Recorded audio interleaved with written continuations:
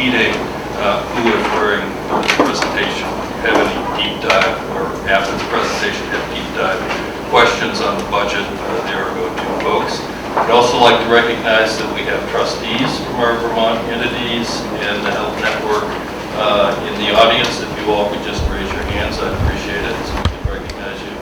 Thanks for braving the traffic to come and be with us. So at the UVM Health Network, we take our not-for-profit status very, very seriously. It's at the core of who we are. So any resources that we're asking for in the budget presentation today are solely to put towards achieving our mission, which is to improve the health status of people in our communities, and that we do so by integrating education, research, all in a caring environment.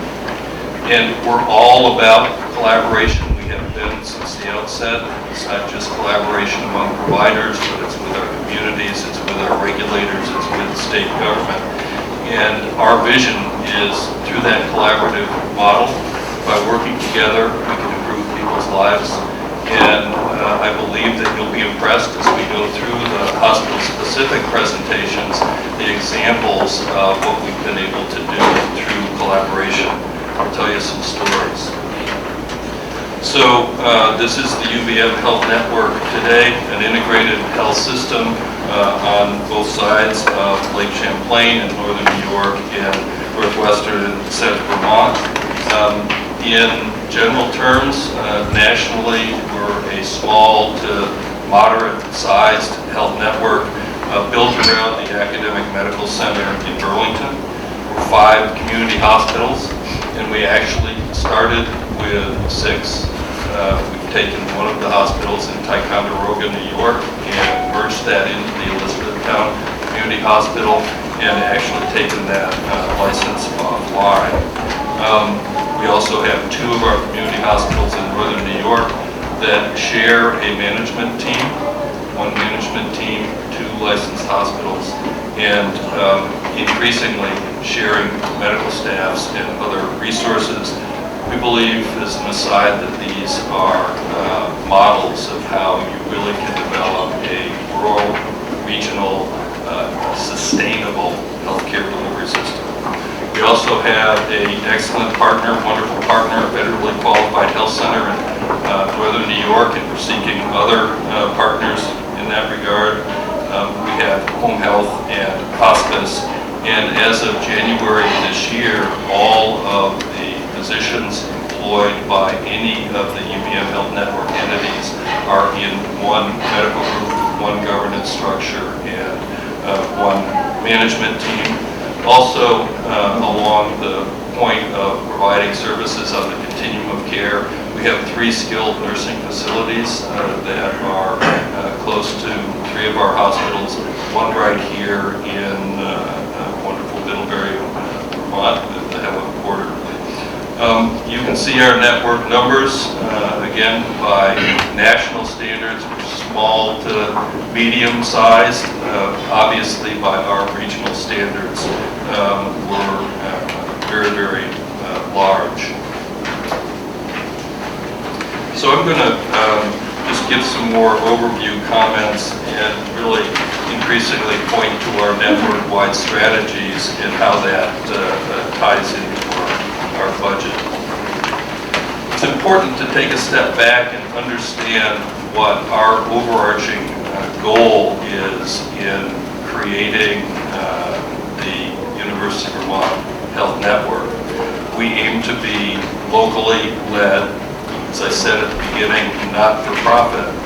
And our whole reason for doing this is to preserve access to care for people of our region, and to do that using the healthcare delivery resources that people have come to know and trust in our region for decades and decades. We know that to do that, we're going to have to change the way we deliver care to focus as much on wellness as illness, and that we really have to do this in the context of controlling costs. And of course, this is a balancing act, where we aim to provide local access, local meaning either at the community level where appropriate, or local through our regional system of care, and that we're balancing the affordability of accessing that care for Vermonters with the financial sustainability of our delivery system. And we believe that the way to do that, no surprise, we've talked about it many, many times, is through shifting reimbursements to value-based as opposed to fee-for-service, and to focus on wellness. And that's all about the all-payer model. It's what we're all in on. I think it's very important in this context to recognize that preserving local access requires a sustainability financially of all of our organizations, and that access to care locally is really important to Vermonters on the affordability side as well. People will access the care that they need. If we're not financially stable enough to provide that care in our region, they will go elsewhere, and it will be more expensive, costing more to the whole system. We're in a good place because from a regulatory perspective, we are totally aligned. And just reading the bolded part of this, we're aligned in reducing the per capita rate of growth in expenditures for health services in Vermont across payers, while ensuring that access to care and quality of care are not compromised. So we're absolutely in sync. And again, this comes back to the efforts that we're putting in and focus on the all-payer model. And this focus on access and financial sustainability really is coming to roost as the hospitals are being asked to take greater accountability for the cost of healthcare and the health of the population. And this comes back around in the common vernacular is that we're going at risk for the populations. So how does all of this come back if you put it on the national scene? Well, I want to applaud the board for putting on a symposium this past April. We brought in some experts to talk about sustainability of rural healthcare delivery, and it's really challenging. We had a gentleman from Stroudwater, and that same firm has put this out that since 2010, well over 100 hospitals in rural America have ceased to exist. It's a tough world out there for healthcare delivery in a rural environment. The population is decreasing. People are still moving to more urban environments. The folks that are left are aging dramatically. Costs are increasing. Revenues are stagnant. And combine all of that with workforce issues, and it's a difficult mix. In New York State, there are 26 hospitals that have their doors open and their lights on because they're receiving direct inflow of cash from the New York State General Fund, greater than $900 million a year in that state. And as a network, we're not immune to those same stresses that are happening right across Lake Champlain. Are also reflected nationally. And we believe that the happenings in Springfield, Vermont may well be a canary in the coal mine.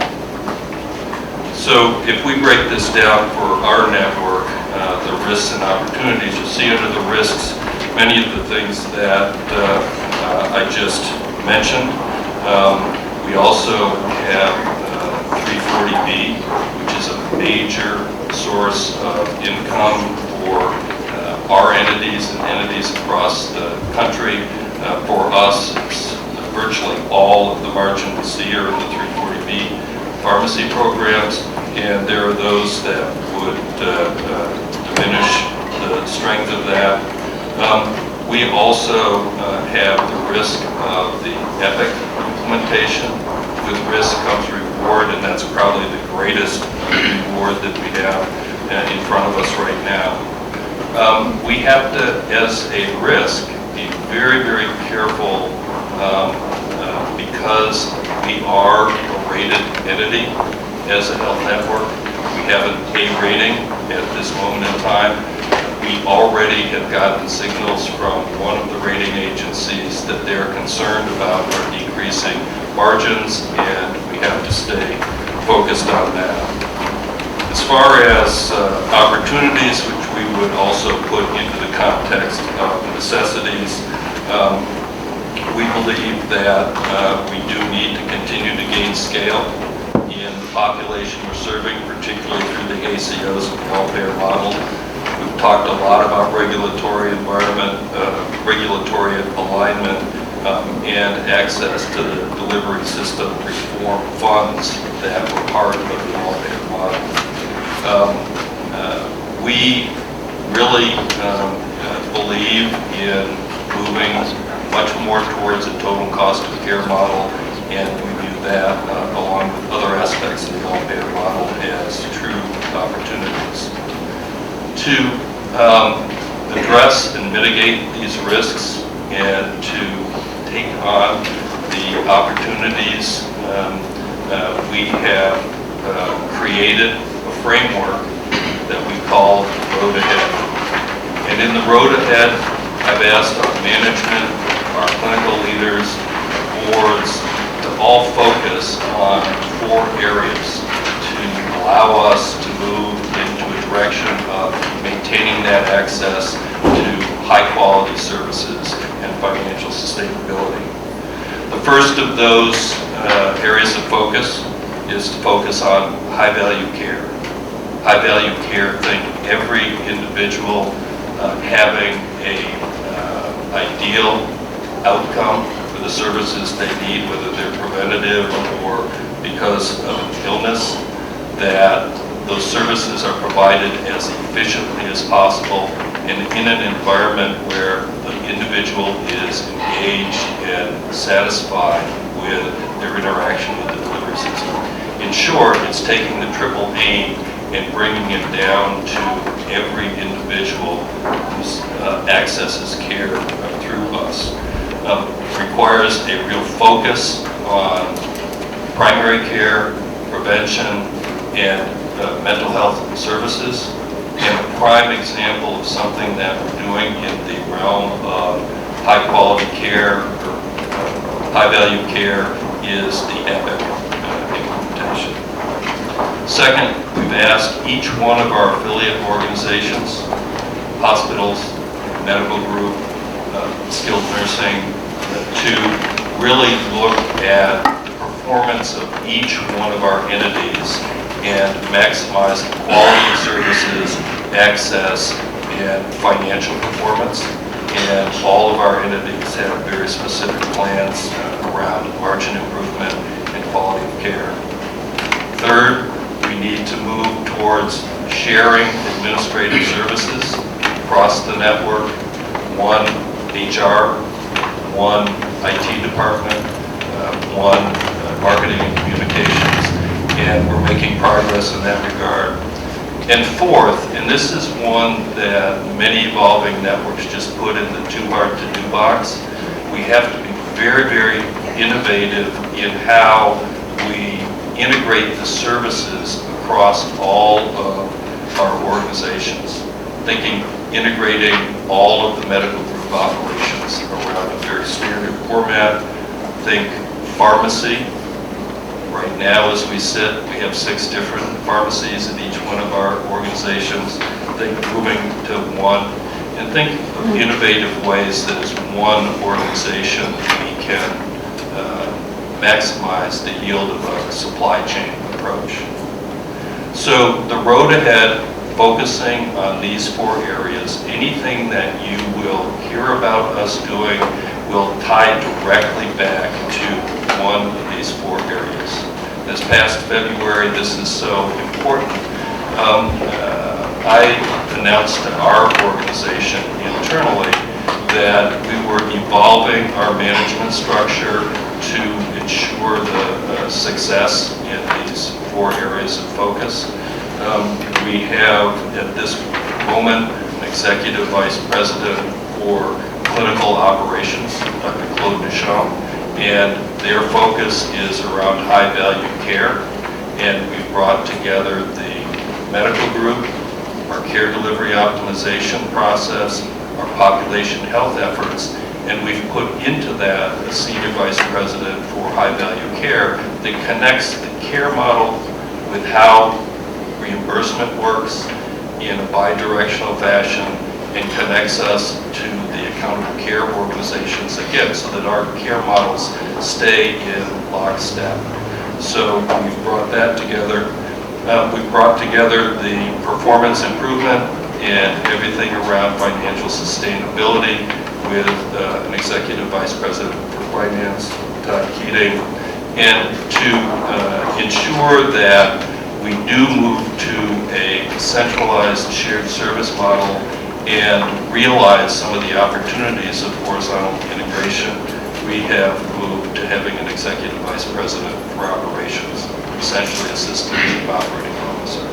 And that is not a unique management model by any stretch of the imagination in integrated delivery systems, but it is a step in our evolution, and it's directly to support our road ahead efforts. We are well aware of your budget guidance around net patient revenue growth of 3.5%.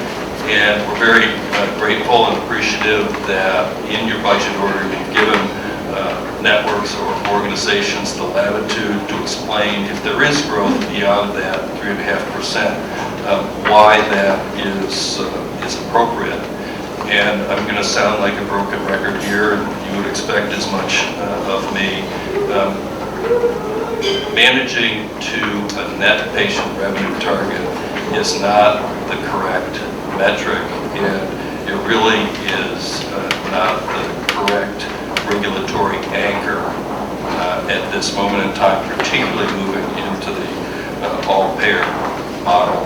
And so take some time and talk about what we believe the anchor metric is. So this is a way to deconstruct what happens if you focus on net patient revenue, but it also highlights what we believe the appropriate metric of growth of the delivery system is. And we believe that total net revenue per unique patient, when adjusted for acuity and aging, in healthcare that's the case mix index, that the change in the total net revenue per unique patient, risk adjusted year to year, is the appropriate measure.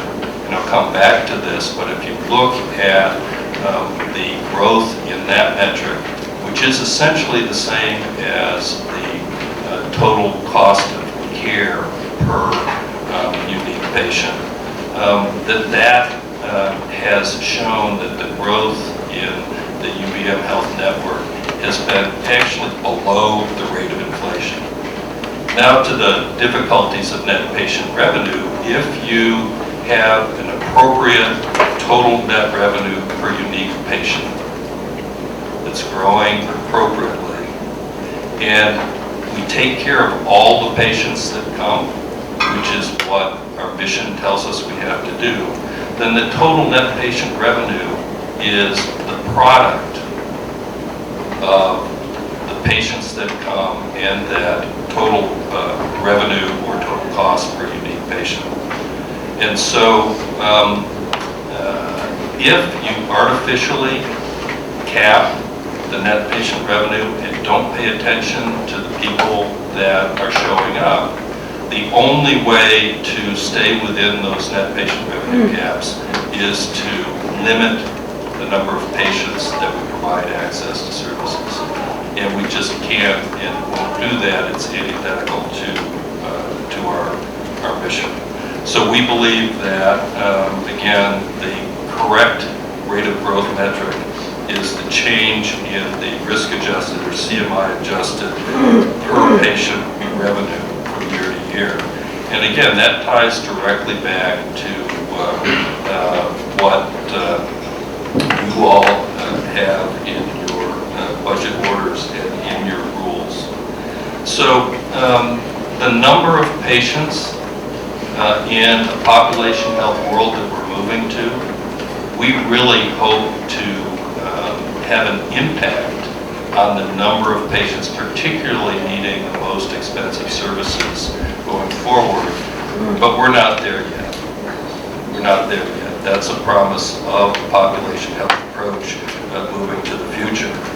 But it's important to understand right now in this equation what's happening, particularly at our academic medical center relative to the patients that are coming.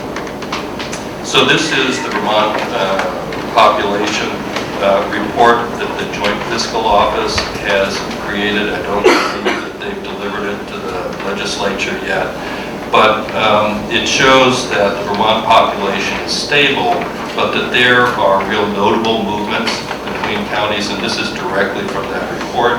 You'll see in the upper right on this slide that there are 3 counties, Chittenden, Franklin, and Lamoille, that over the time period of 2000 to 2018 have grown close to 10%. And then there are those that are virtually unchanged. And then there are those that have actually shrunk. And whether the population is increasing, as this report indicates, staying the same, or decreasing, there is an aging of our population that's undeniable. In 2017, for the first time, the number of 65 and older was equivalent to those 18 and under, and the 2 lines are going so that now there's more over 65 than under 18. And obviously, more patients means more services. Increasing age of the population means more services.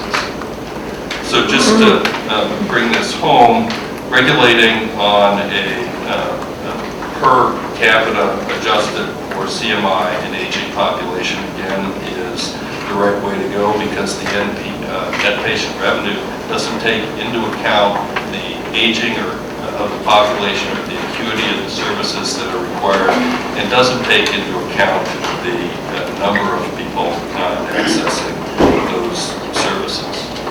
And so this is where we believe we should go. So I've told you that the population is increasing, particularly in northwestern Vermont, and that we're being impacted by that. Who are those patients and where are they coming from? This is a busy slide, and this is just for the UVM Medical Center, and it takes different cuts of the populations of patients that are coming to access services. The upper left is Vermont versus New York. On the left, the middle, and the lower essentially say that the increases, the folks that are coming, are in that over 65 age group, and most of the growth is in Medicare. And on the right, the patients unique patients are broken down by the counties over 16, 17, and 18. And just like the JFO report says, most of that growth for us is coming from Chittenden and Franklin County, but virtually all of the Vermont counties are sending more patients to UVM Medical Center. And importantly, at the bottom, all non-Vermont counties, that would be New York State, and people that have an injury or are up here skiing or something like that, see that those numbers are actually decreasing. So who are the patients that we're talking about that are increasingly coming to our entities? They're older and they're coming from around Vermont.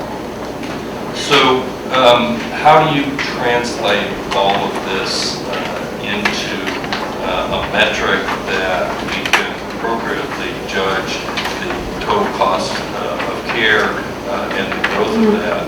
And this slide does exactly that. Looks at unique patients, looks at the revenues coming in, both fixed and from fee-for-service, and adjusts for the population and for CMI.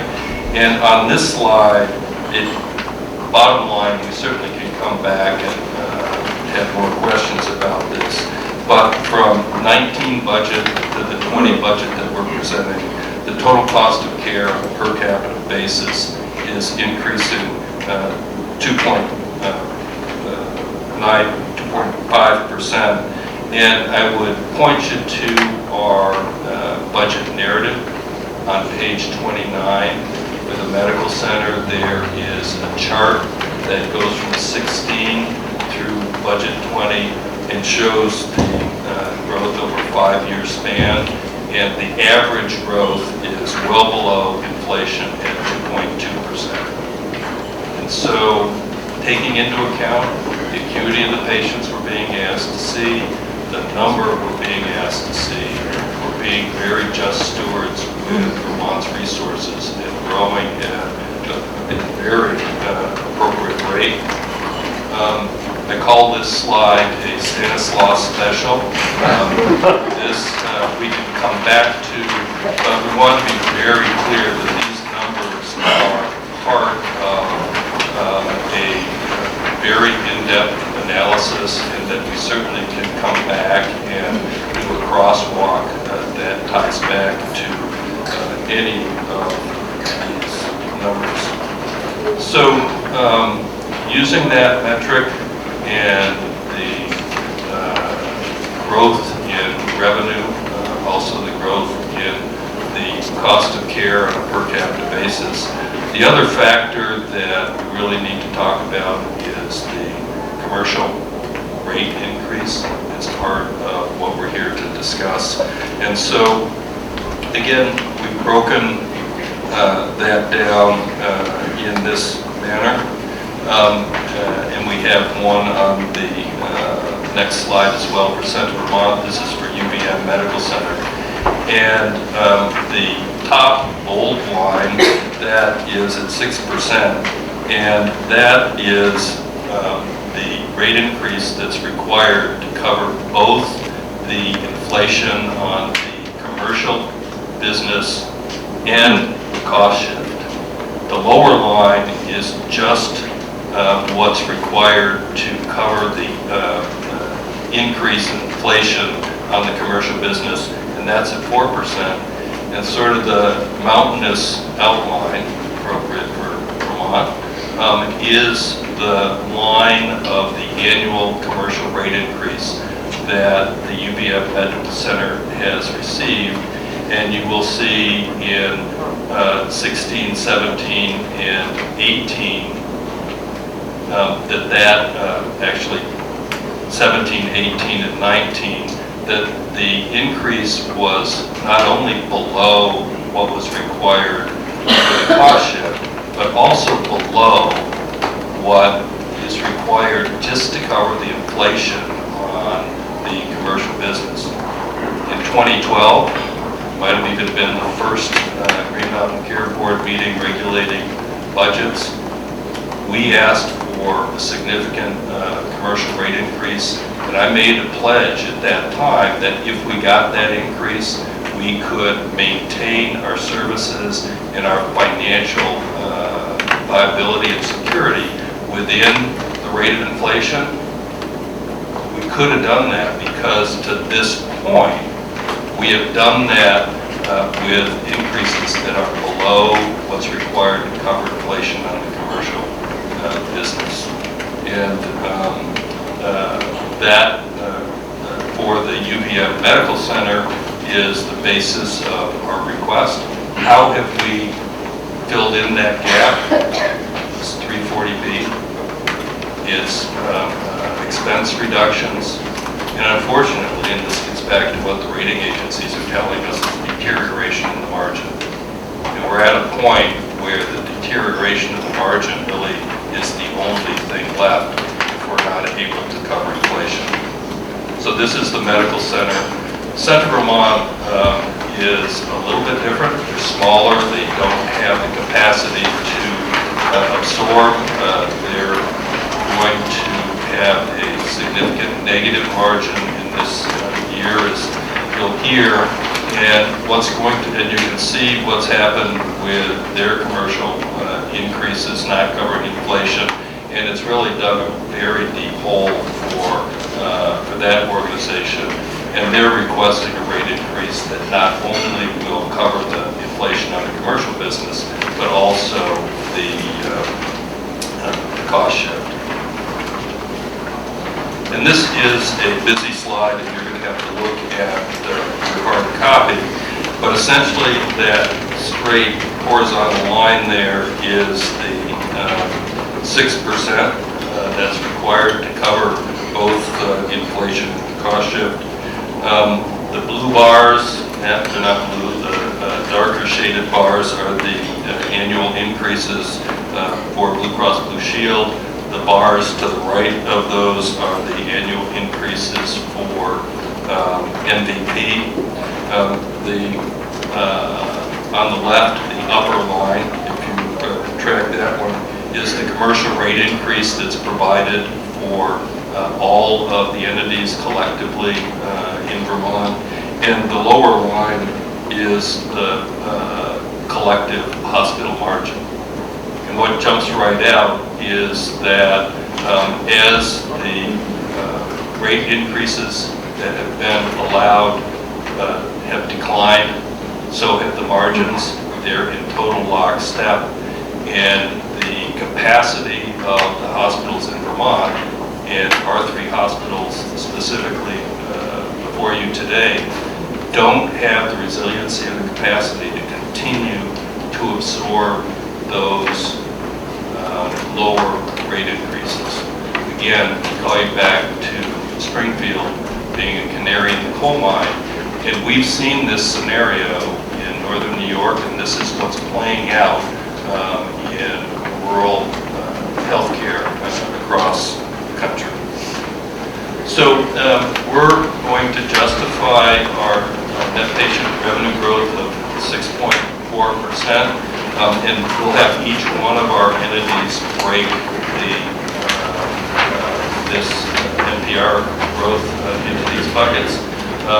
Justifiable changes, which we believe and we hope and trust that you will account for. 3.9%, 2.4% is because there's more unique patients. 1.2% is the CMI adjusting for aging and acuity, and as in the past, you've allowed some growth for physician transfers, and there's some of that in here, particularly at Border Medical Center. And that leaves an effective NPR change that is at 2.5%. That 2.4% is the effective mix of Medicare, Medicaid, and commercial rate increase.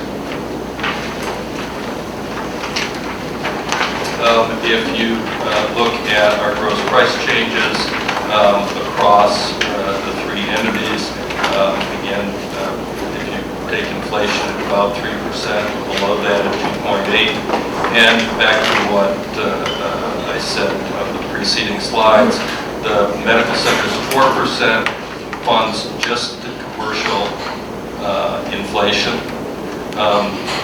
Central Vermont, because of their circumstances, their 5.9% funds the commercial inflation and the cost shift that they don't have the current resiliency to absorb.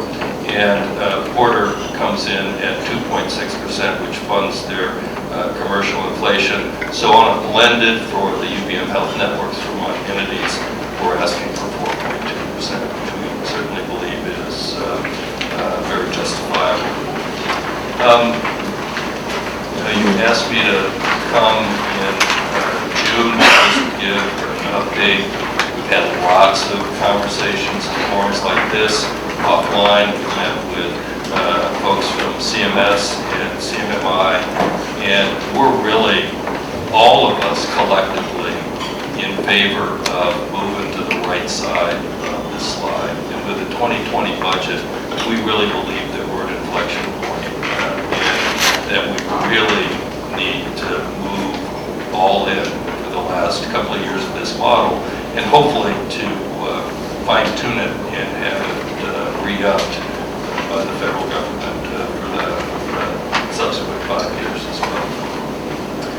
So I'm going to turn this over to Porter, and I think what we'll try and do so that we can have good line of sight here, we'll shift and we'll have Jen Bertrand and Salim Chowdhury move into these 2 seats, if that's okay with you.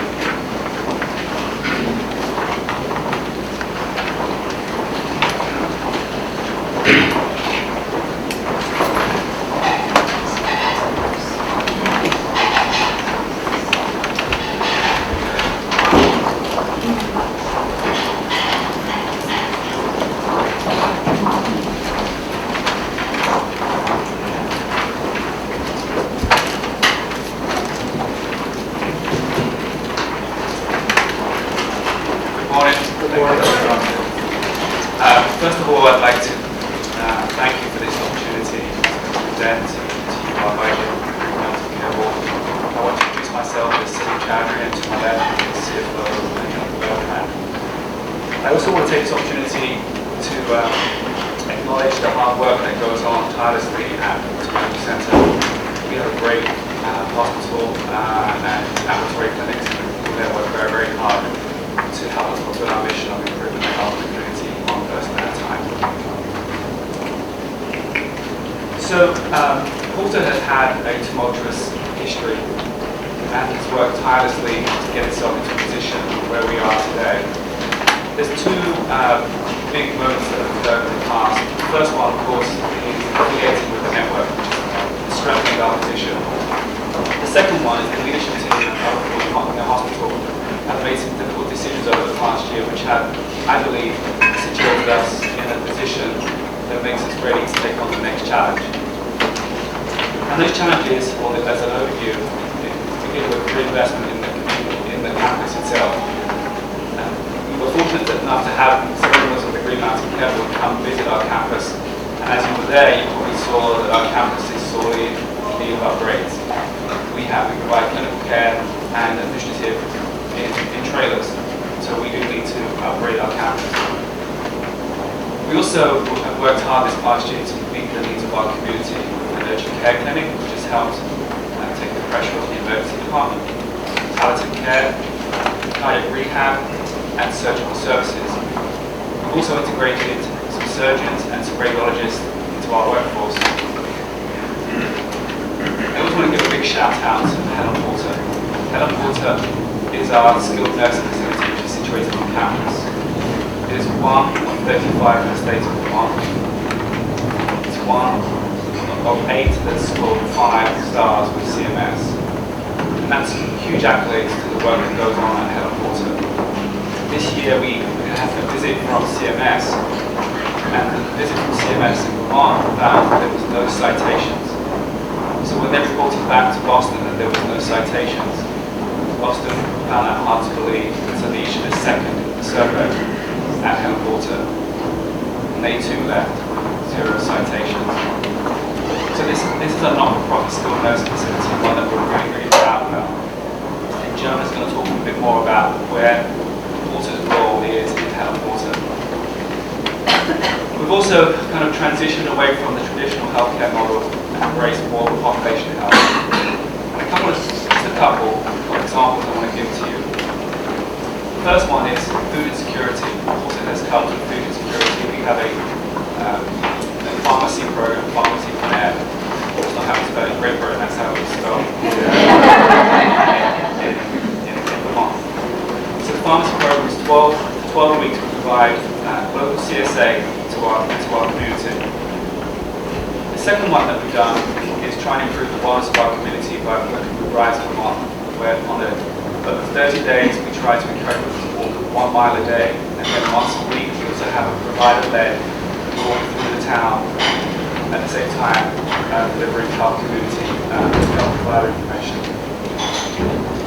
And so we have come to situate ourselves ready for the next steps. We've improved access to care. We have telemedicine in primary care, which helps with our patients and our providers. We've also embedded providers in our local schools as well to help improve the health of our children. And as Dr. Bromstead talked about in his opening, every decision we make, we do so after careful consideration. We use the huge resources that the network has in regards to planning. We look at what we need to do as far as data is concerned for our community.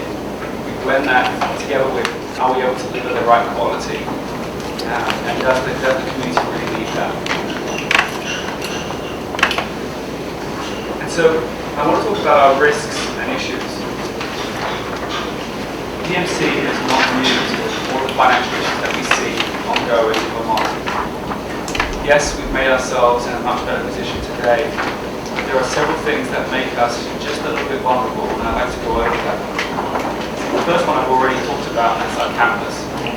Our campus is in need of updated and upgraded, and that's something that we'd like to see ourselves do over the next few years. The second one is workforce. And I know the board has heard this numerous times, but we experience the same issues. Not only do we have just clinical positions that are vacant, but we have non-clinical positions that are vacant. And so it's vital for us to have the ability to inform and invest in our workforce. This year we're going to go live with Epic. We are excited about that. It's going to be a huge thing for us. Hundreds of thousands of hours have gone into preparation for this year. And it will allow us to be able to look at our medical records throughout the network. However, I've done this numerous times, and it would be unreasonable for me to say that it's going to go without any glitches. And so we have worked hard to increase our days cash on hand in anticipation of that. Because if we experience some reimbursement issues, then that's going to impact our workforce, and that's going to impact our patients. So we've worked to mitigate that vulnerability. Helen Water. As I said, Jen's going to talk about that, but the hospital subsidizes that. Helen has done, it's referred to as Helen. Helen Water has done a lot of work in regards to making it more financially sustainable, but there's still more work to be done, and Jen's going to elaborate on that in a moment. We've also working to keep pace with the all-payer model, and so we recognize that we take on the risk, and so we do need to increase our reserves to navigate through that risk, and that's one thing that we work very hard to do as well. We also want to preserve access to our services, which is really important. And mental health continues to be a challenge for us at Bolton. And recently in July, with the changes in the law enforcement assistance, that has placed an additional financial burden upon our hospital. I want to share an example of a time when we did an analysis and we changed the way we do things. Recently we decided to shift some providers from Bristol to elsewhere within Addison County. This was done in close coordination with our healthcare partners. We decided that we didn't need to have as many providers in that locale, so we moved somewhere else within Addison County. And also we supported that the healthcare provider by supporting a letter of support for medically assisted treatment. So what are our opportunities? Well, there's a few. Obviously, Dr. Bromstead talked about the 340B, and we look into additional pharmacy contracts in regards to that. Cardiac rehab, that's been a huge one for us this last year. What we found through analysis of the data, there were two types of patients. There was a lot of patients who were leaving our zip code going up to Burlington for cardiac rehab, traveling an hour to get up there, doing the treatment and coming back, because there was none local. And then there was another bucket of patients who were not doing cardiac rehab at all because it was inconvenient or it was hard to get to. So we opened up the cardiac rehab program this year, and I'm pleased to say that we are having lots and lots of patients subscribing to that. Also, our palliative care program, we've increased our palliative care program from 2.5 days to 5 days a week. And that's, again, in response to the data that we've seen shared with us by the network. Perioperative optimization is a huge thing for us in last year and this coming year. Sadly, a provider had died, a community provider had died, and also we had somebody who's announced their retirement. And in response, we had to step up and hire our own surgeons to perform at the hospital because we had a huge wait with regards to surgical services. And so we filled that void. And so the population health is we've started some work, but we need to continue that work. And I'm pleased to say that we're working with several agencies to try and offer a more robust program with regard to population health. Hand over to Jonathan.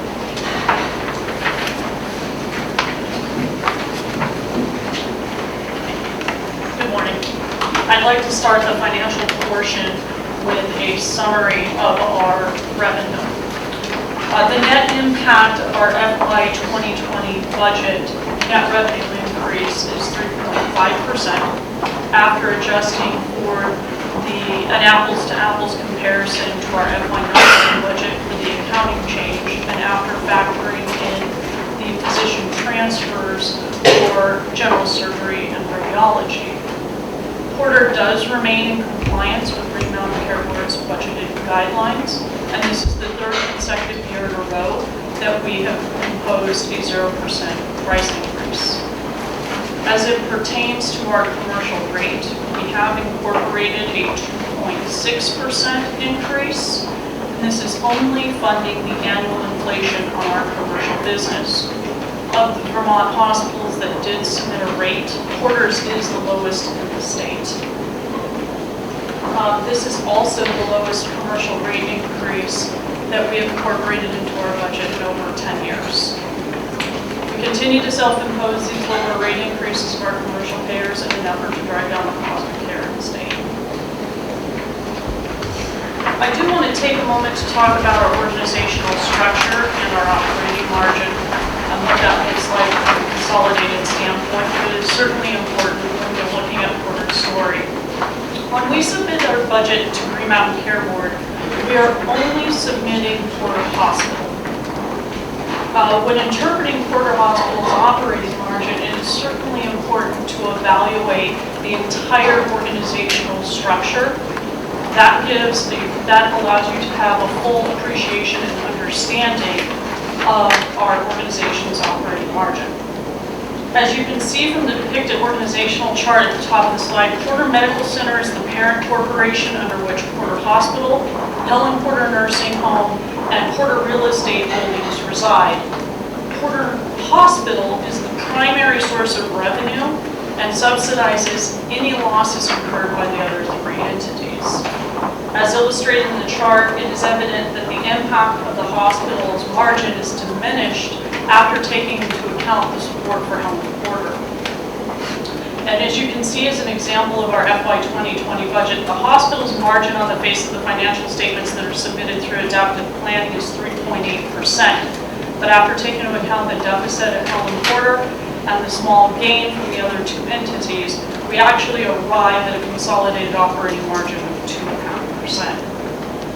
Our strategy is to care for our community from cradle to grave and to meet the population health goals and certainly appropriately serve our patients and residents. And it's this organizational structure that helps us do so collaboratively, working side by side with one another in order to treat those patients, and which in turn meets the tenets of the all-payer model. And a prime example of that is the 3-day Medicare waiver program at Helen Porter. Without this waiver, a Medicare patient is required to have a 3-day qualifying hospital stay before being transferred to the nursing home. Helen Porter is a fortunate participant in a pilot program with One Care Vermont that actually waives the skilled nursing requirement. obviously achieves our population health goals by providing care in the most appropriate, convenient, and cost-effective setting, therefore lowering the total cost of care to our community and to the system. And as you can see from the chart here on the slide, over the course of the year that we've been piloting this program, we have served 48 patients for a total cost of care savings to the system of nearly $1 million. I do want to provide the board with an update on our FY19 projection.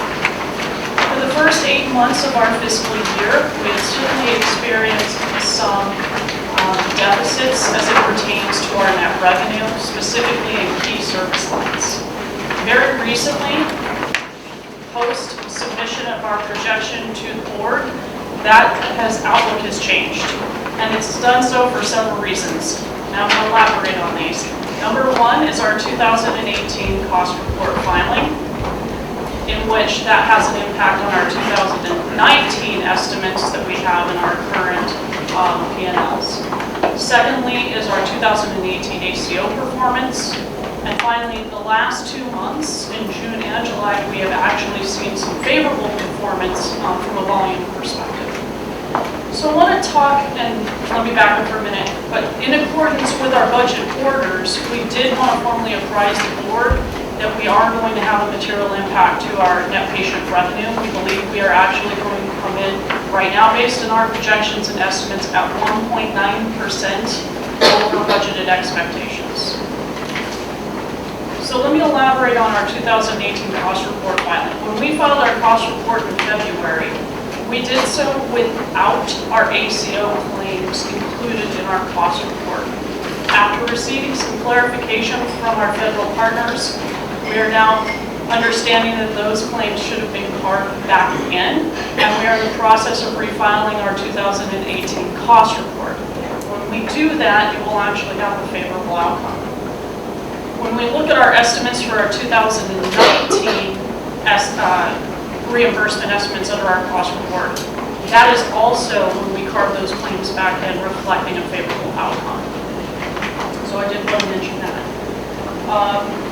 I do want to also say, though, that this is really what we believe is a one-time occurrence. This is an unusual situation because this is a product, as you've heard me say in the past, of a program in its infancy. These are some of the growth pains we've experienced as being the first critical access hospital filing its cost report under the ACO. The other thing I did want to mention is we don't believe with the information we have today that this will have an impact on our 2020 budget. But again, that's what the information we have today.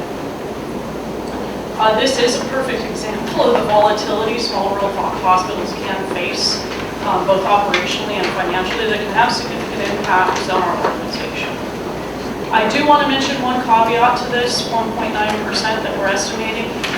Because of our performance in the first 8 months of the fiscal year, we have seen significant volume shifts in a 1-month period. So I just want to throw it out there that perhaps that outlook could change by the time we finalize our fiscal year performance. As far as expenses are concerned, they are in line with our projected expectations that we submitted, but this will have a change to our operating margin. We anticipate that the hospital's operating margin will actually land at 4.5%, and the consolidated margin will be 1.7% of our current projections. We do believe that the budget we are proposing is responsible. We continue to be in compliance with Green Mountain Care Board's budgeted guidelines. Our commercial rate increase is only funding our annual inflation on the commercial business. And we do believe that the budget we're proposing is one that's going to allow us to build a sustainable future where we can dedicate our resources to population health initiatives, adequately reinvest in our resources, and obviously meet the needs of our community. I'm going to hand it back now to Celine, who's actually going to share with you about our patients. Thank you, Jim. So, our Chief Nursing Officer has this wonderful program where she takes she calls mission moments, where someone from her team or someone from the hospital reads out a letter about the impact that we've had on a patient. And I want to read one of the letters out to you. My name is, of course the name is withheld. I'm applying for this program. program she's applying for is a medication assistance program where she can purchase some medication that she's not able to purchase by herself. Upon completing this application, I had this eerie feeling I made too much money on the paper, when in reality I struggled to make ends meet. I started my adult life as a teen mom. I used to work dead-end jobs and receive much state assistance. I have worked very hard over the years to do better for myself and my family. Last year I got one of the best opportunities. I got a job at DR Power Equipment. At first I was only a temp salesperson. In the course of a year and a half, I worked my way up to sales manager. I was proud of myself. I was super excited because my full-time job gave me benefits and she capitalized on that work. Never in my life did I expect anything like that to happen, so I signed up for the company's health benefits. I followed the questionnaire and chose the one that was recommended for me, $99 a week. I didn't think too much about it at first, but then the real kick happened. Previously I was on state health insurance, so prescriptions were fairly affordable, and the most expensive thing being only $3. I had my prescription billed as usual, and I went to pick them up. I was faced with beyond reasonable prices. This was in May of 2018. As you can see in my application, I take several medications, which are listed there. But because of those prices, I can only pick up Ambien, so I can sleep, and my rescue inhaler, so I can kind of work. For a year, she capitalized on this, I've been unable to pick up my complete list of scripts. For a year, she capitalizes again. I've gone with that medication I need. The most important one is Advil. My insurance covers all but $120. Who has an extra $120 to spend on something they need to live, which you capitalizes that? I've only refilled it one time since I got my insurance from my job. I've gone round and round with the insurance company and their prescription line, no progress, no help from them. I've explained to them that without my inhaler I could die. Who would take care of my kids? Why should they lose their mom because she cannot afford the copay to get the medication she needs to live? I've also looked into alternatives, and the copay is the same. I know on paper it looks like I can afford it, but I can't. On the next page are my monthly expenses, and she lists all of her expenses. I barely scrape by. This number does not include miscellaneous expenses that may need to come up. I receive no assistance at all. I'm in the red every month. I need this to be approved, so I can at least get my Advil. I need it to live. I really, really hope you consider my application and my situation. I'm holding back tears as I write this, because it's very emotionally trying for me. I need help. Please help me. I'm pleased to say that we did. And this is one of many people in Madison County who write to us in regards to assistance with their medications. What is there? Thank you.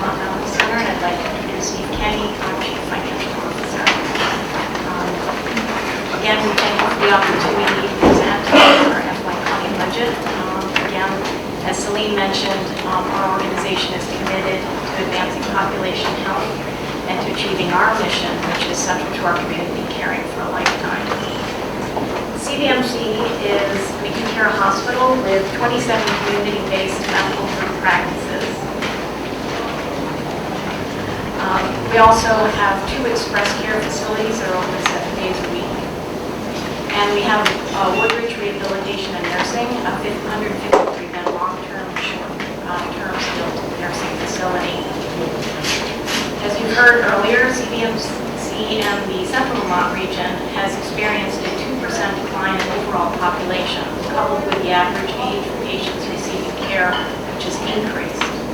Both Washington and Orange counties have seen increases in excess of 4% and 5% respectively. Yeah. And are 65. Just to cut in, we're getting feedback. Can't hear you. Can you move that mic a little closer? Can you hear me now? I can, but how about the back of the row? Better? Our aging population in South Vermont is reflected in the complexity of our medical care being provided to patients in our hospital, our medical practices, and Woodridge. Our case mix index has increased year over year. In 2017, our CMI was 1.19. In 18, it increased to 1.25, and in 19, it's now at 1.33. And this is reflective of the increase in the complexity of care being provided to the patients in our acute care setting. CDMC has experienced a higher run rate in contractual allowances in the last few months, which is impacting our net patient revenue projection in 2019. The total number of uninsured citizens in Washington County has decreased from 6.9% in the 2011 to 2014 timeframe to 3.9% in the period of 2014 to 2017. This higher number of the population we serve are now accessing healthcare services, which is exactly what we're hoping for. I also want to mention that CDMC was recognized by Becker's Hospital Review as a top 100 great community hospital in both 2018 and 2017. Two of the primary factors associated with this recognition are high quality and low cost. When we look at the risks for CDMC, one of our risks is our patient demographics. As mentioned multiple times in the state of Vermont, but specific to Central Vermont, we have an aging population with multiple complex comorbidities and a higher than expected inpatient census. From January to June, we had higher record volumes in our acute care volumes on the acute care side, and those patients were proportionately 65 and older with multiple comorbidities, and many were governmental payers, 87%. We also have the lowest unemployment rate on record at 2.1%. This increased competition of entry-level positions in our market makes it challenging to fill some of our entry-level positions in our acute care setting and our nursing home. As you've heard, although we're all very pleased with the EPIC implementation and the ability to see our patients' records across the health system, implementing EPIC will challenge us as we move all of our 27 clinic practices to the EPIC platform. We do expect to see a drop in productivity when that happens, with a rebound probably in quarter into the implementation. We also are implementing a revenue cycle, which has some challenges as well. As Lee mentioned, our organization too has an aging physical plant with many years of deferred maintenance. In 2019, we completed a community health needs assessment, and what we found again in that assessment is that we have a high percentage of patients over 65 with multiple comorbidities and chronic conditions, a high incidence of chronic disease. We also are challenged with access to mental health services and a high proportion of substance use disorders. Our revised FY19 projection indicates a $4 million loss. This is a result of deterioration in net patient service revenue collection rates and fixed prospective maintenance. We also had an increase in salary expenses due to the use of travelers for care of that high census that was unexpected, and a shortage of RNs in our nursing home environment. We also had a high pharmaceutical cost in infusion centers and a higher bad debt and collection agency fees, all contributing to that loss. Our opportunities are with the psychiatric planning, capacity planning process, which I know the board has heard significant updates on every quarter. So we are responding to the statewide need to increase adult inpatient psychiatric capacity to address the extended wait times in EDs across the state. So we're solving for a statewide issue with that building project that's currently underway. In the workforce area, we're looking to reduce premium labor expenses and increasing workforce opportunities within our community through the launch of 3 significant programs. One is the Clinical Care Associate Program, which we launched in April, which is inclusive of a career ladder. These individuals will replace registered nurses in our community practices and help patients room in, take vital signs, weights, and do a brief medical history. 9 individuals have completed that program to date. We have also launched a licensed nursing assistant program in May, and we did that in collaboration with Central Vermont Career Center. Both of these programs, individuals are being paid while they receive this training. 25 students have completed that program, and that's critical for us in that we actually use travelers for licensed nursing assistants in our nursing home this year at an increased cost. Lastly, we're proud to say that we launched a licensed practical nurse program in June, and we did this with collaboration with community CCB and the Vermont Technical College. We have 18 LNAs and CCAs that are registered for that program. CVMC serves as the host for that program, and all of the faculty are coming from our master's and doctoral prepared nurses at CVMC. I think it's important to note out of these 18 individuals, 60% of these individuals, once they've completed this program, will be the first in their families to have completed college education. So again, just another way in which we're trying to give back to our community.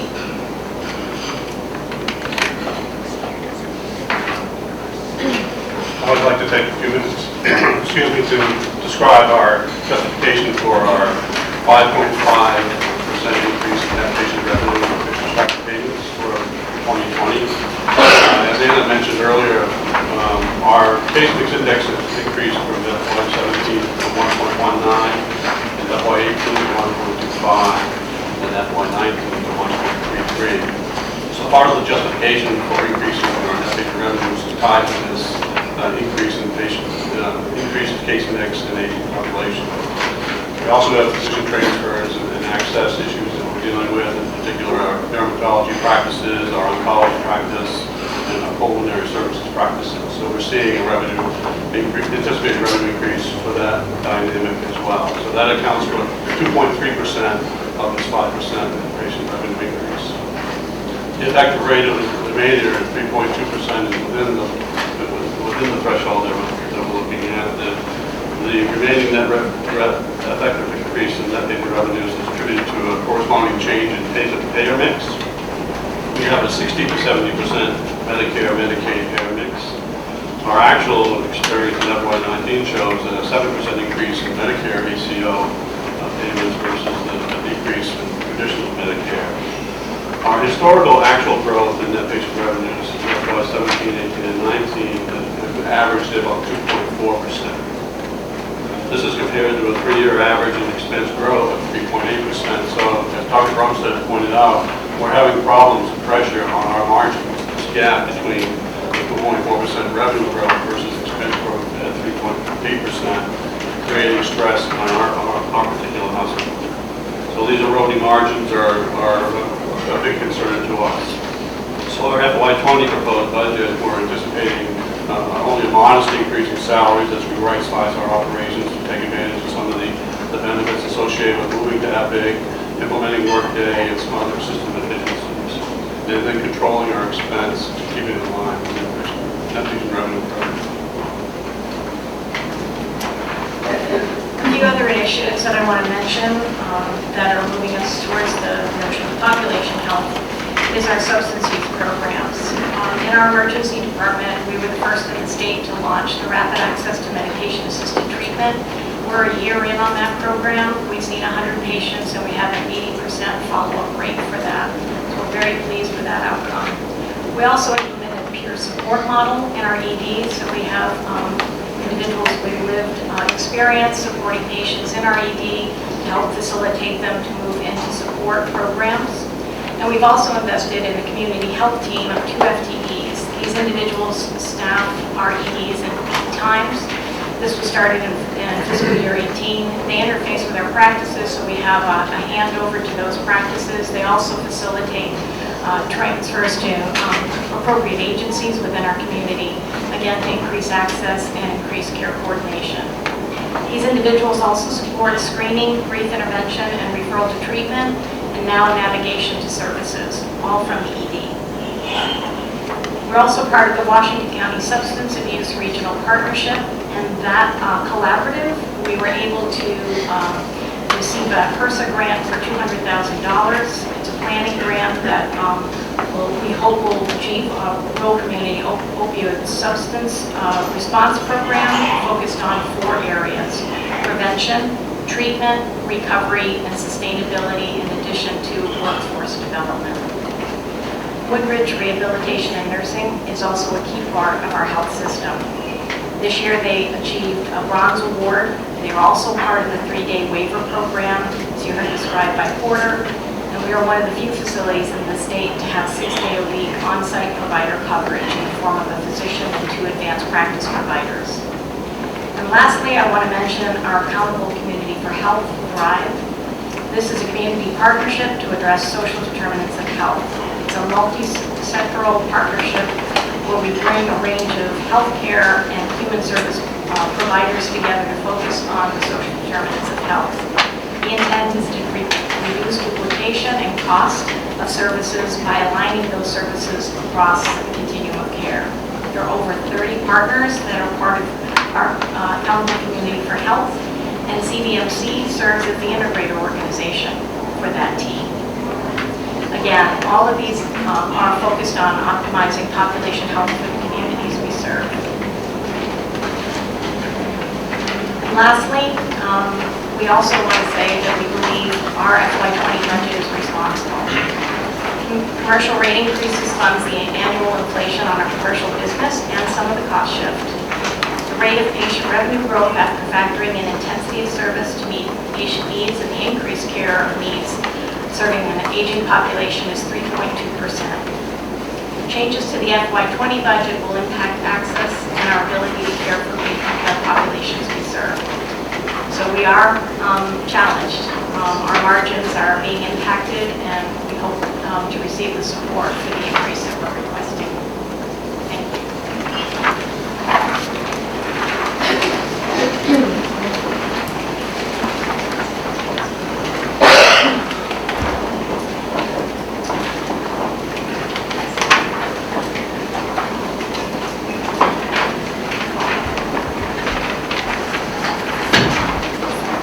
Thank you.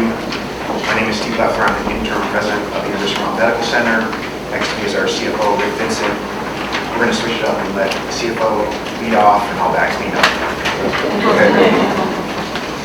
Good morning. Can you hear me? Yep. So to start, just to give an overview on the UVM Medical Center. First 2 bullets you see here actually are covered a few times throughout the presentation. So the UVM Medical Center, what we're being impacted by is certainly overall growth in the state of Vermont is flat. Our primary service area is growing. The average age and complexity of our patients is also growing, which is obviously having an impact. The UVM Medical Center, so we talked a little bit earlier in the presentation about our metric of using the CMI adjusted unique patient. Another metric that we track because we're able to actually benchmark that, and we've included that in the last few presentations and narratives, is the CMI adjusted cost and revenue per patient day. So that metric we actually can benchmark against other academic medical centers. I think it's important to point out that in both of those metrics, so from a revenue perspective and from a cost perspective, we're in the 25th percentile of academic medical centers. I think that context is helpful when you look at our margin and you take a look at the levers that we have to improve our margin because of where we've been at for quite some time now in terms of on a cost basis. Low-hanging fruit has really been tapped in terms of additional cost cutting. Really, there's some technology that needs to basically put in place to really tap that remaining opportunity. I think that provides good context when we talk about cost reduction initiatives is where we're starting from at the UVM. At the same time, we're also able to benchmark where our margin is compared to other academic medical centers. Back in 2016, as Dr. Brunstad showed, when we were getting commercial rate increases that were more than 6%, our margin was at 6%, which is essentially right around the median for academic medical centers. As that has been coming down, we're now at 3.1% is what we're proposing in the 2020 budget.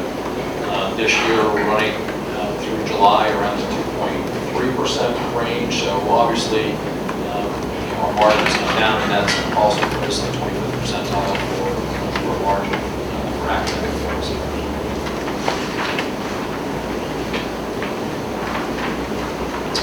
The next bullet, we've covered this in some of the earlier slides. So our commercial rate increase has been coming down since 2016. And as we showed, it's actually dipped down below even the rate of inflation for the commercial business. Our CMI adjusted unique patient metric, when we look at the revenue growth, again, we've shown that stays within the guideline when you look at that over the last 5 years. But the last piece that we actually use that same methodology to take a look at our cost, just to kind of see where that had been tracking for the last 4 or 5 years, using that same unique patient metric.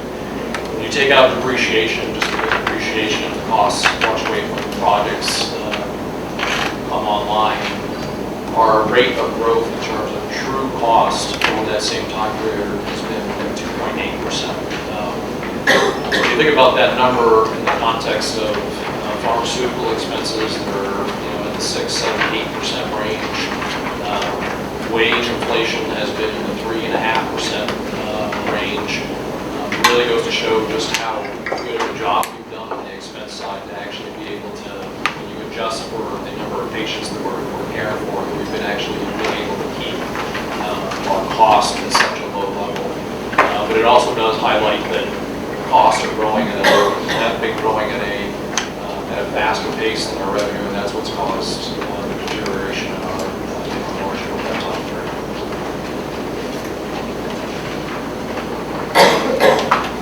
So some of our issues and risks, as Anna just mentioned, we definitely in Chittenden County are struggling with a low unemployment number. The impact that that's had on wage inflation has been fairly significant. The low unemployment is actually impacting all types of positions. We're struggling to fill billing positions, registration positions, nursing positions across the board. The low unemployment rate is increasing pharmaceutical costs. This is obviously a national issue. This is something that is a risk for us if they continue to rise at the pace they have been. Commercial rate increases, again, we've covered this a few times, is not covering the cost of inflation, and that's obviously had an impact on our margin over the years. This next item, the ACO program, so we're not quite yet at the 3.5% growth, PM growth there for the programs. A little bit of that is just some mechanics in terms of how the Medicare program works, but another piece of that is actually the impact of the commercial rates being lower than what mechanics are in the all-payer model is actually keeping that growth rate below 3.5%. The lack of adequate mental health capacity, which we obviously have a plan to help address, is continuing to generate increased costs for us at the medical center. The 340B program, as Dr. Brunstad mentioned, that's a big part of our margin, and the pharmaceutical industry does not like the program, so it's pretty much under constant attack. Some of the things that have been floated out there is to limit the number of pharmacies that you can have contracts with, Another one's been to increase the dish percentage for hospitals to qualify. So there's a lot of things floating around out there that puts the program at risk and would obviously have a pretty significant impact on our finances. The inability to create risk reserves for ACO programs. Right now, we essentially have our financial statements. We're booking what we think the final settlement will be for the given year, but not looking out into the future in terms of what type of reserves do we need to have in place to essentially for the risk that we're taking on. The Epic revenue cycle implementation. So my revenue cycle team has been at this for 2+ years. They've done a tremendous amount of work. I feel very good about where we're at going into our November go live, but whenever you swap out a revenue cycle system because of all the tentacles that are out there in an organization, all the different systems that it feeds, it's obviously a risk. So I think we're in a good place. But that is a big project and a big undertaking. And then finally, I think we'll cover this in a little bit more detail, but certainly further financial deterioration we are concerned could have a direct impact on the access that we provide. Thank you, Greg. Thank you. So, some opportunities at the medical center. We are using our self-funded health plan to population test new wellness opportunities. We've done a number of these over the years. We're partnered with OneCare to have medical center lead off population in the self-funded component. We have truly demonstrated excellence in supply chain. If you look at us compared to our national peers, we continually function at the very, very top of that and had significant savings over time.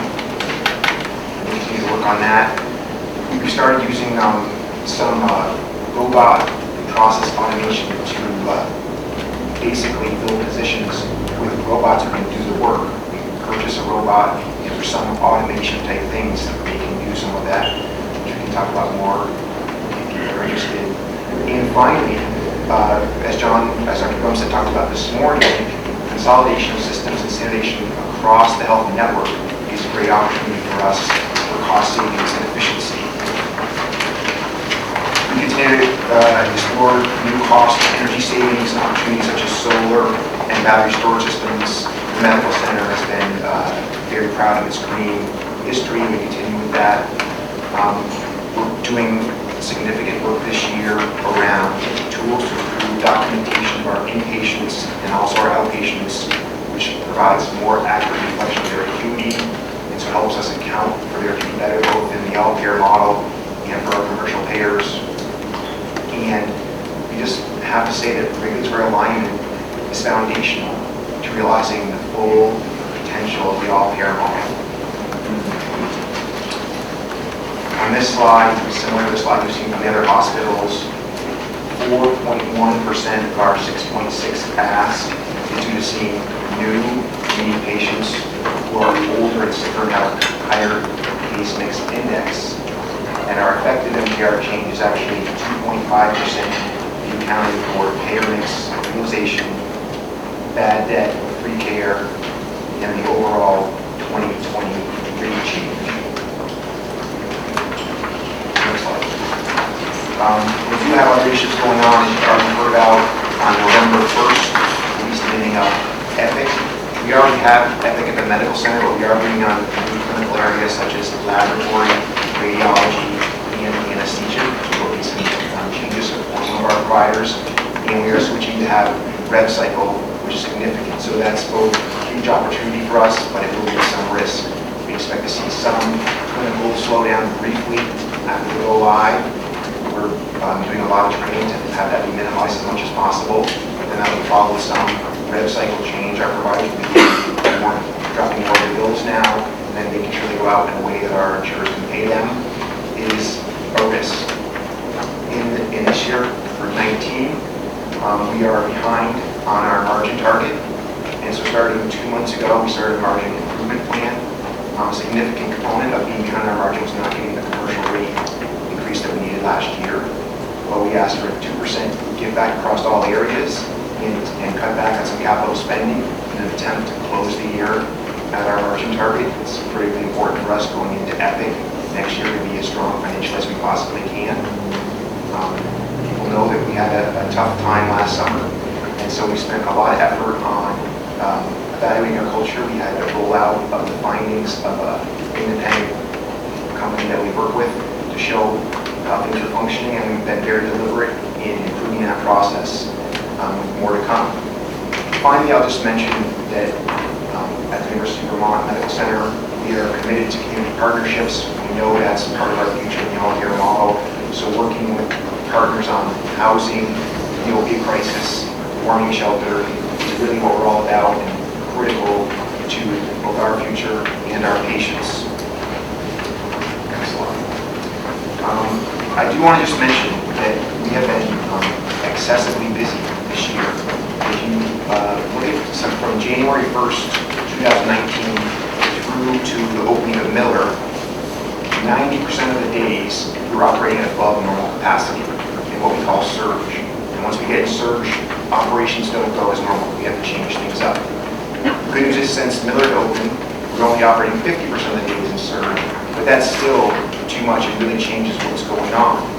When Miller opened, we brought on 128 new single occupancy rooms, and we have decommissioned 130 rooms. But since the second day, June 2nd, we had to keep one unit, Shep 3 North, open to serve patients, averaging at 15 patients per day. Last Tuesday, when we got to the hospital, our emergency department has 40 front beds. We had 40 orders in the emergency department last Tuesday. I'm proud to tell you that between having the Miller building, great leadership, great staff, great nurses, we were able to get all those patients placed and cared for, but it's caused significant stress on our teams. As I've had meetings with physician leadership, nursing, the floors, the union, it's clear that right now our workers are very stressed. And I think what this represents is tertiary care is going to happen. If you have a baby that needs the NICU, if you get a major trauma, you need heart surgery or a kidney transplant, that care doesn't get deferred. When you call and that has to happen, it happens. Whether we pay for that care to happen in the state of Vermont at your low-cost, high-quality academic medical center, or people have to leave the state to go to Dartmouth or Mass General or Albany, the care is going to happen, and payers are going to pay for it. Vermont Medicaid, Blue Cross, or the ACO is going to pay for that care.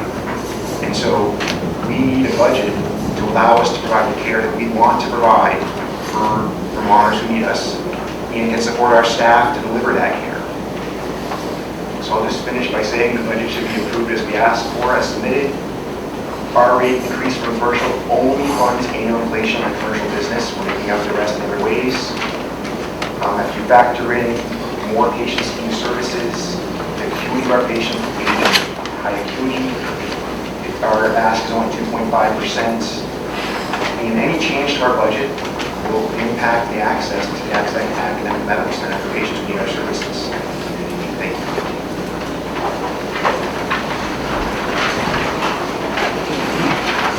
So I'm going to bring back Mark Stanislaus and Todd Keating and go through the last section.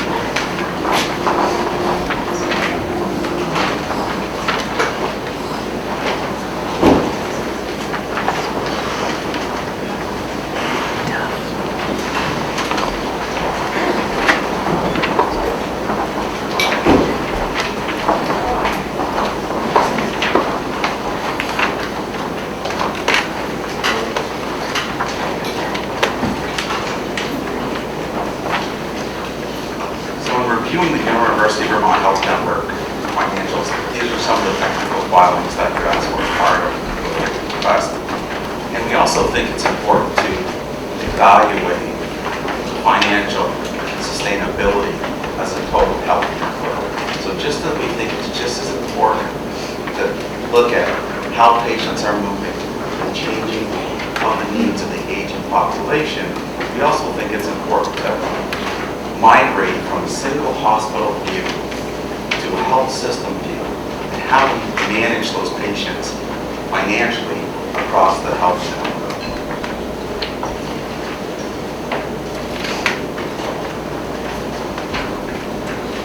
This slide here just articulates the past total NPR from year to year, or from budget to actual, based upon University of Vermont Medical Center, CVMC, Porter Hospital, University of Vermont Health Network, and all of the Vermont hospitals. And if you can just see the downward trend as you take a look at the University of Vermont hospitals, from 3% to a little under 3%. Basically, 2018, the total NPR was fairly close to target after the adjustment that was done in the 2018 process for the patients.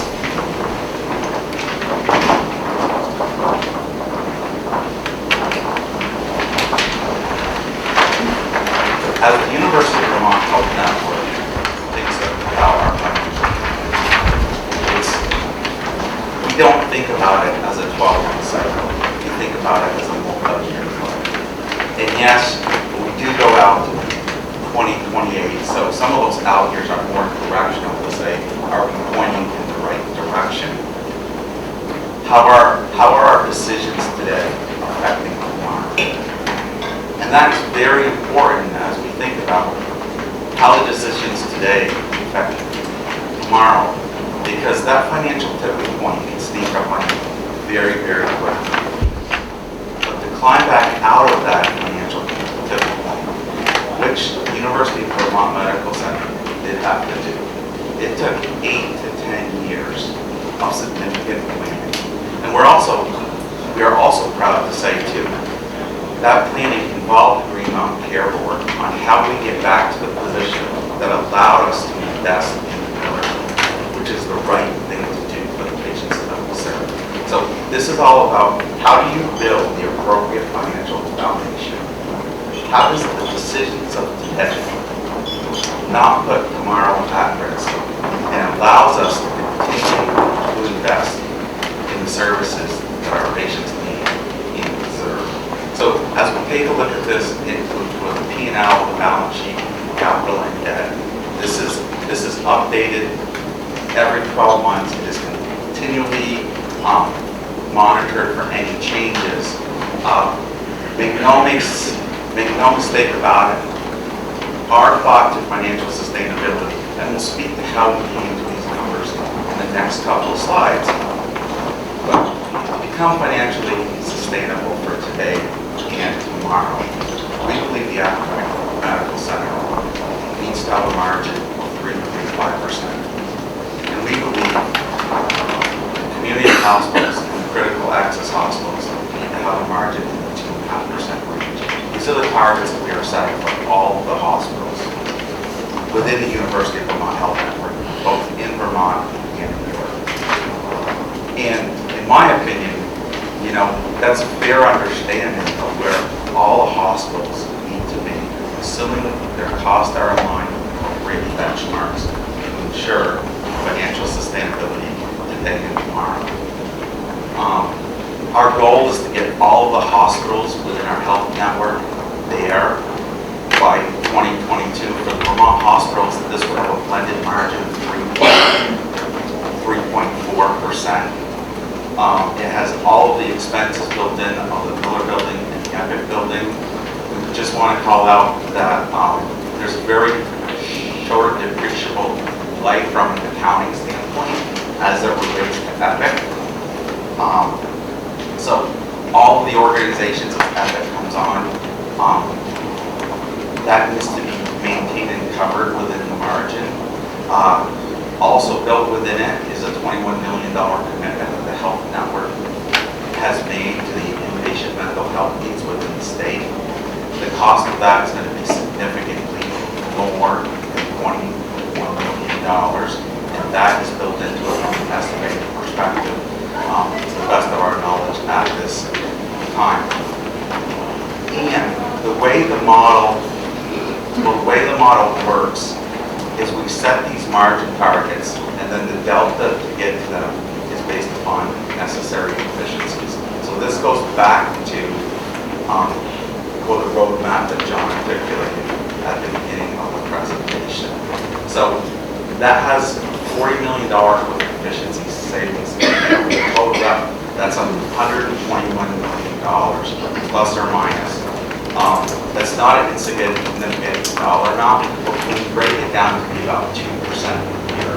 So that's why that roadmap is so critical. Because if we have to do a refresh of this, and if these margin targets can't be achieved by that time, the first lever that will impact is capital. That's the first lever that any organization has, will defer spending. The best case scenario is all it does is defer the spending, it just pushes it out another year or two. The worst case scenario is it actually shrinks the available capital, and that limits the amount that we have to invest to meet the needs of the patients that we serve. So, and all the entities spoke about EPIC, so all of our eyes are on what the first 6 months of FY 2020 bring from an actual perspective. Okay. So there's a lot in this next slide, and I think the most important thing is that when you look at the financial metrics, you should not look at any one metric in isolation. It's the same balancing act. You need to look at what they're telling you as you evaluate these metrics, and you need to identify what those tipping points are. And as we go through this, the financial credit rating is based upon all of the hospitals within AVID or within the University of Vermont Health Network. It's important to know, based upon S&P ratings agencies, their distribution of A-rating entities from a system perspective, 90% and above are A. So we are very, very proud of our A rating, but we also don't want to take it for granted, because our preference is to stay in the top 90%. And it's very important when you think about exactly where we are. And then as we go through the numbers on the next slide, okay? Yeah. So just to kind of elaborate on what Mark's talking about, the rating agencies.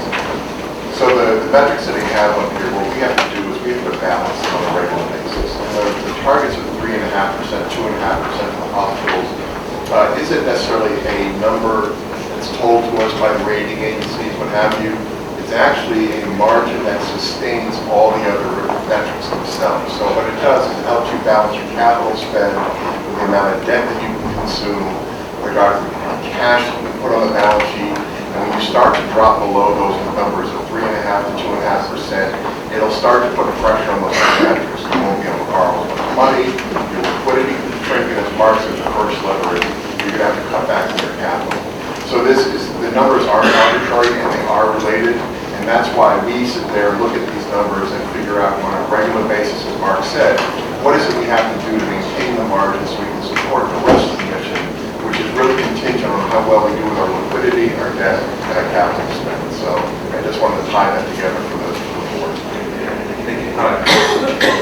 Thank you, Todd. And just to speak to that a little bit further, as we look at these categories and as we look at the A-rated entity metrics from S&P, our internal targets, and when I say targets, they're somewhat the minimum threshold. So our margin performance from an operating perspective should be in the range of the health network at 3.5%. The EBITDA margin should be 9 to 9.5%. Our long-term debt to cap is 40%, and we'll talk about the impact of that going out a little bit. Our debt service coverage is 3.5%. Our days cash is 180 days. Our age of plant, as you can see, continues to age going out, is 11 years.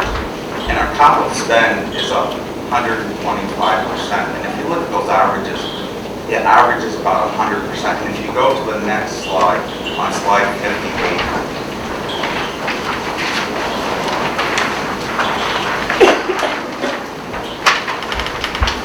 that balancing act that Todd was talking about, we need to look at all of these in relationship to each other.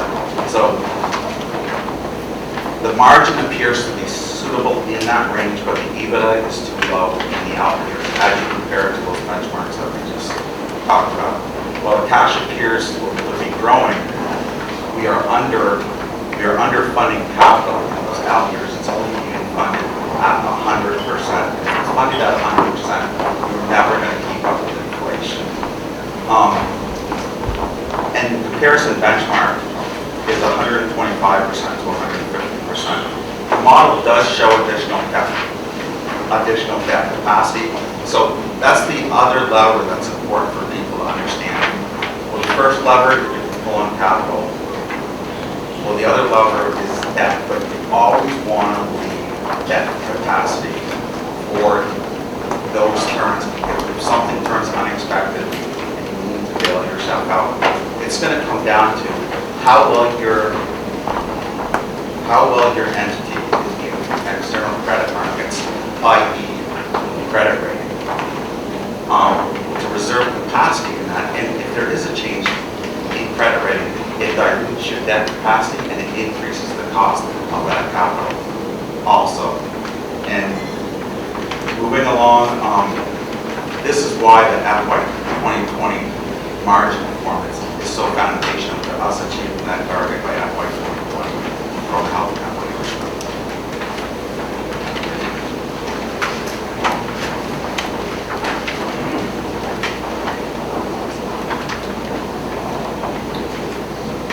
So the output of the financial framework that Mark and the team have put forward says the obvious. I've never met a capital process where there isn't more capital requested than is required, and even hitting the metrics that Mark and Todd alluded to in the financial framework that asks right now for the time period of 19 through 23 exceed what that framework would yield by over 120 million. So you can see in the lowest row, those are the amounts that we need to pull out of the capital budget. Again, if we are maintaining the margins that are in the financial framework. To do this, we're going to really for the first time in a very specific way later in the month of September have the leadership together to look at the capital projects that are in that lowest grouping. Those are ones that our teams have brought forward as potential needs. We're going to take those and several other projects and we'll go through a prioritization process. The top clustering of projects are those that you approved the CON for. The one that we have pending at this point is to move the implementation in EPIC for Elizabethtown and Alice High up to the same time frame as Champlain Valley Physicians Hospital. And this will yield a savings of north of $5 million rather than doing those implementations in sequence. The point here is that there is a lot in that lower bucket. We're going to have to prioritize. You all will be the final arbiter if we can do any of those projects. But I just have to emphasize what Mark said and Todd said, that the first lever, if we're not hitting our financial targets, the first thing we have to pull back on to make sure that we have our doors open to the people that need us is the capital spend. We just can't make those investments don't have the financial strength to back them up. And that's for everything on that list. Everything on that list is at risk in that ballpark. So you've heard a lot about Epic. I just, you all sat through lengthy presentation on that project. You have agreed with us that it's important.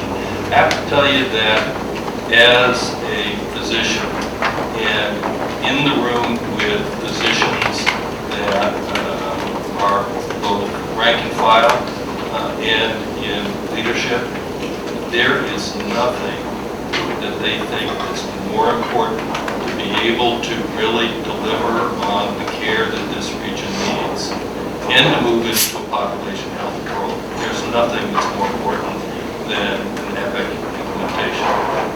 We do have significant anxiety in our organizations, not just because of the volume of patients, but because we're trotting almost within 60 days of the go live for a significant part of the Epic implementation. I will tell you that in the past couple of weeks, I've had the good fortune to be in the room with clinicians and our clinical leadership, and across the network, there is incredible excitement. They know it's going to be hard work.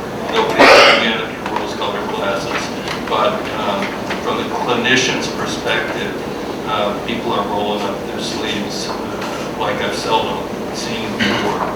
On the other side, the finance folks, led by Todd Keating, Rick, and others, they're working really, really hard. They are anxious about this. There are Epic implementations around the country that have been okay. I don't think that there's any that have been spectacular, but okay is, in a lot of instances, as good as you get with one of these big complex implementations. So we are about proactively and prospectively understanding our risks and mitigating those risks. Our finance team have done a great job in making sure that we're paying a lot of attention to capital in the first 6 months of fiscal 20 to make sure that if there is disruption, that we're not out on a limb, that we maintain our capital. And Mark in particular has established a network line of credit with the bank at very, very good terms so that we do have resources set aside if we hit speed bumps in our cash flow. So I think we're set up. We've got clinicians that are excited and others that are appropriately anxious, and we do have risk mitigation measures that we can trip if we need. But again, this is one of the greatest investments we're going to be able to make for healthcare folks in this region going forward.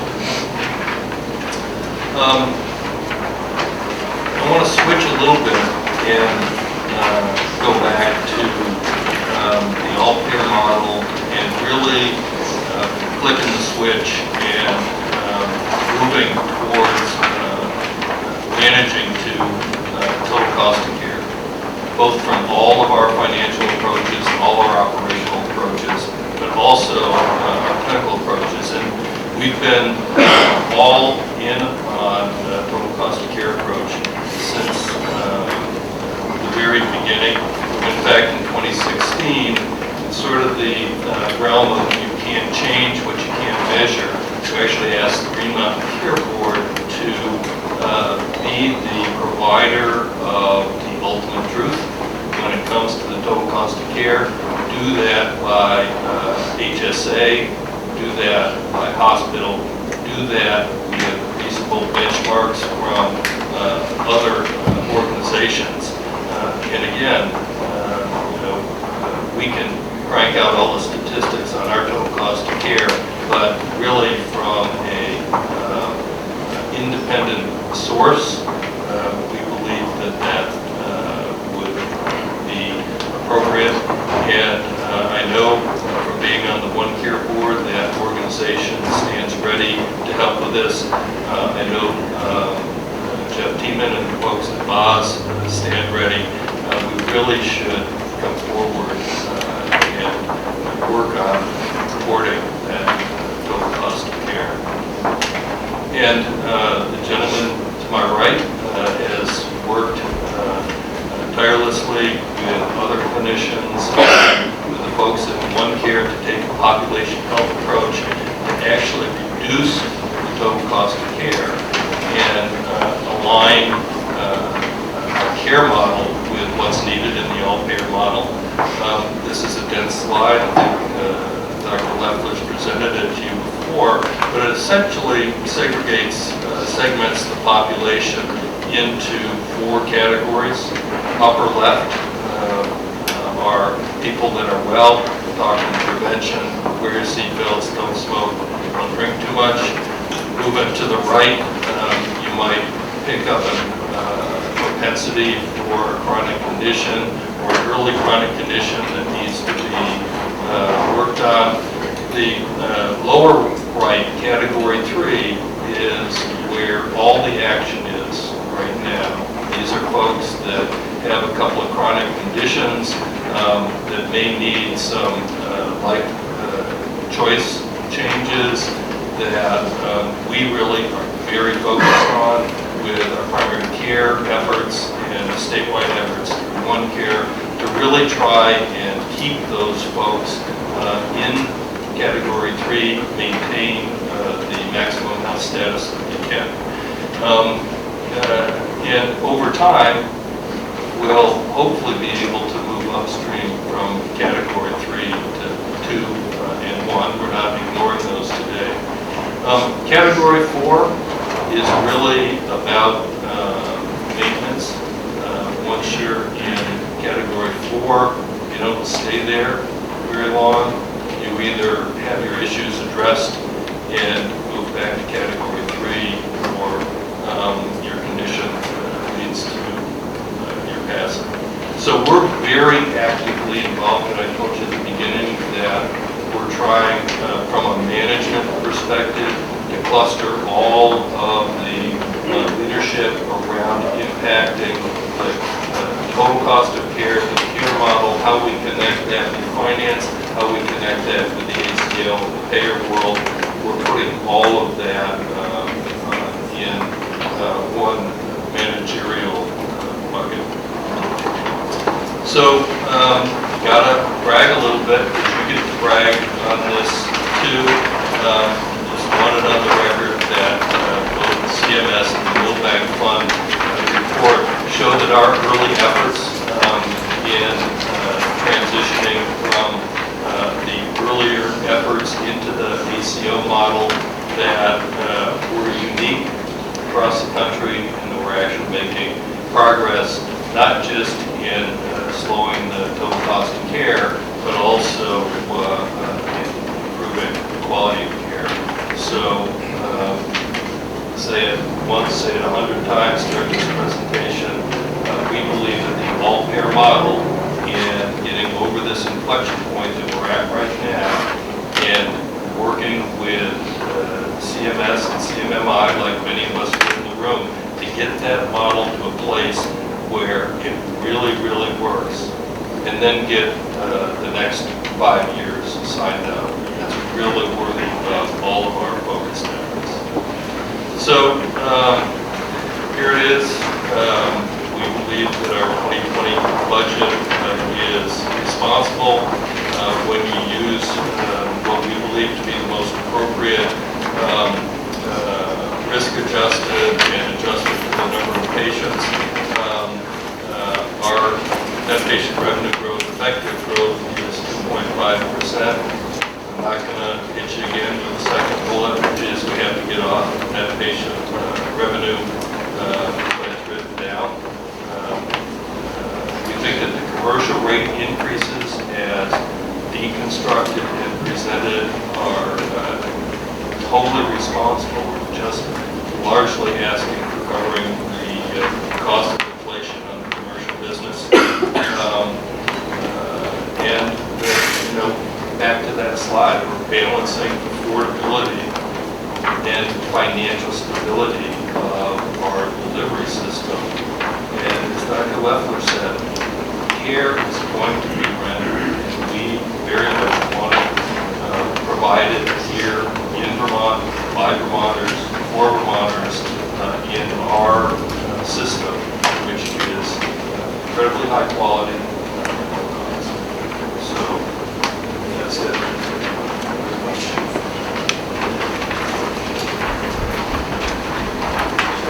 Before we start with the board questions, we're going to take a wide break. Knowing that there's limited capacity in the audience here, I'm going to ask everybody to go back in their chairs and ready to go again, 11:15. Get there. Okay, great. So we're going to start off the board questions with board member Robin Wunsch. And the way we're going to do it is each board member, I've asked them we don't want to go down the line 3 times and talk about 3 different hospitals. So you'll hear Robin's full set of questions, and then we'll move to Maureen. But wherever we're at 12:30, we'll take a break, and then come back and resume the second go. Robin? Thank you. Before I jump into questions, I wanted to just start by saying thank you to Jen Bertrand for all of her hard work with CMS and CMMI in terms of sorting out the critical access hospital issues. It takes a lot to be the first out of the gate, and I just want you to know we really appreciate it, so thank you. Can't see you, but...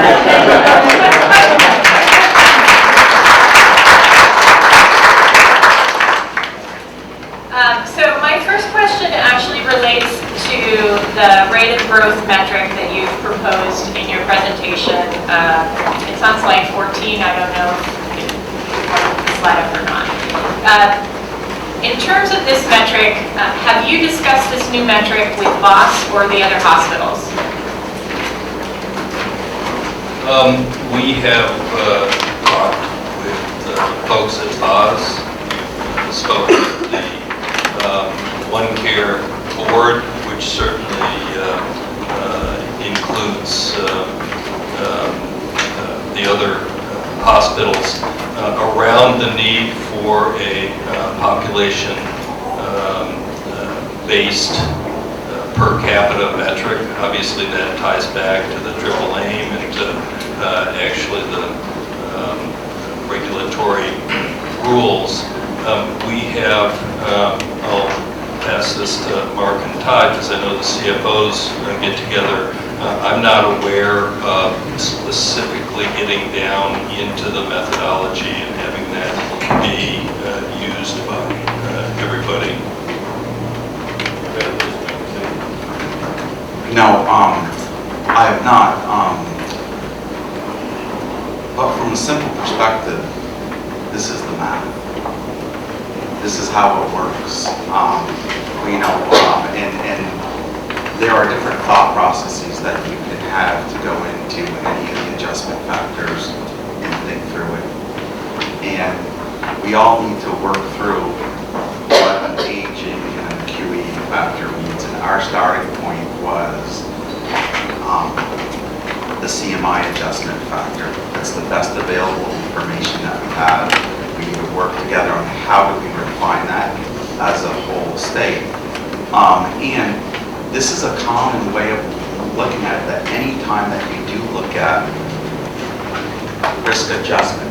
So this concept is this exact math grid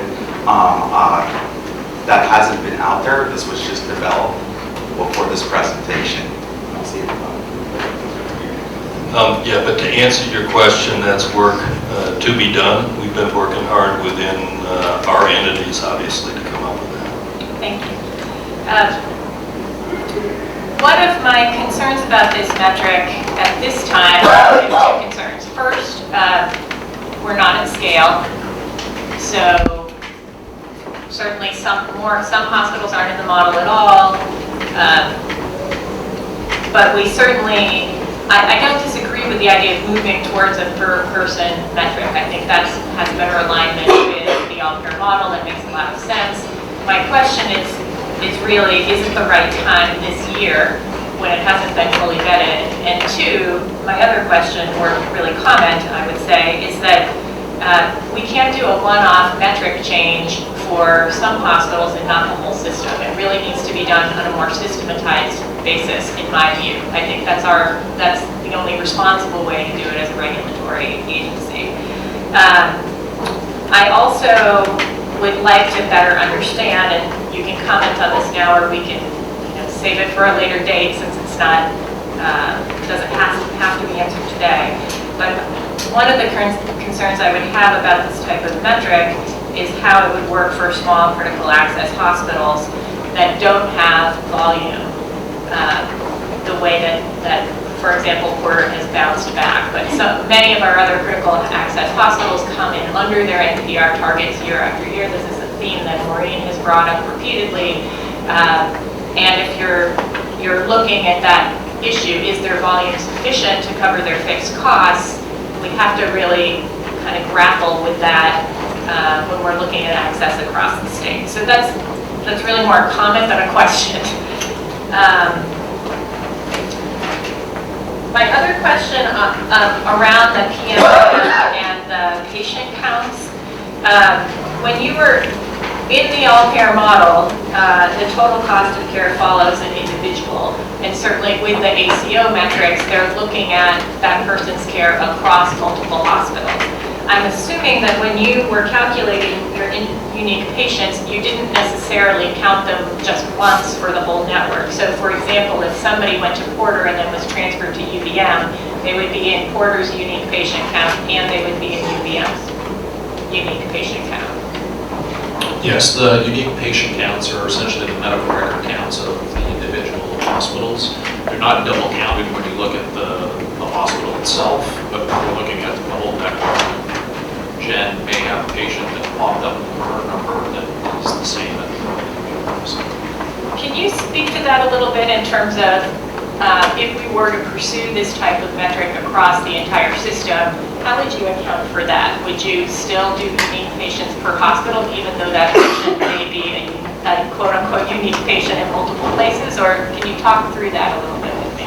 Yeah, I think if we get to the point where we can do this across the whole state, I think we would want to look at that as one count, one patient, so that you can see the cost that it's had. But you also do want to get down to individual hospital data. I mean, that's part of when you look at the total cost of care data that we do have, it's at the HSA level, so it's hard to tell exactly what impact individual hospitals are having on that metric, which is why, part of why we came up with this metric, because you can actually see, the impact that the individual hospitals are having.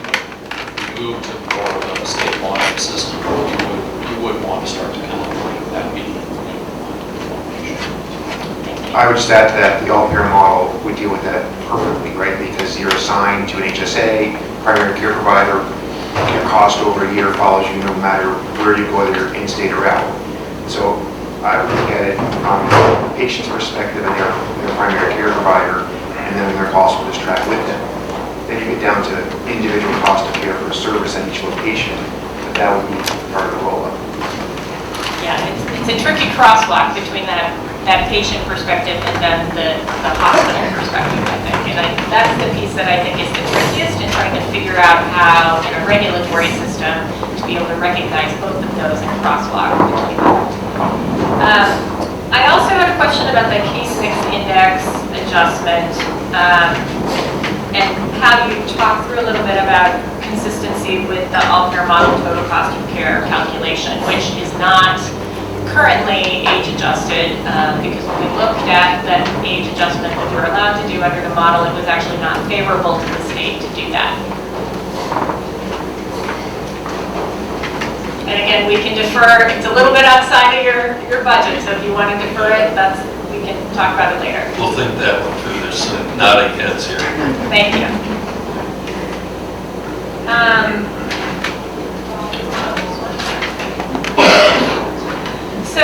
terms of the unique patient counts, when I was looking at those by county, it certainly is true that the greatest growth are in the 3 counties that are growing, but it does also look like you are seeing more unique patients from counties that are shrinking. So the unique patient count to me doesn't seem perfectly tied to the population growth because of that. Can you speak a little bit to that and what else might be going on there? I think it's aging and acuity, and those folks are being transferred in largely for tertiary care services. So it is, the entire population is aging and shifting. So both of those are impacting. We saw with Central Vermont that their real issue is that Washington and I believe Orange County are aging more rapidly than the rest of the state. And so it's those 2 factors that really are driving things. Thanks. I would just add, I think a huge component, like John said, is transfers. If you look at the transfers that come to the medical center, people come needing 3 consults, neurology, maybe need a cardiology consult, and maybe endocrinology, they need multiple consults. It's very hard for our small critical access hospitals who may have 1 or no specialist of a certain service to provide that complexity of care. So if you look, we have good data that shows that almost every weekend now, Friday, Saturday, and Sunday, we receive many transfers because if you only have 1 orthopod urologist and they're not around this weekend or something's going on with that patient, they need further care. I think our future of academic medical centers to stay very full with transfers, and I think we can help our small hospitals with telemedicine and outreach, but I think our future is, close to what we've been seeing since January. We have to be able to manage that population because those patients need us and the small hospitals need us.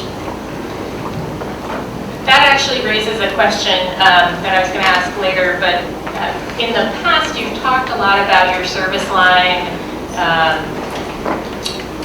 don't know what the Care delivery optimization. Perfect, thank you.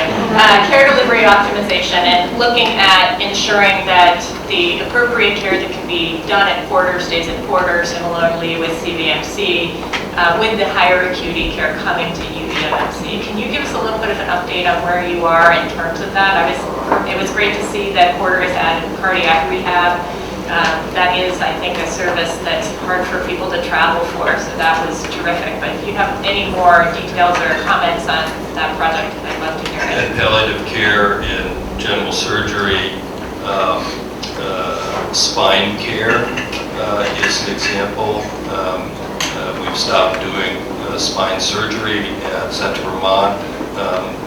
Simple, if there is such a thing, straightforward spine surgery is done at 2 places in our network, CVPH and the medical center, and all of very complex spine is done there.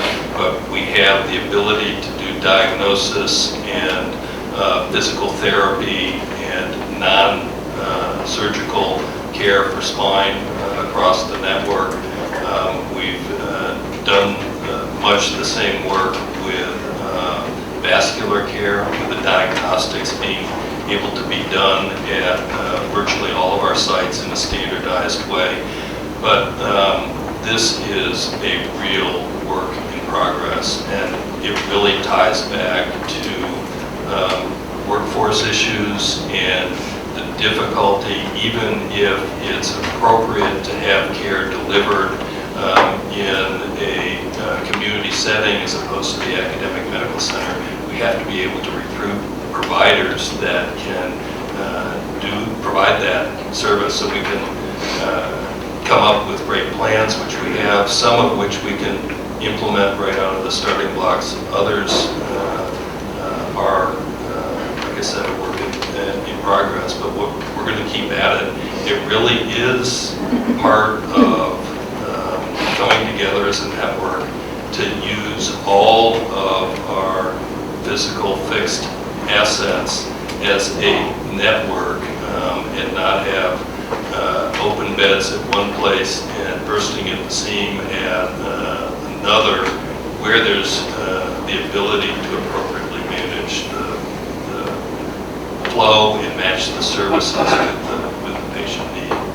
So we actually have a long list of areas that we've gone through the planning process, and we're in the implementation phase, and we can make that available to you.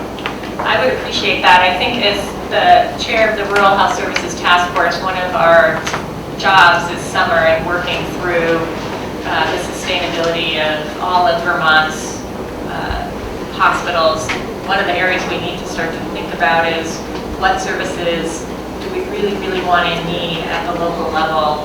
How do we sustain that across the full state? Because we are seeing, issues in Springfield and other small hospitals where it's really tough. And I think without some local planning around these issues, it will end up happening similar to the way that Springfield has happened, which is not necessarily the most thoughtful approach. So I'd be very interested to learn more about your plans and how those may or may not be applicable to other, particularly small critical access hospitals. And it goes back to your first question, comment around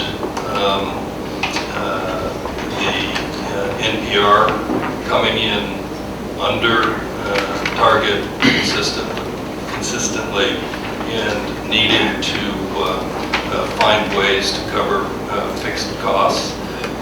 I would say that we've started to have experience in even the tougher applications of that. If you're going to avoid the Springfields, as you said, you really have to have the real tough conversations around where we're going to provide which services, and bringing a Moses Ludington Hospital, provide the services in Ticonderoga, but merge that with Elizabethtown and have those communities come together and figure out what's sustainable, both from a quality perspective and a cost perspective, is critical. And the Rural Health Council,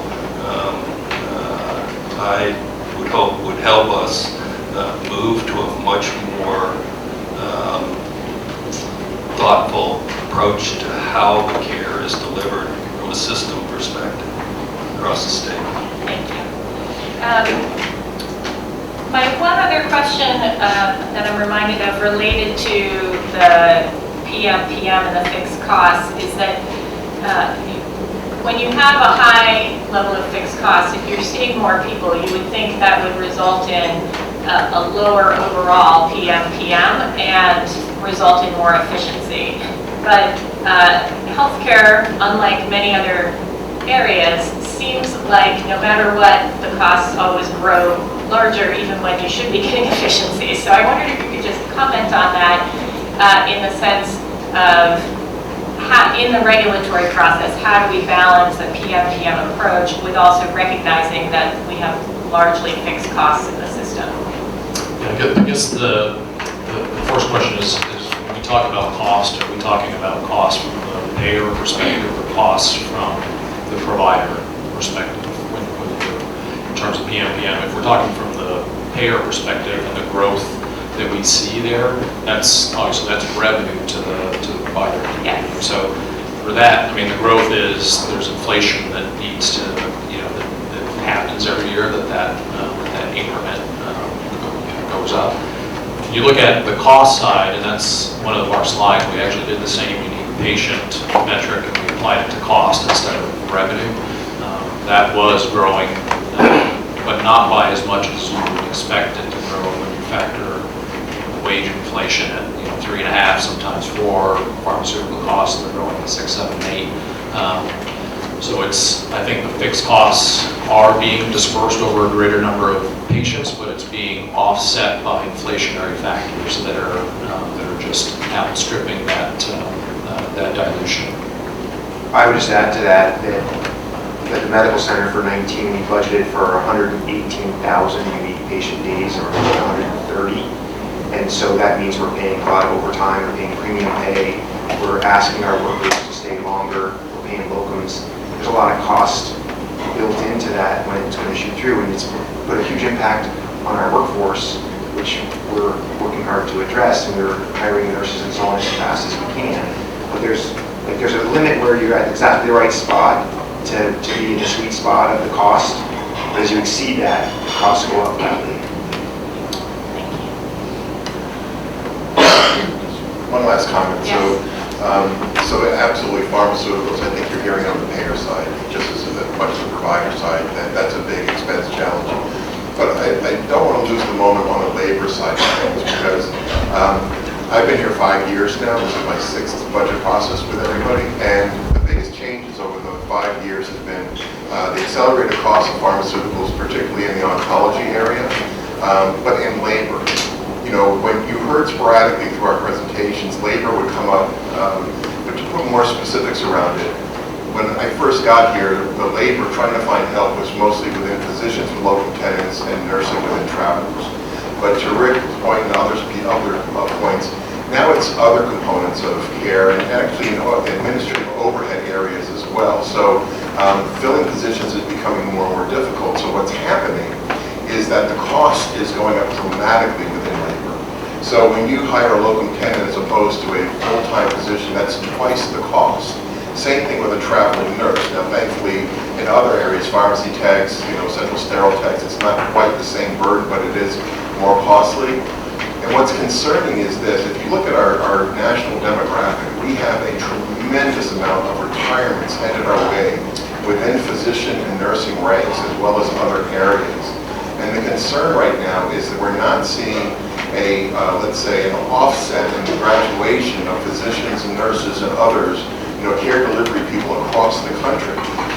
When we start to look at the studies that are being done on millennials and the Gen Zers right now, their planning horizons are like 2 to 3 years for millennials, 12 to 18 months for the Gen Z right now. So why is that problematic? Because they're not looking for careers as doctors, they're not looking for careers as nurses and what have you. They want flexibility, quality of life. So if you think that our labor costs are high now, they're only going to get worse when the retirements really start to happen nationally within the next 3 to 5 years, because the backfill isn't there.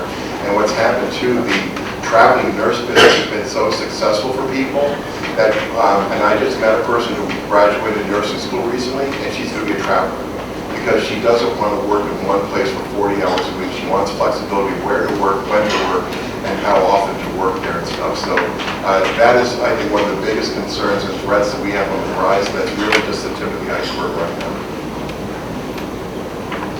We certainly have been hearing that consistent message around workforce. Can you turn to slide 23?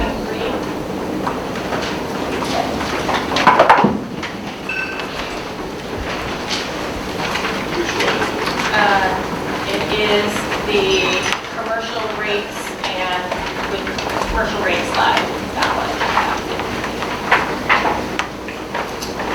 So I have to tell you, I find this slide misleading to the point of being extraordinarily disappointing, particularly since I have commented on the misleading nature of this slide at least twice in public hearings over the last 2 years. And I don't expect you to respond to this, but I will tell you why I find it so misleading. In our decisions of the Vermont Health Connect premiums this year, we outlined the unit cost trend, not just for that carrier and that group, but also for Vermont hospitals. So for example, the apples-to-apples comparison to the 2.5 on your chart for 2020 is actually for Blue Cross 2.6. That is their unit cost trend. For MVP Vermont facilities, it's also 2.5% is the unit cost trend. One of the other areas of concern that we heard in the Vermont Health Connect filings is that the Green Mountain Care Board regulated entities, which includes hospitals and affiliated practices, is now 51%, down from 54% of Blue Cross Blue Shield's medical utilization trend. The numbers that you've included in this chart, which are the total premium increases, include, as I believe you know, utilization, prescription drugs, margin for the insurance company, contributions to reserve, other administrative costs, taxes and fees. So I just have to tell you that continuing to use this slide, which does not make an apples and apples comparison between hospital charge requests and unit cost trends of the Vermont Health Connect population, really, to me, hurts your credibility. So I would strongly urge you, if you're going to use a similar slide, to use apple-to-apples comparisons in the future. The other point that I will make is that the Vermont Health Connect population is 75,000 people statewide. According to your documentation, the UVMMC unique patients, just UVMMC, is 248,000 people. So to your earlier point about the need to risk adjust and other factors, it also, to me, seems a little off between using one of the, quite frankly, sickest and oldest insurance populations that is a small fraction of people statewide to who you're seeing. So it really, you're not even really looking at the same population. I don't expect you to respond, but I just needed to let you know that this is a very disappointing slide.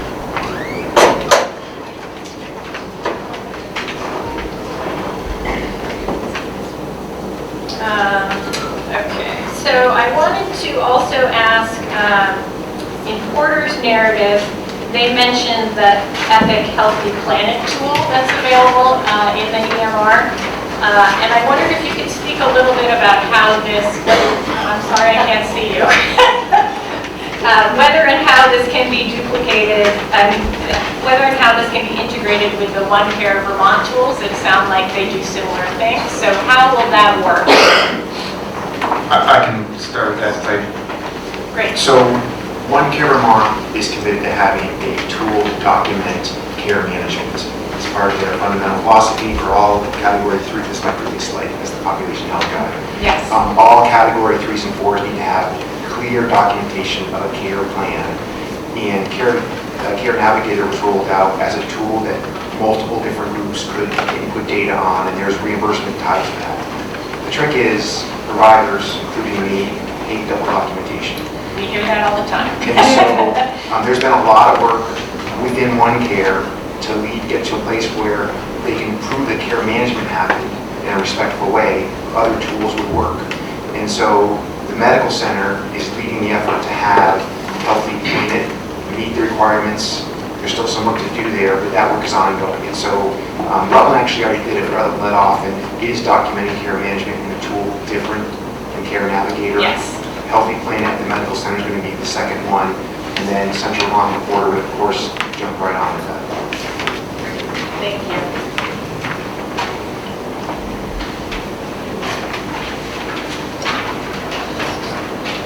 I had just a clarification in your narrative on page 40. This has to do with the medical center's MAT patients.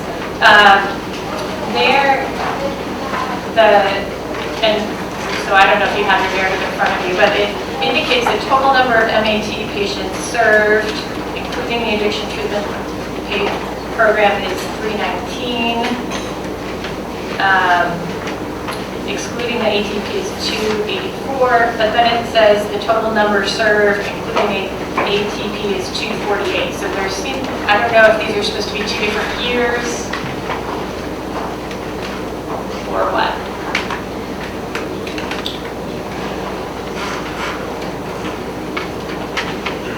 This wasn't clear to me what the two different numbers referred to. So which, are you talking about the next to the last paragraph? The first paragraph on page Okay. 40, the first 4 sentences Okay. show total number of MAT patients served, 319. Then you exclude ATP, it's 284, but then the next says total served, including ATP, is 248. So I'm just trying to understand the 248 versus the 319, which I think are the comparable groups. And you get back to me. I just wasn't sure the differences, so. I think it has to do with the number of people that are actually on medication-assisted therapy versus addiction treatment. Got it. They break them out, so not everyone who gets addiction treatment actually gets medicine, Suboxone, but we'd have to clarify that. Okay, thank you.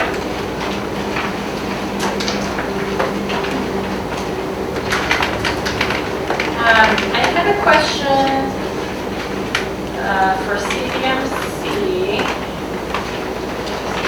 On this.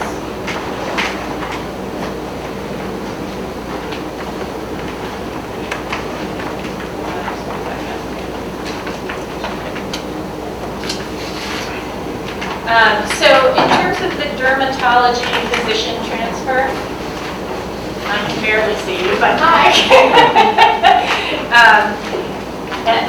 If my notes are accurate and I'm remembering this correctly, it looked like the dermatology physician transfer was from a private practice into the hospital, so taking services that were already in the community and changing simply whether that was in the hospital budget or from the private practice. But it wasn't also clear if there was also an increase to address wait times. It was to address both of those factors. So close a private practice in our community in addition to increased in wait times. And I know dermatology is very tough to get into across the state, so that is a challenge. And then the pulmonologist and oncologist was also related to wait times, is that right? Wait times and increased acuity for the pulmonary specialist. So higher acuity in the acute care, so we're starting on acute care practice in addition to the clinic practice. Thank you. Welcome.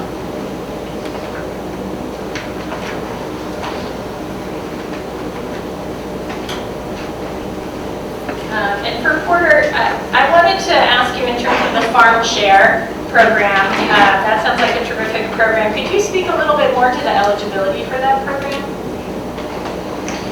Actually, I can't. I'm going to have to go away and find out what the eligibility is. I did spend a couple of times at we have it outside the pediatric office. Oh, great. And I spent some time there, and participants just turn up and they complete a short survey, and if they're eligible, they get the food share. That's as far as I know, but I can get you more information if you would Yeah, I like. would love to learn a little more about I'm it. sure you'd be eligible. I actually house sat for some friends of mine, so I have a free farm share right now. So thank you. And then also on your charge to commercial rate, I think what a 0% charge increase then translates to increase in the commercial rate because your commercial rates are not calculated on charges, is that right? That is correct. So we differentiate between an increase in price for us does not necessarily equate to an increased reimbursement based on the way our contracts are formed with our commercial insurers. So therefore, we differentiate price separately from rate and negotiate our rates separately with our commercial payers. Got it. So are you mostly on fee schedules or? Fee schedule and inpatient DRGs. And some is a percentage charge, but the primary one is inpatient DRGs, which is why we negotiate that separately. Got it. Thank you. I just wanted to make sure I understood that. Okay, I think that's what I have for now. I'll pass it to Maureen. Let me actually Yeah, I got it. I think a sheet here to slide it down. Great, thank you very much. Maybe if you can turn to page 69. And this is your consolidated P&L, I believe. It's the same with us. What I wanted to look at was the consolidated P&L, so it was in your appendix table.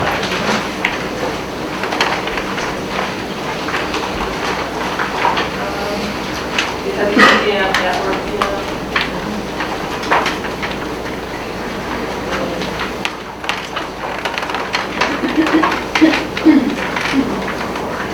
there we go.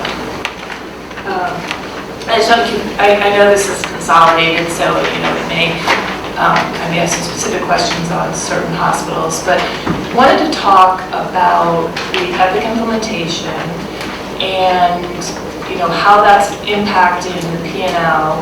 And specifically, when I look at some of your, you submit updates to your CON periodically. And the most recent one of the shifts seems to be that the total costs are staying the same, but that there are more costs moving to expense versus capital.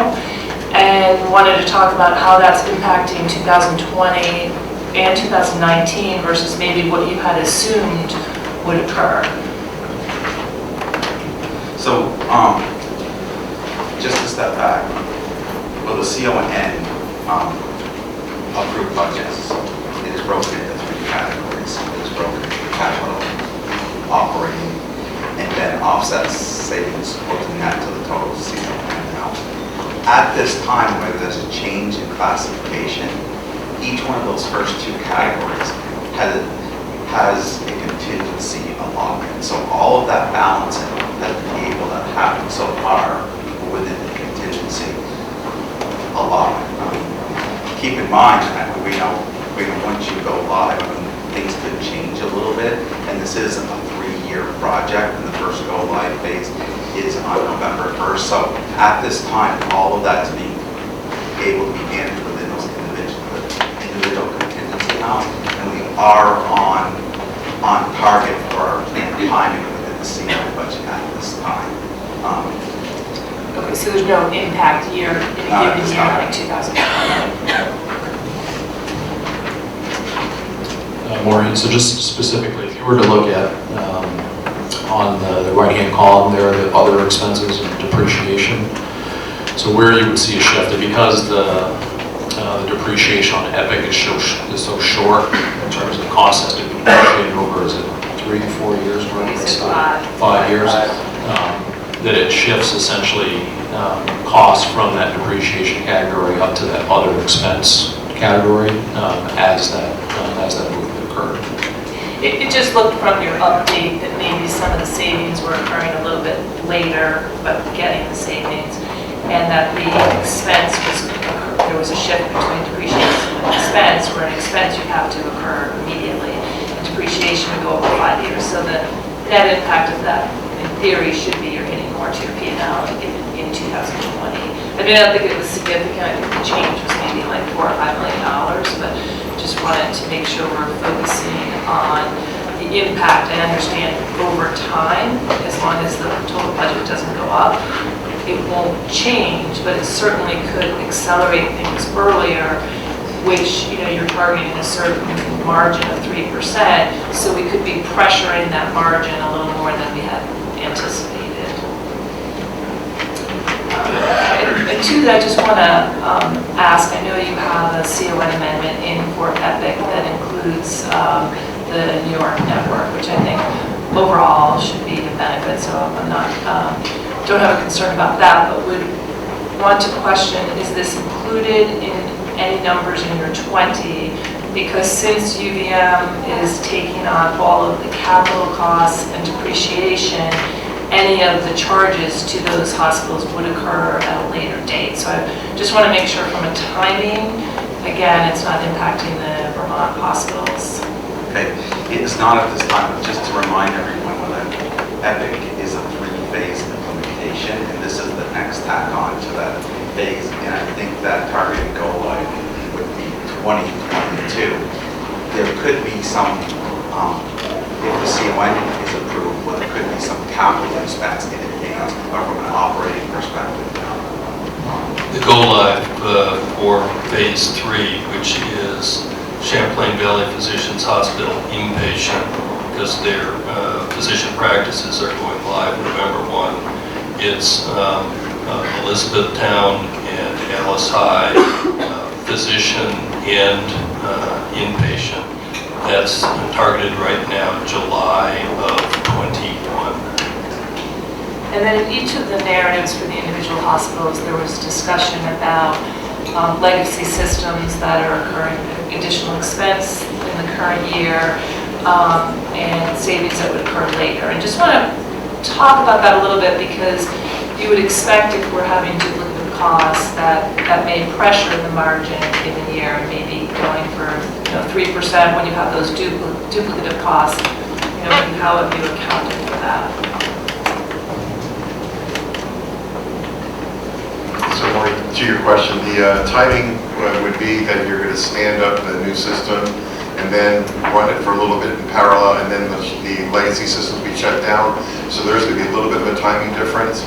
And to your point on the pressure on the margin, so as you're standing up the new system and incurring the operational depreciation costs for that new system, you're going to see a bubble up and everything. And that's why if you look at the framework, you see that our metrics take a little bit of a dip for a few years and then start to come back. That's basically reflecting the timing differences between bringing the new systems on, shutting the old systems off, and then depreciating the new assets over that time period. There's a couple other lines on this P&L, and there also is quite a variance on some of these from your budget for 2019. Your net patient revenue is up significantly from what your budget was for 2019. Your other revenue is up significantly from what was in your budget. And your expenses are more than accounting for those changes. And so, again, talking about, I know it's individual for each hospital, and CDMC, I would look at it in a separate category because they're certainly falling short in the top line and their expenses are not able to match that. And Steve, you touched on some of it, but your top line at UVM Medical Center is significantly higher, and yet the expenses are keeping track with that, and we're not getting any efficiencies from fixed leverage. Yeah, so going through the timing of things again, so yes, absolutely, the revenues are up, specifically at the medical center for the Vermont hospitals, and the costs that you're referring to are kind of driven by the prior discussion. Pharmaceuticals, when you look at the non-salary component stuff, about 80% of the variance to budget for the non-salary component. And then on the labor side, once again, it's the high cost of labor, a lot of premium pay and other things being given out. So the cost of goods sold, although we cover our fixed costs, those other costs have gone up, and that's why it's pressed the margin. And then to your point too, as you're implementing all of these different systems, Epic, Workday, and others and stuff, there are incurred costs in there as well. So our purchase services have been a little bit, higher than planned in some areas, but those are really the three main drivers as to why you see those variances on the expense side. Thank you. I'll just add one last comment to that, is that we upstaffed getting ready to move into Miller because we had training going on and we had people getting all that training. Some of the similar work is going on right now for Epic. We're spending a lot of time getting people trained for that, so that's a component. But the true component is that we're providing more care, and we are needing to have people stay and work extra to provide the care necessary. Can you go to slide 51? I just want to go through each of the kind of NPR changes for the hospitals, and your request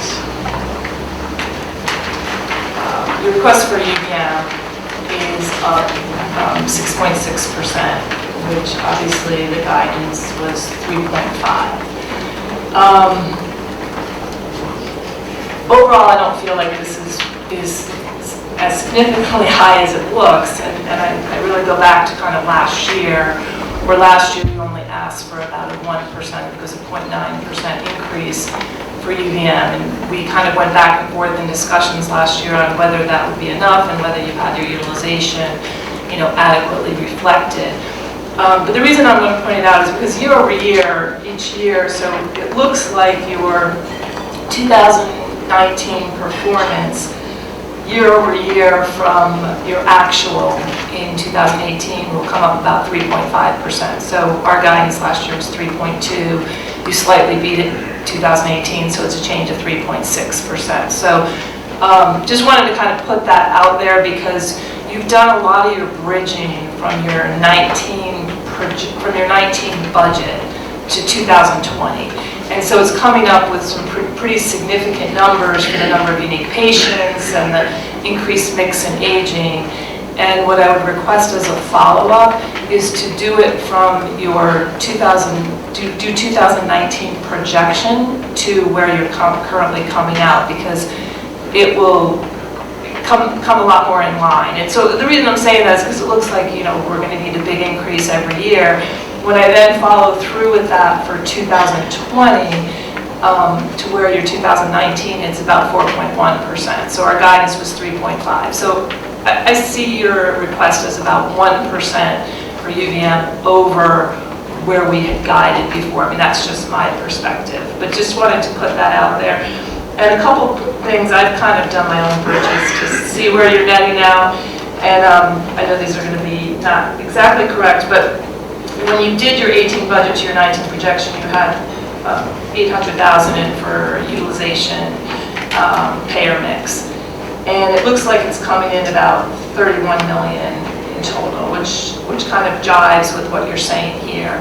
And then if I go forward and do that for 19 projection to 20, it's about 23 million in utilization payer mix. So just want you to look at that again, make sure you're feeling okay. So it looks like it's a little bit down year over year from where you were from 19 to 20.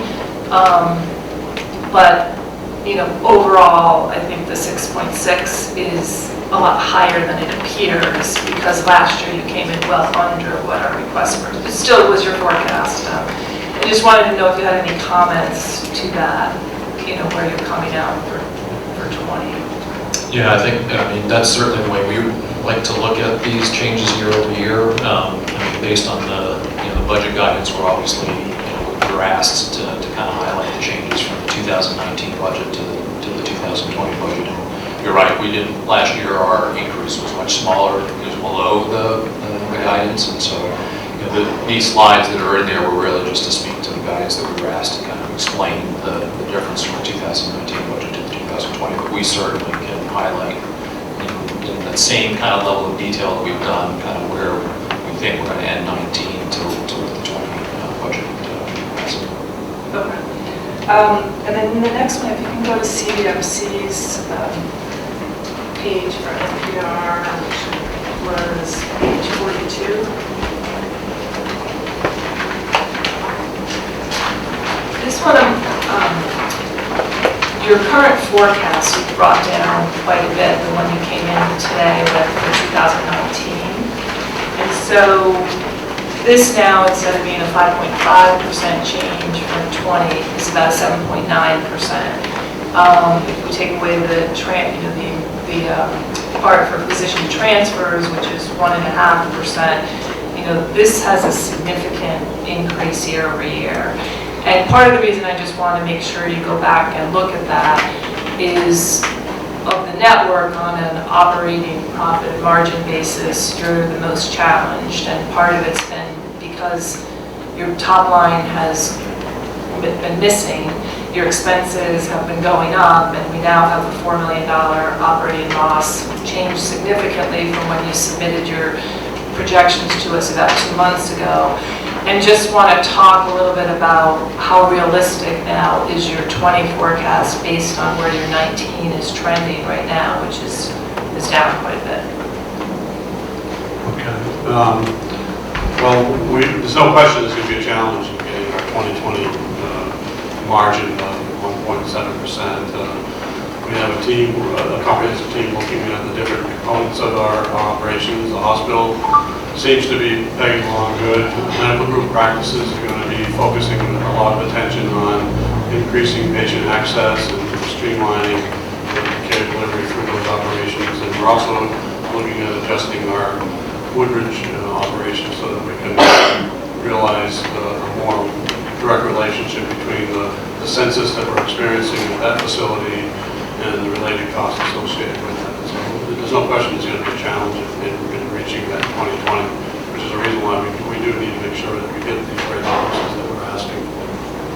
Yeah, it's not just a rate increase though, in this example, it's your utilization was going down and you've been challenged there, and now, I think it could be very much of a challenge even if you got your rate increase to come up with this year-over-year increase, and just really challenge that you go back and look at your expenses versus where you think you're really going to come out in NPR now, because you've had a significant swing in your losses this year, going to a $4.2 million loss.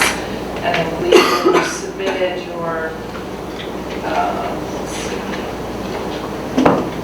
When you submitted your projection to us, which was July 1st, your projection for a loss where it was actually a gain of $700,000, and now you're looking at a $4.2 million loss, so a swing of $5 million in a 2-month period with a large decline. And it's just pointing out the fact of what you brought up about Springfield, right? If your top line comes down, you can't cut your expenses, your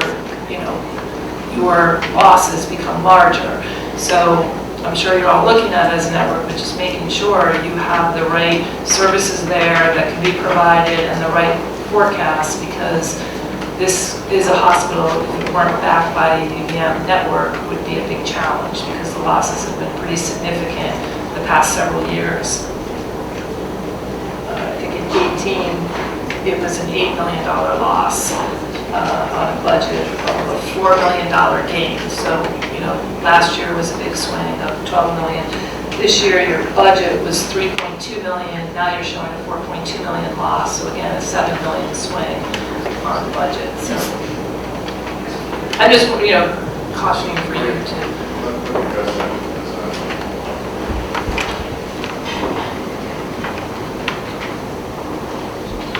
So prior to Steve's arrival, I was the interim CFO at CVMC, and we saw a trend very similar to this last summer. And the phenomena that we're seeing at CVMC, you had heard in the presentation that they have a large public payer base out there and such. And what we start to see at CVMC is they get off to a good start when the ACO monies are coming in and stuff, but what we're noticing is that the Medicare utilization continues to grow, and a lot of those patients tend to be repeat visits and stays, and that's problematic for the hospitals when they pick up risk in the ACO, and these are ACO patients that are actually hurting them. If they were in a fee-for-service world and stuff, it wouldn't be as bleak a picture as it looks right now, but what's happening is the utilization of, let's say, readmissions or what have you has been growing, and that in the second half of last year and this year has been the challenge for the hospital. I know that Anna and the team are working on the readmissions work. So what they're doing is they, for whatever reason, seem to be in an advanced evolution compared to Porter and the medical center with regard to if you have readmissions, you start to see it, how it hits your margin, and that's what's happening out there. It happened last year and it's happening this year. So it is kind of a learning moment for us as to try to figure out what are the other things that are happening out there from a ACO environment that's actually impacting the margin just as much this year as it did last year, because it was driven by both down the stretch. And I might just say, Maureen, I understand what you're talking about, and we'll take a look at the FY20 budget to see if any of these recent changes carried over into the FY20 budget, and I think that's what your point is. But would any of it affect the NPR within the FY20 budget? Right, because when you gave your projection to us earlier, it had gone down from just 211 to 209, now it's at 205. So, it's becoming a big, one of the other things we were looking at, right, as a guide point was if you were 2% below your projection, which CVMC is more than 2% below their projection, that we would be looking at a +5 from that. It's not sticking with the 3.5% NPR change, so you'd be at a +3, and this is a +8 adjusted slightly for transfers, so it's quite a bit higher. So I'm just kind of putting that out there. And then for Porter, which was on page 31.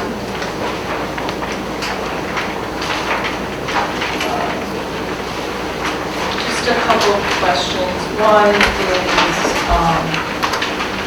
so Porter is obviously within the 3.5%, and I do want to point out and just clarify with Jen, the 1.4% for reserves, that's now because you're going back and changing for that, putting a favorable reserve in for the ACO? Correct. We are for the 2018 performance, but we also are going to roll those forward to offset what we are doing in our 2020 budget. So we did put up $1 million in the budget for our 2020 reserve, but a maximum reserve for 2020 would be $2.3 million. So we are trying to roll what our experience has been in the past, even if it's favorable, forward to those out here. There was inconsistency on it. You have $1 million actually reducing NPR on your P&L. This is looking like it's a 1.4%, but is the net change really still it's $1 million reduction for $1 million that you have in for reserve, so it's actually reducing your NPR. Correct. So it's not really a 1, it's a slight increase. It's, I think what you're. I think that, yeah, that one, We can talk about offline, it was not consistent, because on your P&L, Let me it's take a showing $1 look at that. million. And then to that, I just want to address a little what you were talking about, some of the 2018 settlements. And that will be rolling through 2019 now for your final. Like, how will that impact? Will that just drop from putting it into NPR, drop into your bottom line as well? So will you be 1.2 million favorable on your operating profit as well? correct. So ideally, when we do our cost reporting and our assumptions and our estimates for that current year, we would actually be looking to that. This is an anomaly because we know that we obviously filed a cost report differently than how we really need to. So therefore, that 18 impact, which is approximately $900,000, is actually going to be booked to 19. So yes, that favorable impact is changing that operating margin. Whereas ideally, we would have been booking that $900,000 in 18. Okay. And now the 19, of course, which is our estimates are around $1 million, that we would book is just going to happen all at once here at the very end because we weren't anticipating that. We would have been booking it and spreading it over a 12-month period. Okay, thanks. And then I just want to touch a little bit on the ACO and a couple things across the whole network. One is for those patients that are getting care, in your hospitals that are attributed to those hospitals, are you able to track kind of the fee-for-service trailing versus what you're actually experiencing for those patients?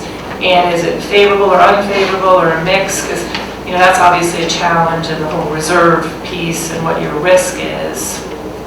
Yeah, it's a mix, and actually the Medicare program, part of the first lever is actually reconciling that fee-for-service component. So they take a look at what you've been paid for fixed prospective payments, and they take a look at your shadow claims to see where that delta is. That's the first thing that they adjust to the calculations is if they paid us too much in fixed payments, they adjust to that, to that fee-for-service number.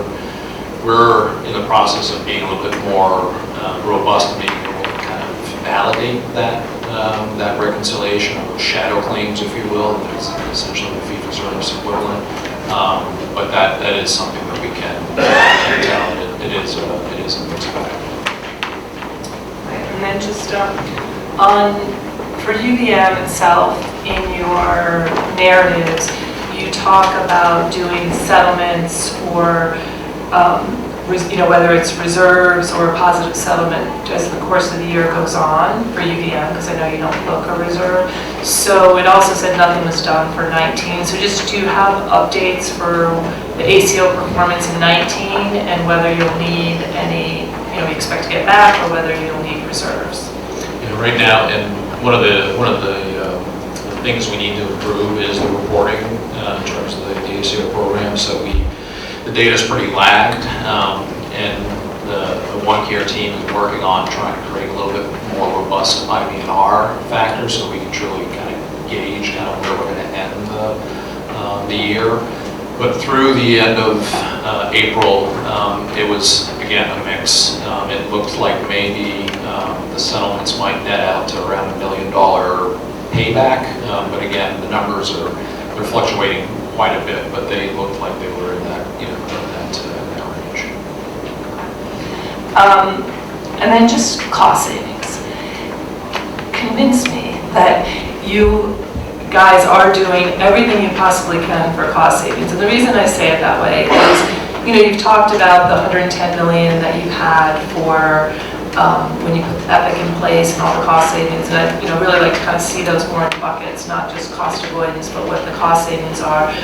And then, you talked about the 2% give back that you needed to do because you had a commercial rate change.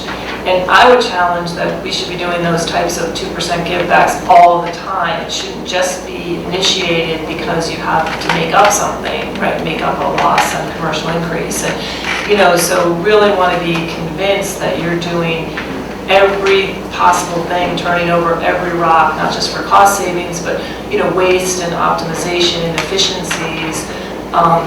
Because until those things change, it's going to be hard to stick within the 3.5% for the all-payer model and other areas. So, yeah, I mean, there's always work to be done there, but as I said, the low-hanging fruit, I mean, the way that we gauge it is when you do look at the external benchmarks, kind of where we sit today. And I think some of the activities that we're doing is just, it's being masked by the fact that inflation is so high. And that when we look at those projects that we've done, we can point to, here's X amount of money that's been saved, but a lot of that gets eaten up by the fact that inflation is just rising by faster than what we've been able to save. I think Steve just hit on it briefly in terms of our opportunities. So I think the next kind of wave, it's going to address two things. It's going to address cost, but it's also going to address the fact that we have low unemployment in Chittenden County. We struggle to fill positions. Is that robotic process automation where it's essentially very simple kind of yes. Right now it's at the place where it's very simple kind of yes no kind of work where the best way to think of it is a digital employee, so that the bot actually has a username and password that logs into multiple systems, so you can actually program it to do, again, very simple yes-no kind of work. And I think that's the next kind of frontier in terms of technology and reducing some of that waste that we have in our system, plus the fact that we can't fill jobs, and we're going to need some type of way to kind of get the work done at the medical center. So Maureen, what I would add to that is, our job as leadership is to get our costs into our run rate in a way that we can earn a margin on what we're doing. And so I don't want to say it was only the commercial rate increase that caused us to give a 2% give back, because there were other components.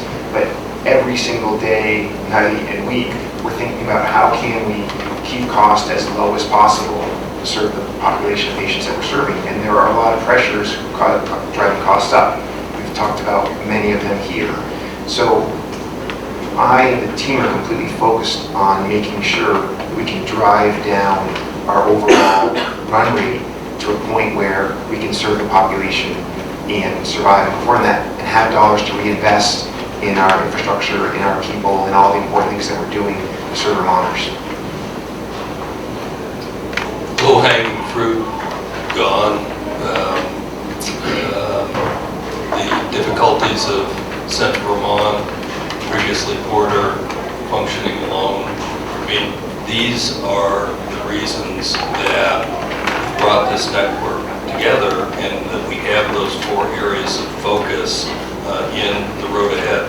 If we don't find ways to take advantage of the fact that we've brought these hospital and provider enterprises together and do things that are very unique, like have one pharmacy and one formulary over all of those organizations, having one inventory and supply distribution process, we're not going to make it.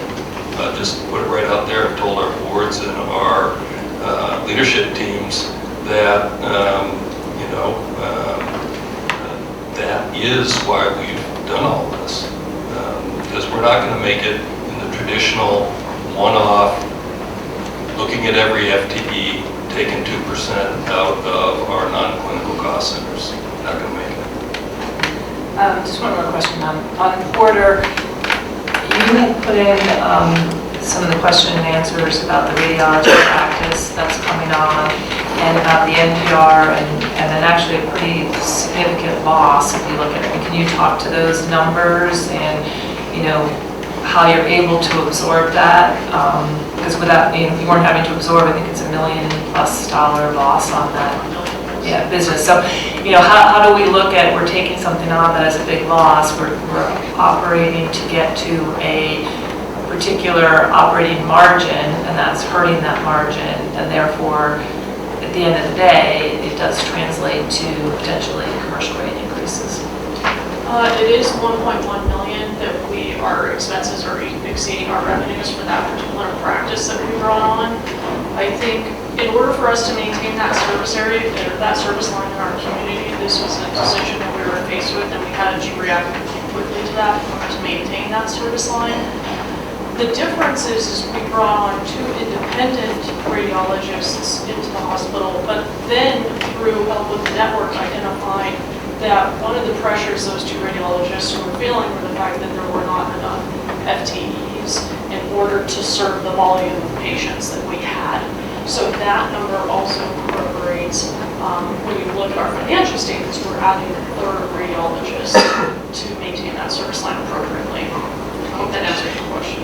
It does. Did you see that continuing, like beyond 2020? That'll always be a fairly subsidized business. Correct. Okay, that's all I have for now. Well done. Go ahead.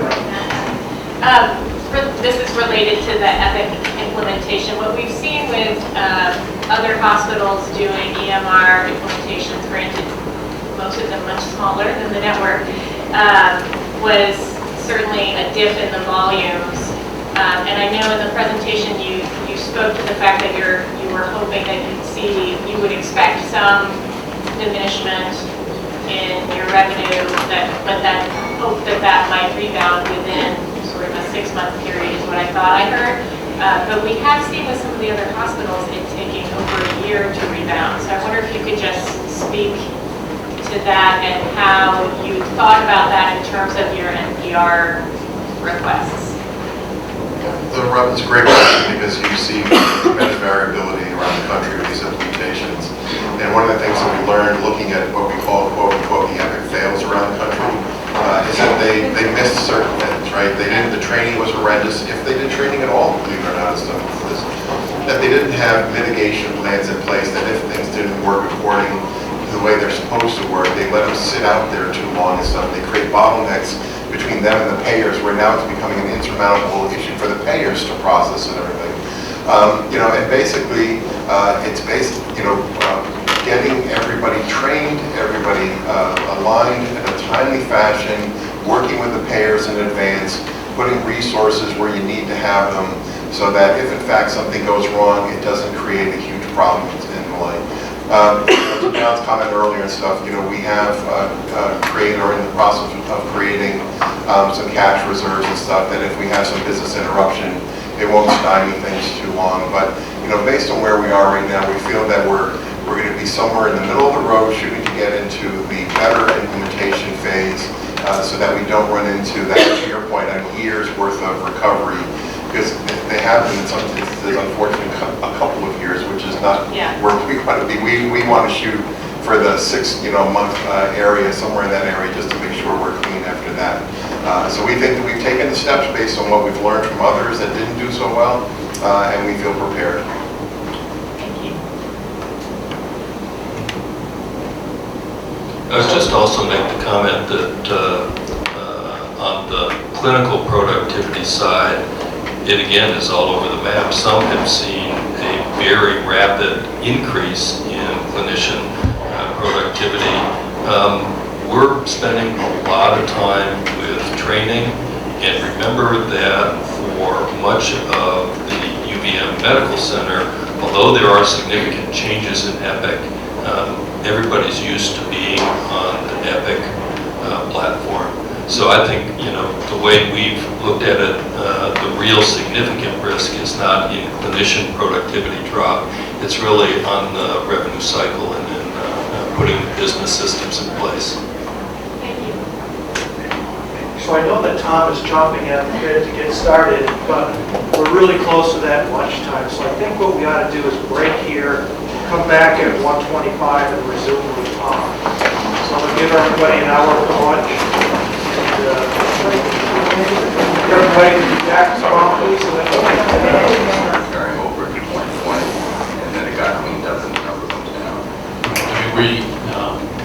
In total, in terms of net patient revenue, our estimates are fine. It's just the categories between contractuals and bad debt, because we we didn't have perfectly accurate information of where the claim adjudication was going to end up and how much of it was actually patient self-pay balance versus contractual. Thank you. So I'm looking at your numbers, and you are looking in terms of the commercial payers for 2020, an increase of $58 million up to $807.3 million, and that would comprise 59.7% of your NPR FFP. In the other direction, your projections for Medicaid are dropping from 137.1 million to 134.3 million, and your Medicaid share will drop from 11.1% to 9.9%. So to me, this is kind of the chronic disease of cost shift. It's incremental, it's slow, but every year it gets worse and worse. And I'm wondering if you have any thoughts about how the cost shift, other than pushing it off on the commercial payers, how we might get the public sector in Vermont to encourage them to pay a more reasonable amount for the benefits that are going to Medicaid clients. It's not a problem that's going to be solved in a year or 2 years, but the other incremental steps that we begin to make that folks will say, yes, these people are serious about addressing the cost shift. I would just say that two things. I've been part of the budget regulatory process on the provider side since 1997. It was the first time I was invited to this dance, and every single one of those presentations have always had some conversation around the cost shift. And in that time, I believe that the best approach is the pathway that we're on. I mean, the federal government 3 steps away, and I trust that our conversation with CMMI, we can get them closer to a true capitation and not this true up against fee-for-service, which just doesn't seem to be moving us down the road much. But I really think the answer is in the excellent relationship that is evolving between OneCare/providers and DIVA, where we agree on a set of assumptions. We have actuaries determine what we believe the trend should be on who's in that population, and we agree on that total cost of care target. At least that starts to move towards freezing the cost shift in place. We're certainly not there as applied Tom, but I think that is at least a glimmer of hope, again, on a backdrop of many, many years of talking about that. That makes sense to me. I do think, because I've been here for 18 months, I've watched some events at the State House where the cost shift could have been addressed. It could have been addressed, for example, in terms of the closeout of Vermont Health Connect, where there was $78 million that showed up on June 30th, 2018, and was put into the human service caseload reserve on July 1st of 2018. And that was all Medicaid money originally appropriated by the legislature for Medicaid purposes. And none of it got applied to the cost shift. It just was added to the state's reserves in the general fund. And that seemed an unbalanced approach to me. So just as opportunities come along, maybe we can work to take advantage of them. So I have here your other operating revenue was at $109.5 million in 2018, jumping to $135.3 million in 2019, and projected to $143 million in 2020. And much of that was in specialty pharmacy. And I just am not clear in my mind what specialty pharmacy is. And I'm sure there's a quick answer to it, but if you could give it to me, I'd appreciate it. So the best way to describe it is essentially, so there are many companies throughout the country that offer specialty drugs, and for us, what we've done with the medical center network has become a vendor, just like other companies that are in that space. Obviously for us, the amount of revenue that we generate through that stays in the healthcare system for us to use it on making sure we provide adequate access and the needs of our community and our region. But think of it just as UVM Medical Center is a vendor just like Baxter and other companies. Patients have to be given a choice on just like any drug or DME related products. They're given a choice, and we're asking them to choose us as the vendor versus a for-profit pharmaceutical company. Let me read into your question just a little bit though, because you're really getting to the crux. I mean, we're depending on other revenue to really support the financial sustainability of our system, and it's not just us. It's across the country. It's 340B, it's specialty pharmacy, and we'll continue to look at other opportunities to provide revenue to shore up patient service revenue. You're right on with your first comments. Affordability is a huge issue. So I see in your presentation that you talked about the EPIC legacy offsets. There's a $12 million number associated with that. But in your CON application, you also had staffing offsets starting in 2020. And they were budgeted at $31 million. And then there was a 10% contingency allocation at $7.8 million. And so I guess on your staffing offsets, are they on track? And have you had to dip into the contingency, at all? On the first question, we're totally on track, but the timing might be off from the original CON because those figures were based on a time certain that the CON would be approved and that we would get started. And it actually, everything's sort of pushed forward backwards, I guess, for 6 months to 9 months, just because of the timing of the process. So some of the offsets that were in 19 are in 20, and some in 20 are in 21. And we can give you a total accounting of the what we've done to dip into contingency at this point. We're very, very favorable both in the operating contingency and still very positive relative to the amount of the projects that done and dipping into our capital contingency. But For EPIC? For EPIC.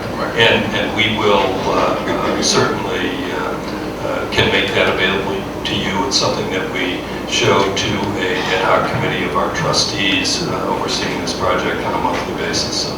What the message I'm getting though is that those staffing offsets and the contingency are still whole at this point in time, or on track. Yes.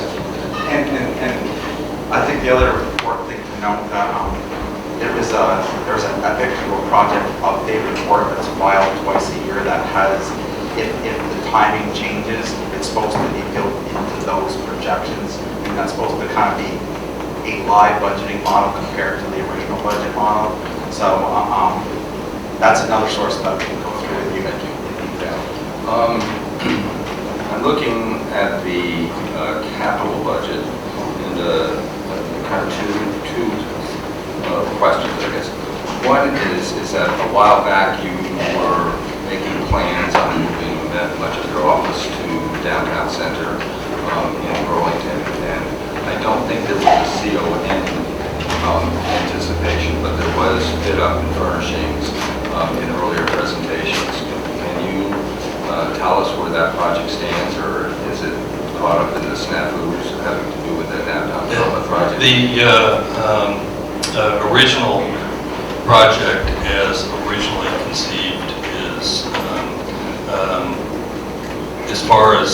space off the table at this point.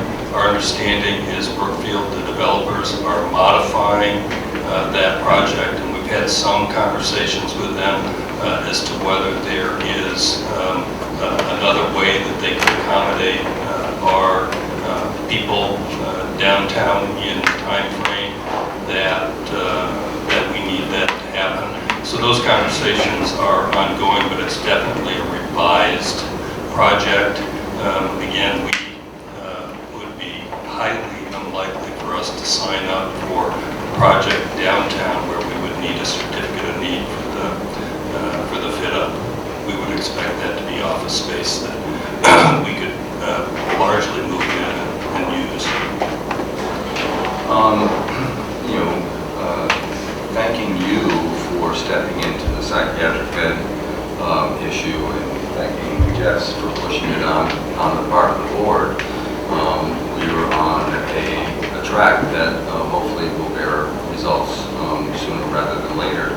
But I'm just wondering, from an operating point of view, and maybe even a capital point of view, should the state of Vermont be on notice to participate in that, as the Vermont State Hospital, Psychiatric Hospital, is a state entity paid for by the state capital funds, operated with the state capital funds, or is the assumption that this will become an obligation of the Central Vermont Hospital?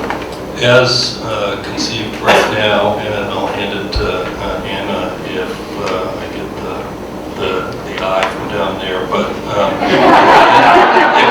it will be on, as conceived now, it will be on the license of Central Vermont Medical Center, and is part of a master facility plan, as Anna and I and others have informed you going forward.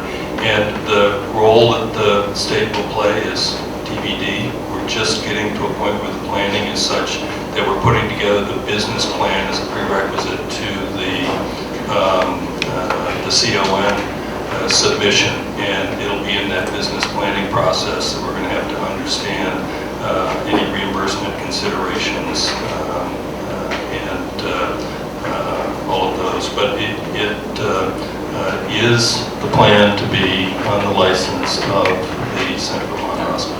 Part of me feels that this is another cost shift. I mean, that the psychiatric hospital, which was part of the state's obligations, is now kind of migrating over to the hospital's side of the fence. And so as much as there are going to be some cost sharing involved in this, and that this is on the screen of Alice Evans and the folks in the legislature that deal with the capital bill, that might be helpful years down the road.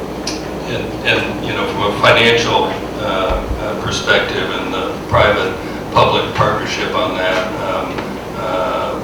you know, that's for many people to engage in. I think it's important from a population health and a clinical perspective, however, to not sell short the importance of this project and moving accountability for a significant population in need into the acute care delivery system, because that's how you're going to get equity and parity. It's really tough to get equity if part of the system is run in the public sector and part is run in the private sector. I think incredibly we've worked hard on that. We've made a lot of progress. I think we'll incrementally jump forward as we bring those components directly onto the campus where acute care services are provided, integrated with an emergency room, and we're excited about the opportunity. And at UVM, there are two gentlemen that I've come to know over the last year, Stephen Higgins and Phil Andes, who run the UVM Center for Behavior and Health. And we've gotten into a discussion. I mean, it was amazing. I saw this newspaper article where they just got a renewal of a $32 million federal grant to do these clinical studies. And so I contacted them to get to know them. And just found that there's a wealth of information there that I don't think is in the mainstream of what we're doing here, but could be helpful. And so we started to talk about at least coming to understand the benchmark plan for the QHP population. And an example that they provide is that if you are diagnosed pre-diabetic, exercise and nutrition are the things that you need, but that when you go to a bronze plan or a silver plan, you can get some nutrition counseling for $100 a pop, and there's nothing in terms of physical fitness in terms of those benefits. So I'm wondering, annually there's a cycle to take a look at the benchmark plan, which starts later this fall, and I'm just wondering and urging that the folks at the Center for Health and Behavior be encouraged to engage in that process so that we can have preventive care, not only just preventive diagnosis, but preventive care, more of a part of our insurance system. Noted. And those, it's a blessing to have an academic medical center in our midst broadly. It's really a blessing to have it within our UVM health network. We tap into that type of expertise on an incredibly regular basis to inform how we make investments and how we develop programs and meet the needs. So we'll certainly go back with those two wonderful academicians and clinicians, by the way, and make sure that they're engaged. Flipping to Porter Medical.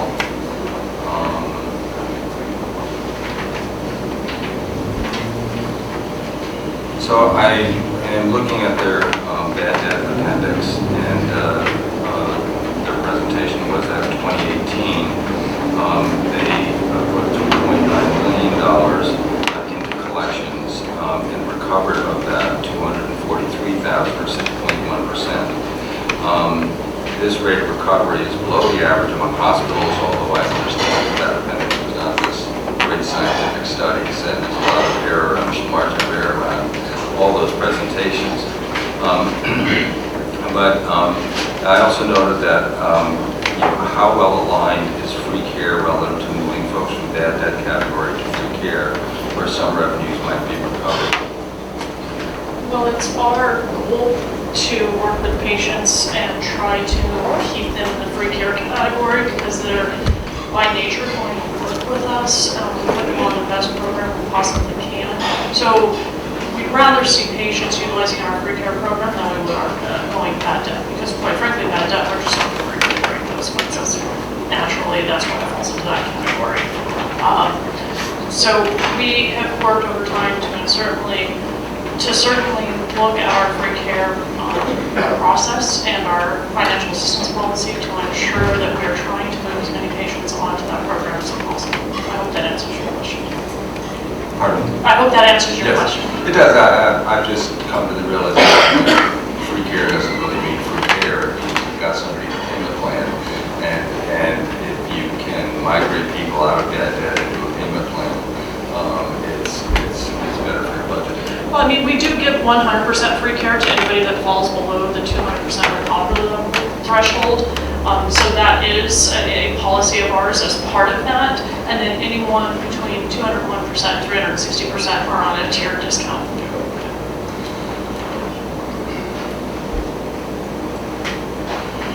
So looking at the array of utilization metrics since 2017 through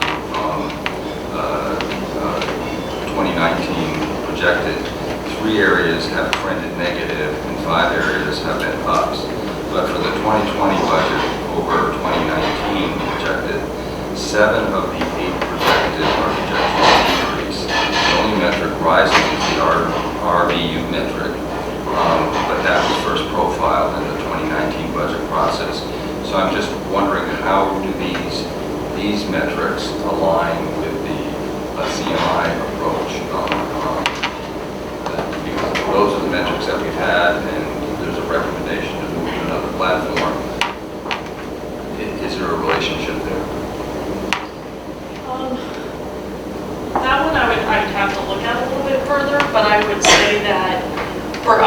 have seen an increase in CMI. We have gone from approximately 2 years ago from a 1.2 case mix index to close to, I believe, 1.3 right now. But we have seen more of our utilization level out, and a lot of that is actually shifting to our fixed perspective payment bucket. And if you look at our unique patients in that particular area, we're going from 6,400 unique patients to 7,500. So there's a relationship in the shift there, we believe, from a utilization standpoint, but we can certainly take a look at that a little more thoroughly.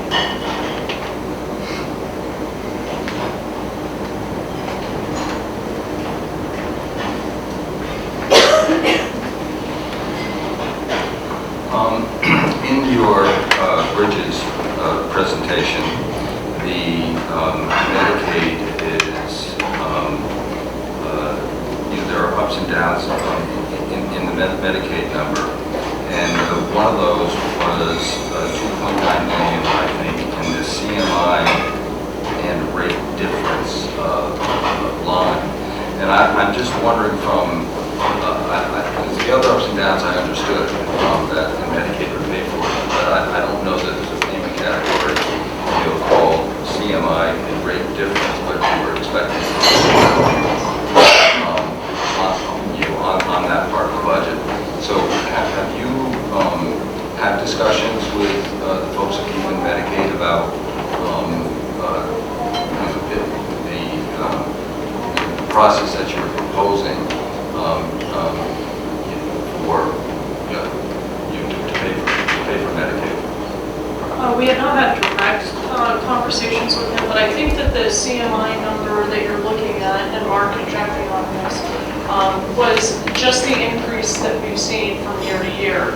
And I'm looking at him at the moment, this is something we were working on, but yeah, not necessarily the rate side of that equation. It was more the CM, the case mix index side. Yes, that's exactly what it was.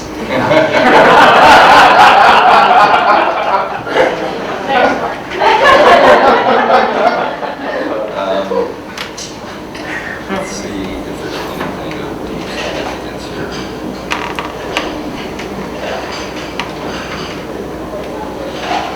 One question I had was, again on wages, there was an inflation index, and each hospital had a different number. So I'm wondering in terms of the development of the bridges documents for all three hospitals, whether or not that bucket that was called inflation was common to all of them, because there are other lines for supplies and drugs, et cetera, et cetera. And the inflation rate is different for each hospital. So I'm just wondering whether or not there was a systematic approach across all three hospitals in that regard. Well, I'll speak to it from a general perspective, and then I'll see if I can see those CFO side. But I mean, basically what we started, what would happen, common inflation metrics by category. So if that percentage as a total of their expense is a little bit different, it would drive to those being a little bit different. And then each one of the CFOs are able to adjust that metrics within their budgets. And Jen has taught me that does impact the critical access hospitals a little bit differently. So there's probably a little bit more of a nuance there that impacts the critical access hospital versus the academic medical center and CQC. Anybody else? I think this was on other operating revenue. There was a line, premium revenue and payer incentives, and a new category called institutional services revenue. Can you tell me what those are? So that is any revenue where we're billing a client, I believe, right? That's not it's not a payer. So if we're doing some lab work for a local office, there's no insurance involved. We bill them, they pay us. Any research studies that we do where the pharmaceutical company's getting charged or flows through that line. So it's essentially all it's for clinical services and diagnostic services, but it's for where insurance companies are involved. It's directly charged to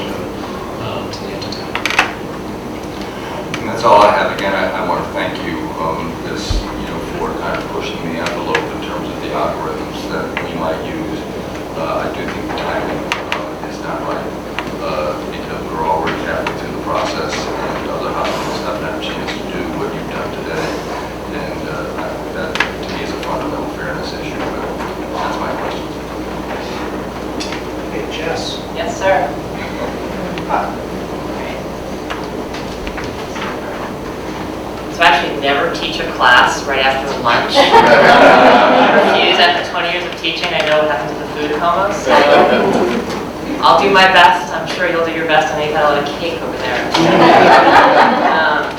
So first of all, I want to thank you for a really thorough presentation from all three entities and the network as a whole. It's helpful to hear what's happening in three of the hospitals in our state, including the very largest one. And I would say there's some impressive efforts going on to improve population health, cut costs, and try and take care of the needs of our aging population. So I first want to say I appreciate that. So my question is, I'm going to start at 40,000 feet, and then I'll probably get to 4,000 feet or 40 feet to the nitty-gritty. But my first question involves this care delivery optimization. So that's really intriguing to me, and I think it's so important that we do that actually on a statewide basis. And I've been asking a lot of questions of the other hospitals throughout this budget hearing about how they're choosing their service lines. And we're hearing some of the smaller hospitals, especially those that have declining populations, reimagining, and they're facing these large fixed costs. And we've heard about declining populations, trying to figure out what is the appropriate care to be done at their community hospitals. And so to some degree, Dr. Brumstead, I want to ask this of you because you've overseen a lot of this care delivery optimization across both New York and Vermont. There's a lot that you've learned already, even though I know you're doing more in the process in Vermont. But my question is, how do we start to balance the need for access? Everybody wants every specialty within, in their backyard, but with the realization that there's a correlation between volume and quality. And so to the degree that some of the community hospitals and some of the smaller hospitals have declining populations, therefore declining volumes, how do we start to figure out what can be done at a high quality level in our community hospitals, and really what needs to be done at larger centers that have more volume? So I'm wondering, as you're doing your care delivery optimization process, what criteria are you using, and do you, for example, use minimum volume standards as one criteria? How do you think about this? What have you learned? Loaded big question. No, it's a great question, and I don't know that I've told this personal story in this forum, but I did a surgical internship and then was had a public health scholarship, a National Health Service Corps scholarship. And so after that internship, incredibly wet behind the ears, I was told that we needed to go to a physician shortage area, which actually I wanted to do. I would have liked to have had a little bit more experience, but and I ended up in Randolph, New York, settled by people from Randolph, Vermont, by the way. But it is in the far southwest corner of New York State. It's about 90 miles from Erie, Pennsylvania, and about the same, maybe a little bit more from Buffalo. And it's the northernmost reaches of the Appalachian Mountains. And I was a town doc, and it is unbelievable how hard it is to access care in that kind of rural environment, and how hard it is to provide that care. And the missing element is collaboration, connection, coordination, a system of care. The missing element is a system of care. And I've certainly brought that concept forward.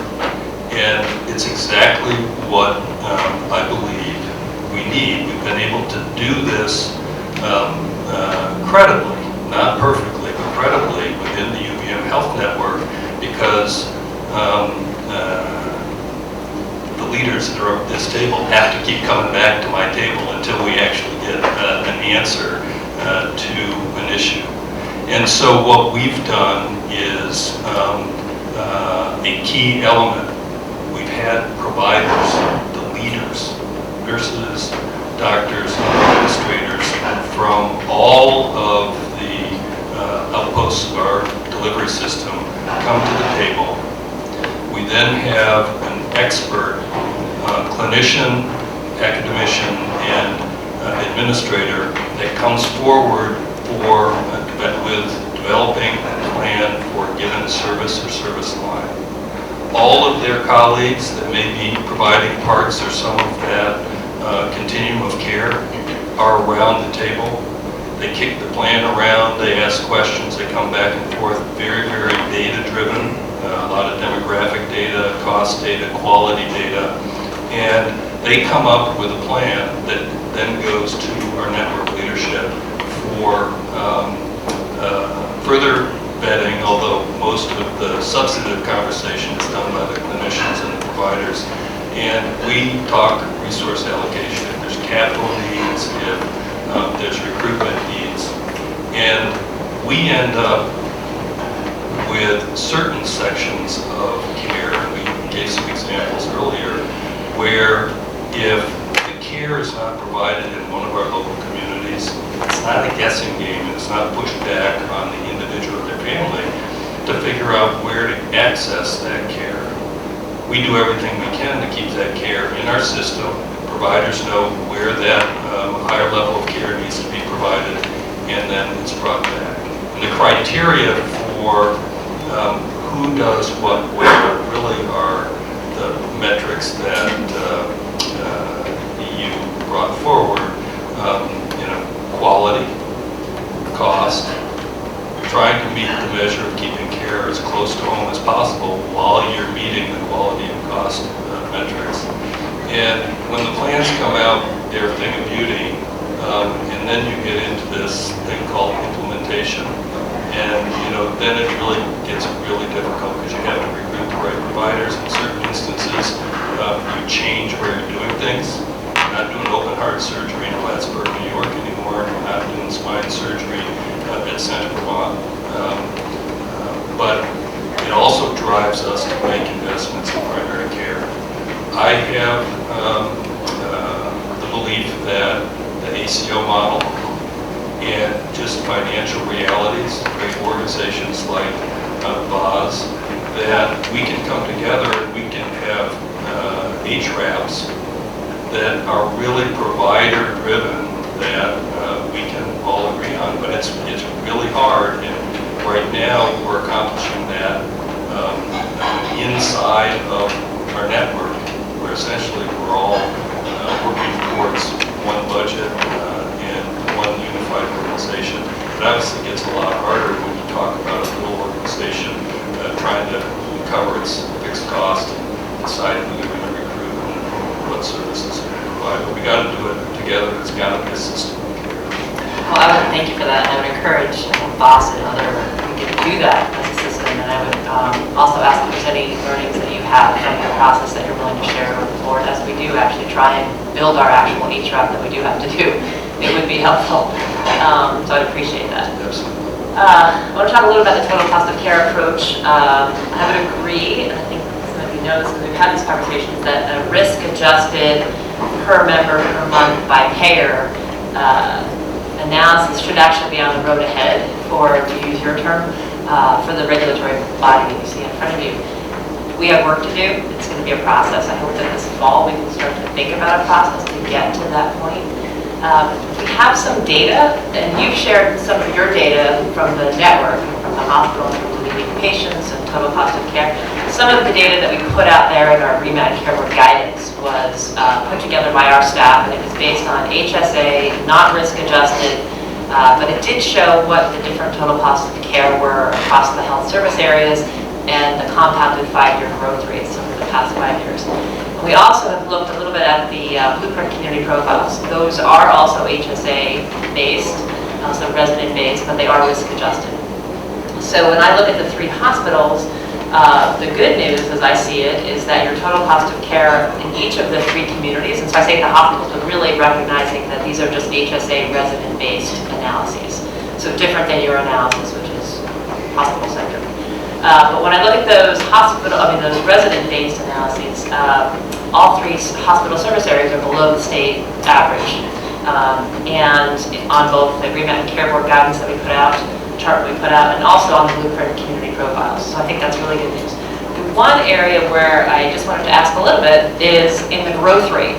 So the growth rate in the 3 hospital service areas was over 4%.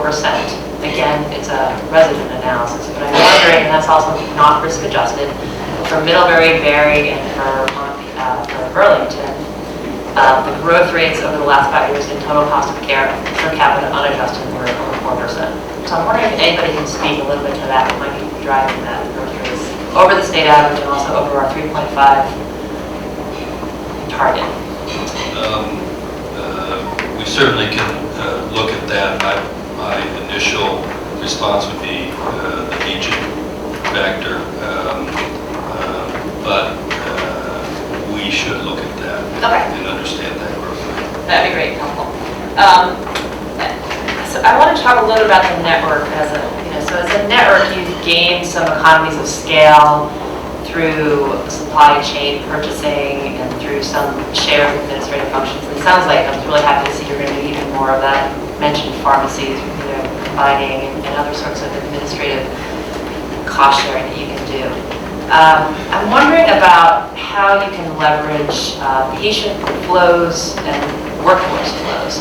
And so we heard about your, UVM is in surge. Is that the terminology you used? In surge mode.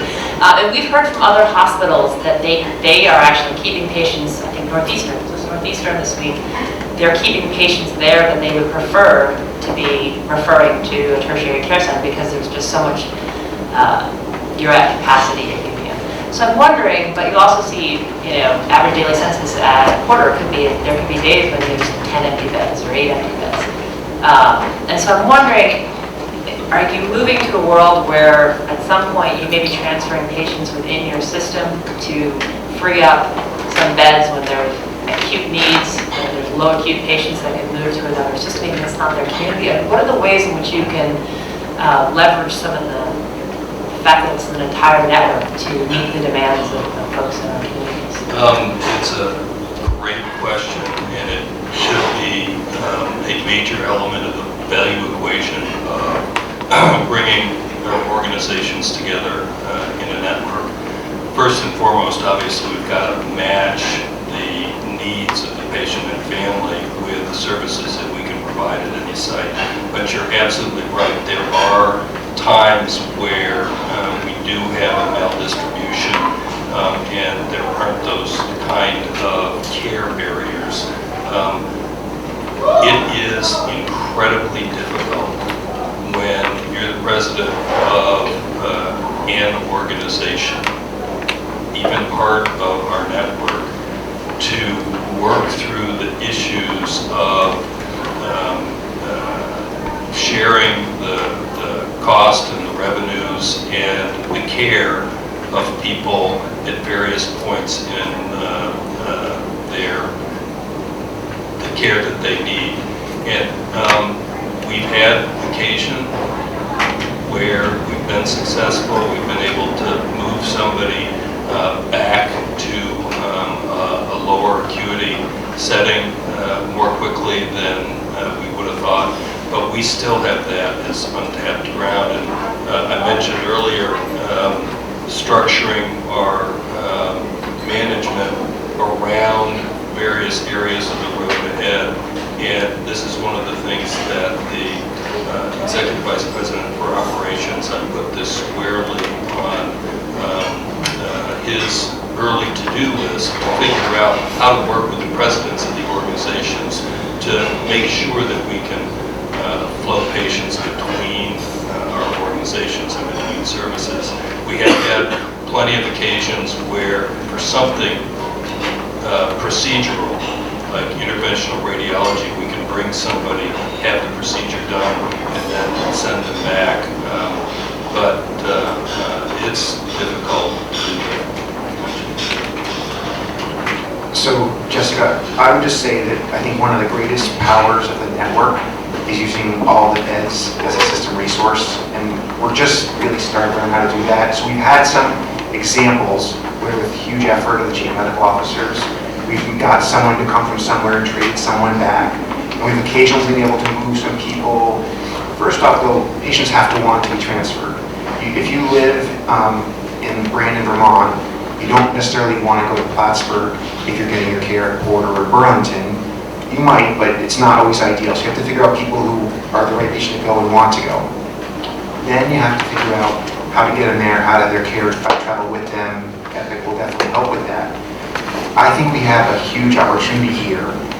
But I will tell you, last Tuesday, which I talked about earlier, I know for a fact that through great work of our chief medical officers, patients came to Porter, Central Vermont, and CVPH to help unburden the medical center and open up some beds for critical care capacity.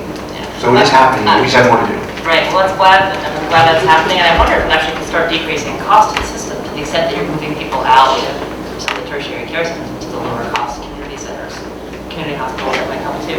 So let me ask you this, in that vein, when we think about, if you're thinking about moving patients all across your network, with patients comes patient revenue, right, that moves with them. So I wonder if you could speak a little bit, right now we do regulate you as 3 separate entities. If we were to regulate you as one entity, would that aid in flexibility in any ways? How would that affect how you think about, for example, patient flows? It would definitely align the way we're thinking with the regulatory environment. Very, very difficult, but formally independent sole community provider organizations that we're bringing together to get this concept across.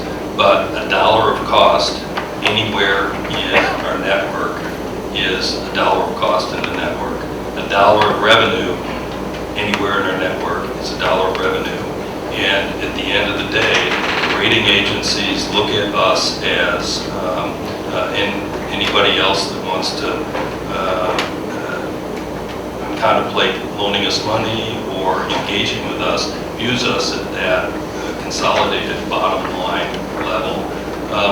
You see it already in some of our budgeting where Mark and the CFOs calibrate what sort of margin percentage we need from each one of our entities to sort of come together on a consolidated basis to get us back to that 3 to 3.5% at the network level. We're not asking each organization to just come right out and hit a specific margin target.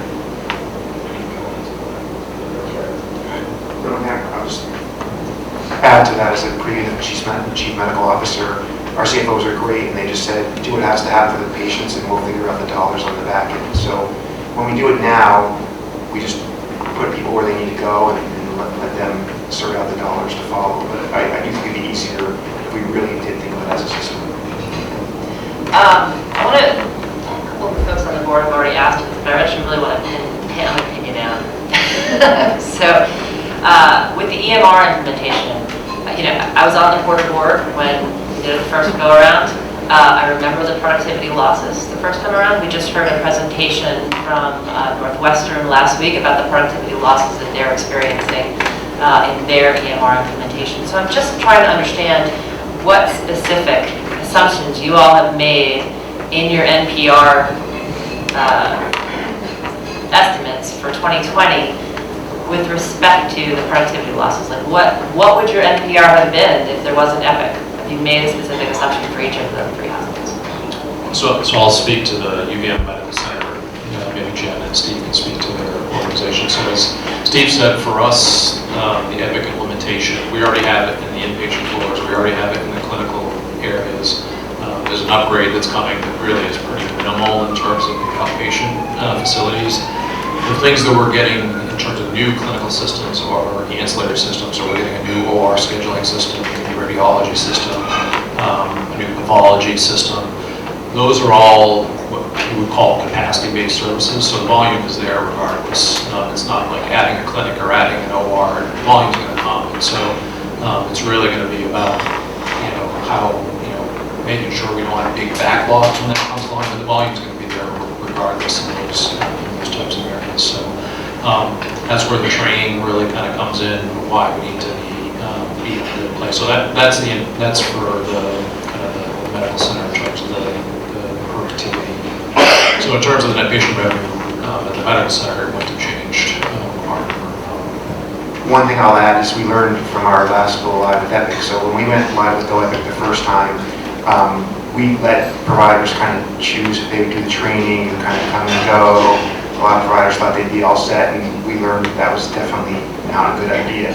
So this time, before November 1st, every single person that works after November 1st has to have completed training and passed a test. And Epic shows if you do that for your providers, it really makes a huge difference. They have to go through, for emergency medicine, it's 4 hours of training. I have to take a test afterwards. If I fail the test, I go back to a secondary class. And that's really been shown to make a huge difference in providers being ready. And also we're spending a lot of time and money having super users in every single clinical area that are going to be expert for that area. They're going to be available on the floor on November 1st regularly to help their colleagues who are having more difficulty. Correct me if I'm wrong, but we have budgeted in revenue cycle to make sure that we have the FTEs available should there be bottlenecks in certain areas in the revenue cycle process, that we'll have the people available to work those backlogs. So on the expense side, that is budgeted in. Do you guys? So for Porter, what we've anticipated is we're actually projecting a ramp up in October. Some of the providers are taking on extra days in order to not have so many access issues after go live. We're trying to mitigate that. But then after the first week of go live, we are anticipating a 50% reduction, and then hoping we can get back to a 75% operating, so only a 25% reduction in week 2. It is optimistic, but that is what we built into our budget. Thank you. So, thank you. Yeah, CBMC, we've done the same thing. We've factored into the first quarter of next year, a slowdown, and the plan is to make that now in the following 3 quarters. So it's going to be revenue neutral. So I've asked all of the hospitals this so far, but so I'm going to ask 3 hospitals. I'm trying to get a sense of relative pricing. So if on average Medicare paid $100 for a service, what on average would the commercial payers reimburse for each of the 3 hospitals? So for Porter, it would be $150. Yeah, I think it's in the same ballpark for the rest of the I think it's about the same. Okay. Let me just get to my own answer. So actually speaking of Porter, Jen, if you could talk a little about Helen Porter. You did a little bit in the presentation, but I noticed that the losses were projected to be a lot higher this year than they have been in the previous few years, and then the projection is it to be much lower next year than it's been in even the previous year. So what accounts for that turnaround? What happened this year, and are you confident in that estimate that the losses are going to be much lower next year? Certainly. So there are 3 factors that are playing into our FY19 actual performance for Helen Porter. One is we ended up going through a renovation over the summer of 2018, and we anticipated being able to rebound back from that quicker than we actually did, which carried into the beginning of this fiscal year. So we experienced some losses both from an expense and revenue standpoint that we were not originally anticipating from that renovation. We did a significant renovation on our post-acute unit in Helen Porter, just to give you a little background. And so that created this whirlwind, so to speak, and decline and deficit in that first quarter. The other thing is we recognized that, talk about wage pressures, we certainly have felt that at Helen Porter when it comes to our LNA population. So we made the decision, and this was unbudgeted in 19, to increase our LNA wages across the board. And that had an impact of about $250,000 to $300,000, and that added to the margin losses for this year. And lastly, there are the self-insured claims. We've actually seen quite an incline for Helen Porter for that particular area for benefits. So those 3 things played into this year, and some of them are an anomaly. We carried forward the LNA increases into our 2020 budget. Obviously, we're hoping that the revenues are going to rebound back. We've seen that over the last few months. Our post-acute unit is performing now the way we had anticipated. And so we're hoping that our self-insured claims will also level out. Is the $1.3 million a bit optimistic? I'll be honest, it is. There are some changes, though, to their revenue models. They're going into effect on November 1st, and they did have an increase in their Medicaid reimbursement also. hoping those two positive increases on the revenue side will help mitigate some of the expense increases we've been seeing. So is the 1.3 a little optimistic? I would say yes, but we're still going to do our best to get there. I like optimism. So that's good. For CVMC, I just want to echo the concerns of Maureen. I'm a little worried about the 2020 budget being aspirational. So I'm not going to harp on that point too much, because I think Maureen did an excellent job of asking questions about. But my concern is the last 3 months you've seen a very big swing in your margin and in your utilization and all the numbers that go with that. So I guess I would just say I would hope that, I think Maureen asked for you all to look at that NPR projection based on what you now know. And so I look forward to seeing that and seeing if you still feel as confident in the NPR going forward, given what you've seen in the last 3 months. One thing actually, one of our staff put together for CVMC, one of the statistics they put together was overhead expense as a percent of total operating expense. And that statistic over the past few years has been hovering around 20 to 23%. And in the 2020 budget, it jumps to 31%. So I don't know if that's something you can answer right away, but for CVMC, that the overhead expense as a percent of total operating expense made a fairly large leap. So I don't know if you can answer that now, or if you want to table that for later. I know that one contributing factor would be the implementation of that victim absorbing. All those costs would definitely have an impact on the overhead, but other than that, I'll look at more details. Okay, that'd be great. And I also echo Maureen. I think that for UVM Medical Center, I think the 6+% increase in NPR looks rather large, but and it is large, budget to budget, but I think, to her point, I think it's a very good one. Last year you came in at 1% or 1.1%, which was actually below the cap that we allowed, which would have been 3.2%. So in some sense, a little, I think, of what we're seeing this year is an underestimate last year of utilization, right? So now it's just catching up. So I just think all of us should bear in mind that was I feel like something is going on at Porter, people. So everybody's here. I hope somebody's in a report back there because I keep hearing it. So anyway, I want to at least acknowledge that to some degree, you coming in way below the cap last year, probably with the patient counts and the data that you've provided, some of this utilization is catching up. Last year not being perhaps because I think you're coming in about 2% over this year, right? So that would have been, if you'd come in at the cap last year, you would have been exactly on budget this year, and then the budget-to-budget increase would not have been so great. But let me just ask you a little bit about the NPR in there. One of the things that we've seen, for example, and I think you're telling the story with your data that you're capturing services that would have been in other communities is coming up to UVM. And part of that sounds like it's aging, acuity, things like that are driving people up to the tertiary care center. I don't know if there's a way to estimate that. For example, when we looked at Brattleboro Memorial Hospital, some of their increase in NPR is actually coming directly from Springfield. We know exactly where it's coming from. Springfield closed its birthing unit. That NPR existed in the system before. It's moving to Brattleboro. It's effectively revenue that existed in the Vermont system before. It's just transferring from hospital to hospital. Somehow, how we think about provider acquisition and provider transfer, there's also hospital transfer.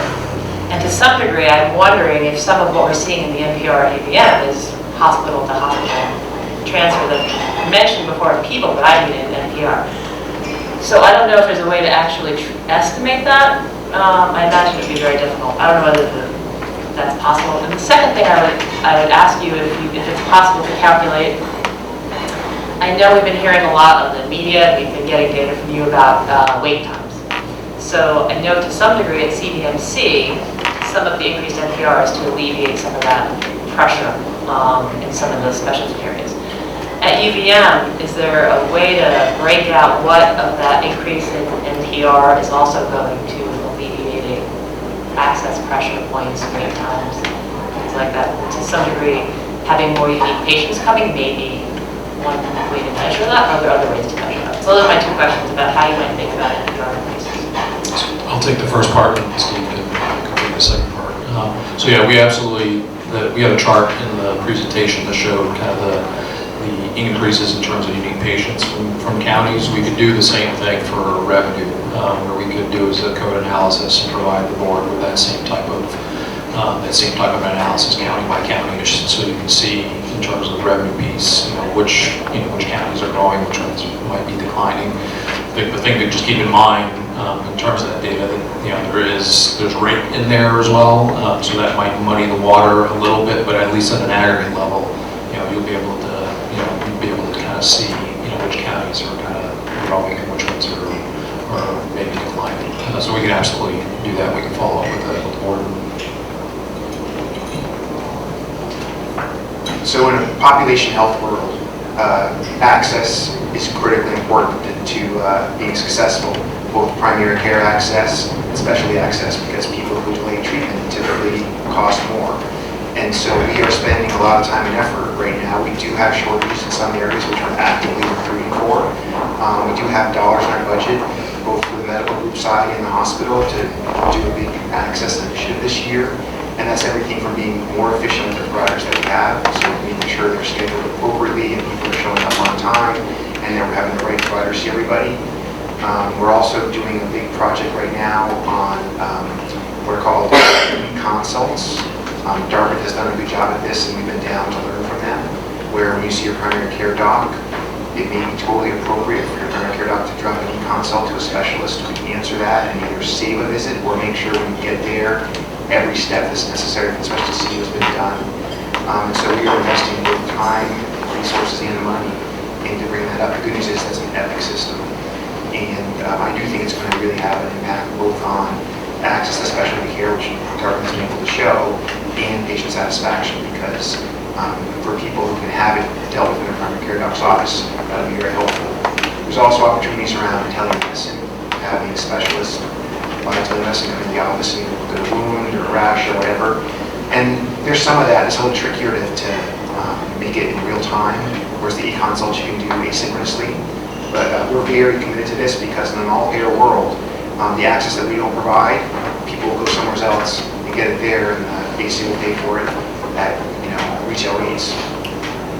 So my last final question is involved, as we're moving from fee-for-service into this value-based procurement model, we really need to figure out ways to remove unnecessary utilization, which we know exists throughout all systems. It's not unique to any UVM health network system. But I'm wondering what you're doing as a leadership team to work with your providers to change provider patterns, to think about variations in care, to try and, there's estimates out there that 20 to 30% of medical spend literally adds nothing to patients' health. That's a lot of money, 20 to 30% of all medical spend. How do we chip away at that, and what are you as a team doing to work with your providers to chip away at that? Because that's going to really remove cost from the system. So I've talked to this board before about chest pain and emergency medicine. I think that's one of our really good examples to this point. We looked across our network and we found that our emergency departments were all managing chest pain quite differently. We were using a different test, the same test, but different metrics across the organizations, and we were handling it quite differently. And what we found was happening was people were getting transferred to the academic medical center, theoretically to get a cardiac cath, and when they saw a cardiologist and we did our tests, so you don't need anything at all. Or a lot of people were staying overnight and didn't need to. So we brought our emergency doctors across the whole network together as a specialty council. Partnered them with cardiology and pathology to make sure that, first off, we're all using the same test, the same positive and negative range. We got cardiology to help the ER providers build a tool that every ER doctor would use at every site consistently, and then we implemented it. And we started measuring the providers against how well they were using the tool. Every one of us, I get my metric every month on how well I'm following the rules for when I see a chest pain patient. And over the first year, we drove down overnight admissions by 30% without missing a single heart attack. We really improved the number of people getting transferred. And so now the ER docs are working on pulmonary embolism, another very common problem that gets in big workups. And there's examples of this going on across the organization. Our chief medical officers through our Network Quality Council are every day looking at variation across the network. I will tell you that without having Epic everywhere, it's very hard to do because everybody captures the data a little bit differently. It takes a lot of time to try to put things together. I mean, mean, you're salivating when we have it across the network, and you can very quickly look and see how Dr. Leffler compares to Dr. Niffen in terms of chest pain protocols and stuff. That's, we're so close to that. So there is big opportunity. So can I put a request in for next year? For next year's hospital budgets, you'll have Epic. I recognize it won't be full on, still be at the beginning stages of it, but is there a world in which you can report back to us how you're doing on that rollout in other specialty areas? Because I think it's so important, and I think to the extent that Epic can help us along that way. So I would say, please tell us more next year and keep doing it. We'll replace this entire presentation with stories from our providers. I'm sure you'd be happy to do that. Happy to do that. Thank you. Yeah, okay.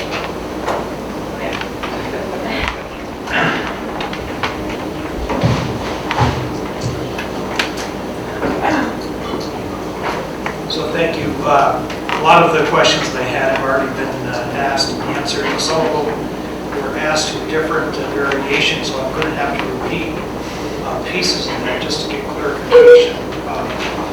To follow up just on the last point that Dr. Waltz made, I would love to get an update by the end of this year on your success of the EPIC tests that are administered not only in Passage, but also in those who did not show up. Anybody that didn't show up will be working for us. So. I'm curious to see what that number could be. We can't afford to lose any more providers. I guess I'll start with Central Vermont Medical Center.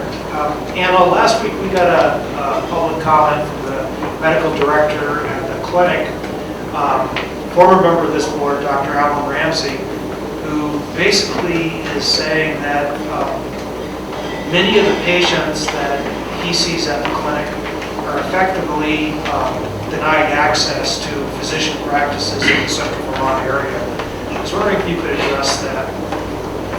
So we have no policy on the books that say we would deny access based on payer or any other variable. We see all patients, all comers, and so I will be happy to address that with Dr. Ramsey and see what he's seeing.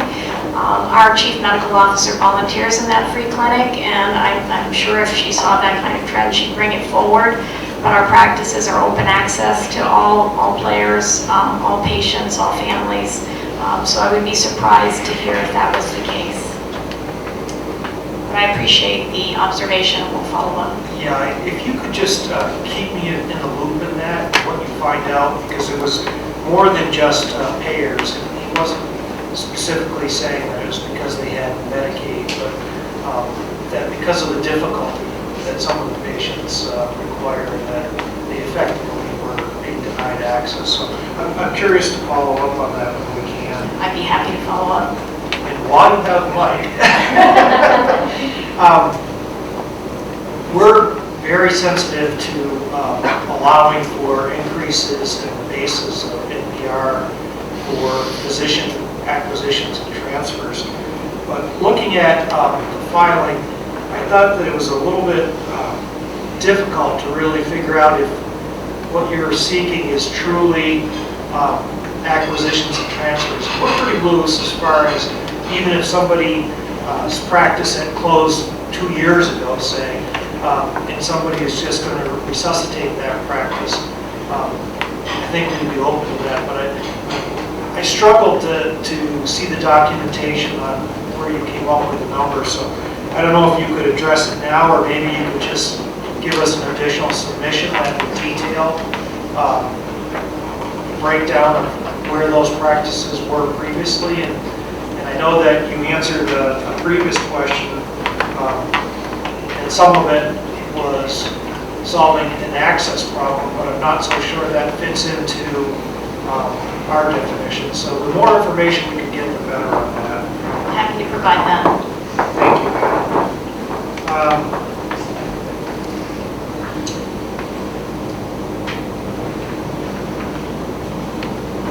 On the case mix index, throughout your filing, you make some solid arguments about the change in case mix index. Do you have any reason to believe that your case mix index is any worse than other hospitals in the state of Vermont?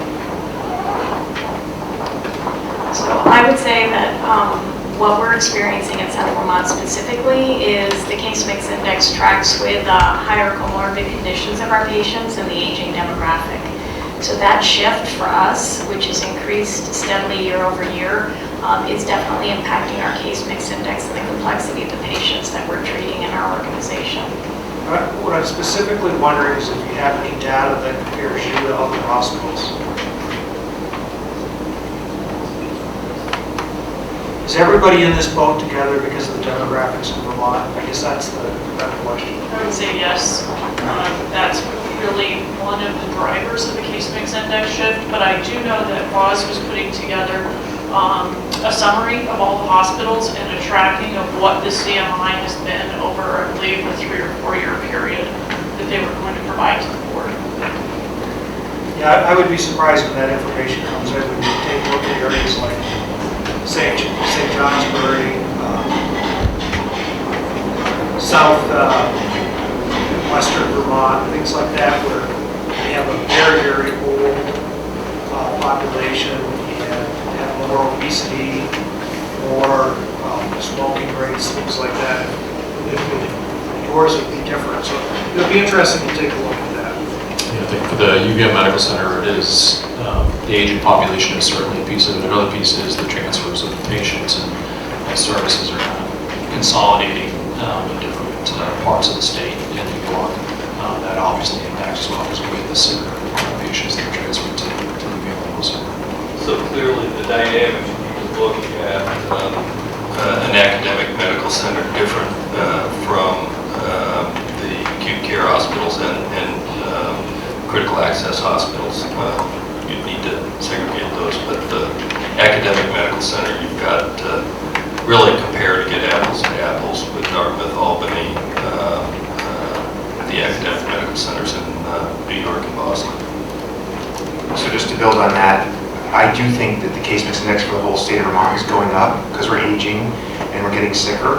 But I think that's part of the pressure we're feeling with transfers. So there is a certain level of acuity that different levels of hospitals can care for. And I think we're seeing the shift where more people now need tertiary care, which I think part of the pressure that we felt being in surge for so many days since January is that people need more care because of everything going on in the state of Vermont and ending up needing and requiring tertiary care. Oh, you've got the right, Steve. You talked a lot about what you experienced when you came into work on Tuesday morning. Can you talk to this board about cyclicality in inpatient bed needs and whether this could have been envisioned, what can be done in the future to try to lessen the load? I heard you say that you're really concerned about burnout on providers, the docs and the nurses. We received the board a letter from the nurses, and certainly, again, there's another area where we can't afford to lose any more people in the state of Vermont. So can you just talk about what your future plan is? So first off, addressing the cyclicality of admissions. First off, we know that over the course of the week, admissions go up and down. We know that Monday, Tuesday, and Wednesdays are busy every single week. Monday's the busiest day of the week in all emergency departments basically across the country, where people put off care over the weekends. And we get a lot of surgeries, big inpatient surgeries happen on Monday, Tuesday, and Wednesday because the providers, the surgeons want to see their patients in post-op over the next couple of days. So every week, and that's actually very predictable. We actually have great metrics, so we can show you right now how bad it's going to be next Monday at the medical center, and the following Monday we can map that out pretty well. We also know that for most hospitals in the state, we're busier in the summer, we get busy around the holidays, so you can build out some of that. But there is something going on that's much harder to predict. There is some extra thing going on where, for more than I've ever seen in my career, suddenly all of the academic medical centers in our region, so we speak to them every day, are all suddenly full. So we were in a crisis on Tuesday morning in our emergency department, luckily because of our great providers and our great staff who are able to mitigate that in our network. We found out that Albany was in the same situation Thursday morning. And Dartmouth is in a chronic issue of being full all the time. So there's something changed about, and I think it gets back to what we're talking about this whole session. People in our region are getting older and sicker and needing more tertiary care. There's more things that have to end up for some period of their care in the academic systems. And the trick is to get them back to their community hospital as soon as you can. Deal with their acute issues, stabilize them, send them back with a good care plan. To the second part of your question, and I spend a lot of my time in this interim role out walking the floors, talking to our nurses, our doctors, our leaders, our union, and our providers are stretched thin right now. We're stressed. We hoped that bringing the Miller building on was going to help things, and it has helped parts of it a lot because now we don't have to have orders in the back hallway of the ED, which we're having pretty much almost every night from January to June. We've been able to stop that, so that takes pressure off the other part of the system. But we've changed that for, really we thought Shep 3 North was going to be an occasionally used floor, and it's been in use every day since June 3rd with a full complement of patients. That puts pressure on our resource pool. We've been staffing that with a resource pool while we're sorting out what our new normal looks like. We're spending a lot of time right now, figuring out how many beds we actually think we need so we can come back in front of you to present, close out of Miller. We're not really sure yet. We don't know what the normal state is. We know we're busier. We know people are sicker. We know we're getting more calls than ever for transfers for tertiary care, and that's our obligation and our responsibility. We want to take care of everybody who wants to send something to us. Nothing is worse than a call from a provider at Northeastern Hospital in St. Johnsbury saying, we have someone sick, we want to transfer you, and having to say, we can't take them tonight, we don't have an ICU bed. We hate that. And so the short answer, I guess it's a long answer at this point, is that we have to be able to staff in a way to care for people who need us, and we're working hard on that. Since you still have the mic, we talked a lot about telemedicine. At one of the hearings last week, we saw really some cutting-edge stuff that was being done in conjunction with Dartmouth, where hospitalists were able to access specialists within about, I think they said 10 minutes of time. And I'm just curious, what's the progression that you have on that? We have some great telemedicine stuff occurring right now. And actually, I think some of the best examples are at Porter. At Porter, one of the primary care docs there is doing telemedicine visits both into people's homes and into the workplace, which is amazing. In Burlington, we're doing a fair amount of telemedicine around high-risk mothers who have substance abuse. We're doing a program with Rutland. We're doing a fair amount of psychiatry with telemedicine across our network. And we're actively growing clinics where they can call in and get a real-time consult. The trick is you have to have a provider that's their job that day, otherwise you hurt access. So Dartmouth actually built a model where they have providers that actually are in a different area, and their whole job today is being a telemedicine nephrologist or telemedicine behavioral health doctor. We haven't exactly done that yet because we're so hard working to make sure that people are showing up in person and be seen, but we are building that capacity. Do you think you have the scale of the network to do that? That's a great question. I think for some things we'll definitely have scale. I think for other things we'll partner with other places, potentially like Dartmouth. And we've been down there a lot to see what they're doing. They have a good program.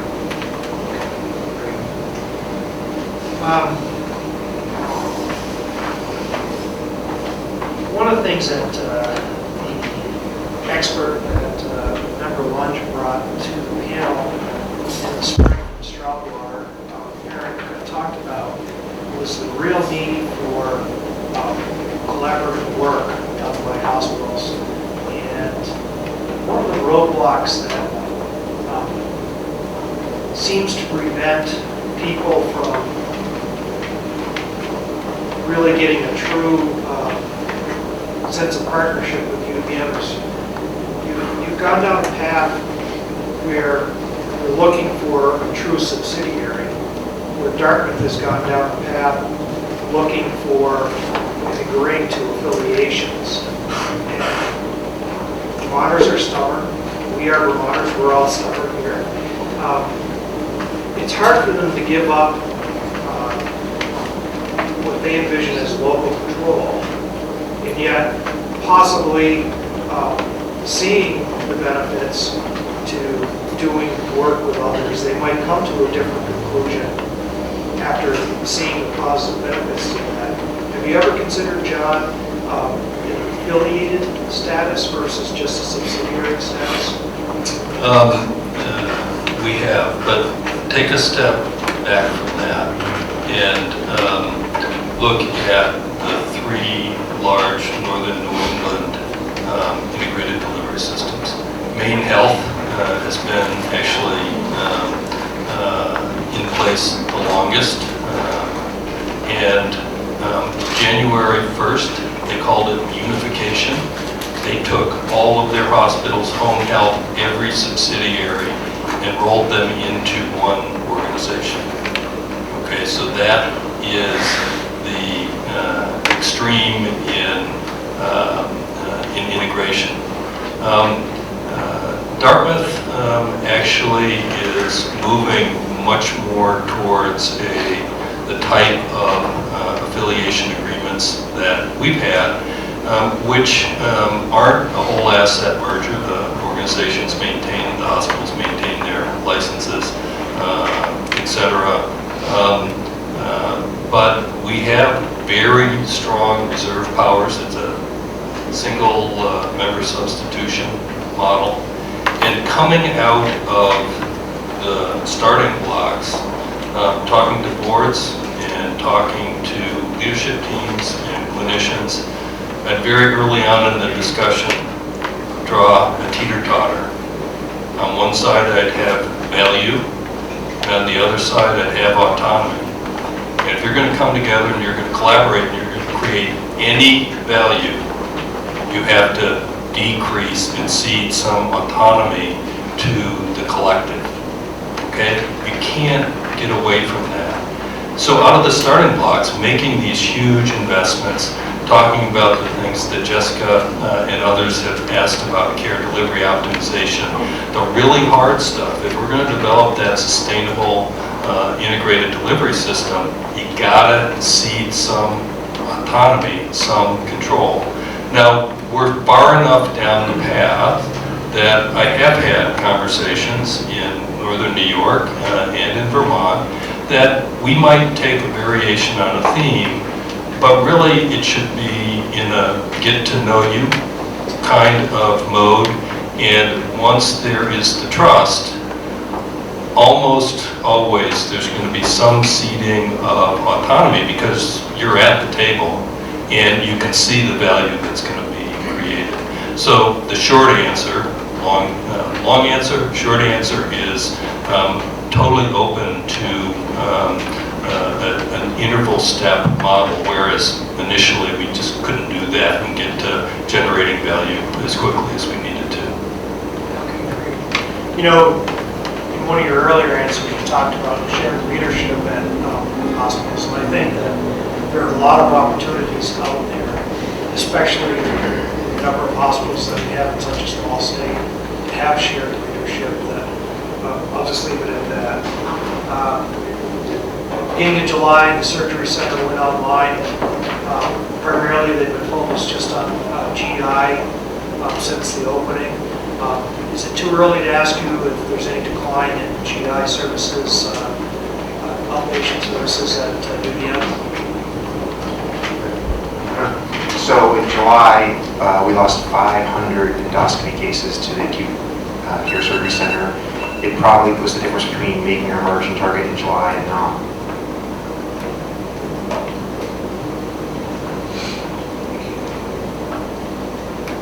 And then, next question I've been asking all the hospitals, how they went about their methodology in determining how they would compute what they were going to request for charges, and then about how they did it across services that are offered in the hospital.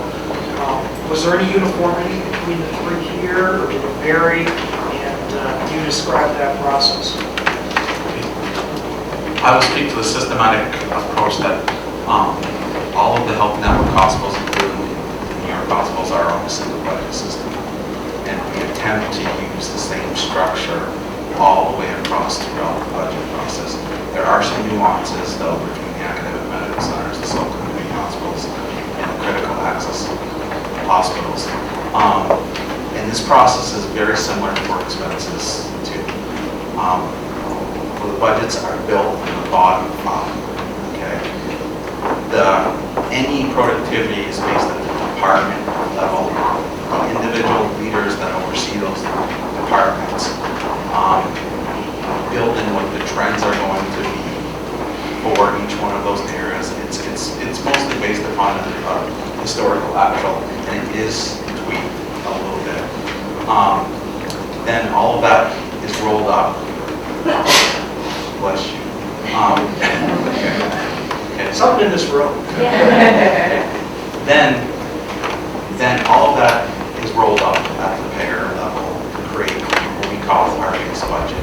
So that's an attempt to get a comparison in $19 to FY $20 before you add any inflation factors such as expense inflation or payer inflation. And then from there, we work with each one of the entities by major payer category as it's built within the general ledger of the accounting system on what the general assumption is for the payer change. And then all of that is rolled up as one. And then that is shared back to say, is there any tweaking that needs to be done, or does it seem out of sync? It is a little bit complicated to determine how the alt-care model factors into that, because we still didn't have a lot of history. So we had to fall back on what the fee-for-service equivalent was. And then I think I would first hand it off to Jen, because then the critical access hospitals, since they're paid a little bit differently, they would do a little bit of tweaking. But from a general process, that's how we start off. It is all one system. It is the same revenue team that is putting through those assumptions, in the system too. And then there's a little bit of go back and forth. So it's kind of built from the ground up that the individual leaders put what they believe the volume is for their specific area. And my procedures and my tests, it can be whatever it is for that specific area. But at the end of the day, the weighted average will be that number. Yes. Okay, I'm really curious to hear the differences. Especially across service centers. Don't argue. So for us at the medical center, we actually had, this is the first year we've had a gross fee increase, and in 4 years we've been zero for quite a while. And the reason for the increase this year is we were starting to run into some services actually where the price was below the reimbursement, and so we had to make some adjustments there. So we look across all our services. We look across Medicare reimbursement is kind of an anchor that you can kind of use in terms of kind of relativity. We also look at benchmark data to kind of see where prices are at, and we adjust that every year and come up with a fee schedule that kind of meets all of those needs. So very similarly to what Mark said, we base our budget first on utilization, payer mix, any new service lines that we have, procedural mix, balance that with our expenses. But in doing so, we have to evaluate, because we're a critical access hospital, our ratio of cost to charge and what that Medicare reimbursement will look like when we run those two components through our modeling. So that is a bit of a nuance for us, where we take that balance between the two and the percentage that we've seen historically from the year prior and apply that to our Medicare rate, and then back into a commercial rate increase from there.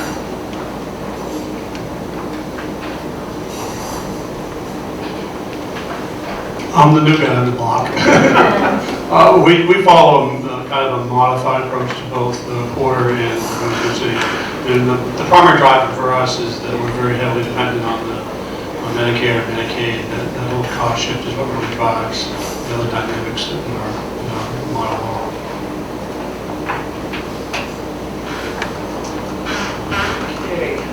that is the end of the questions that I have listed here. Patrick and Stafford, is there anything that you wish the board had asked that we do? Thank you. At this point, I'm going to turn it over to the healthcare advocate, Mike. Thank you. Let me just first do a thank you. Recognize that we've all been here for a long time. And you've endured, you and all of us have endured a lot of questions. Enjoy the conversation. And then I also just wanted to say, as the healthcare advocate, as a consumer advocate, I just think it's important to pause for a minute and to recognize that we're all here after the same thing, and that's that each of you have a team behind you that are providing great care to Vermonters right now. And I know that as the healthcare advocate, we spend a lot of time picking things apart, which maybe we'll do in a minute, but I did want to pause for a minute and thank you for your teams for doing that work. Julie has a question or two, and then So first, I also wanted to follow up on the case mix index adjustment that you had proposed as it relates to the all-payer model. I'm just having trouble understanding. So there is no case mix index adjustment in the all-payer model, correct?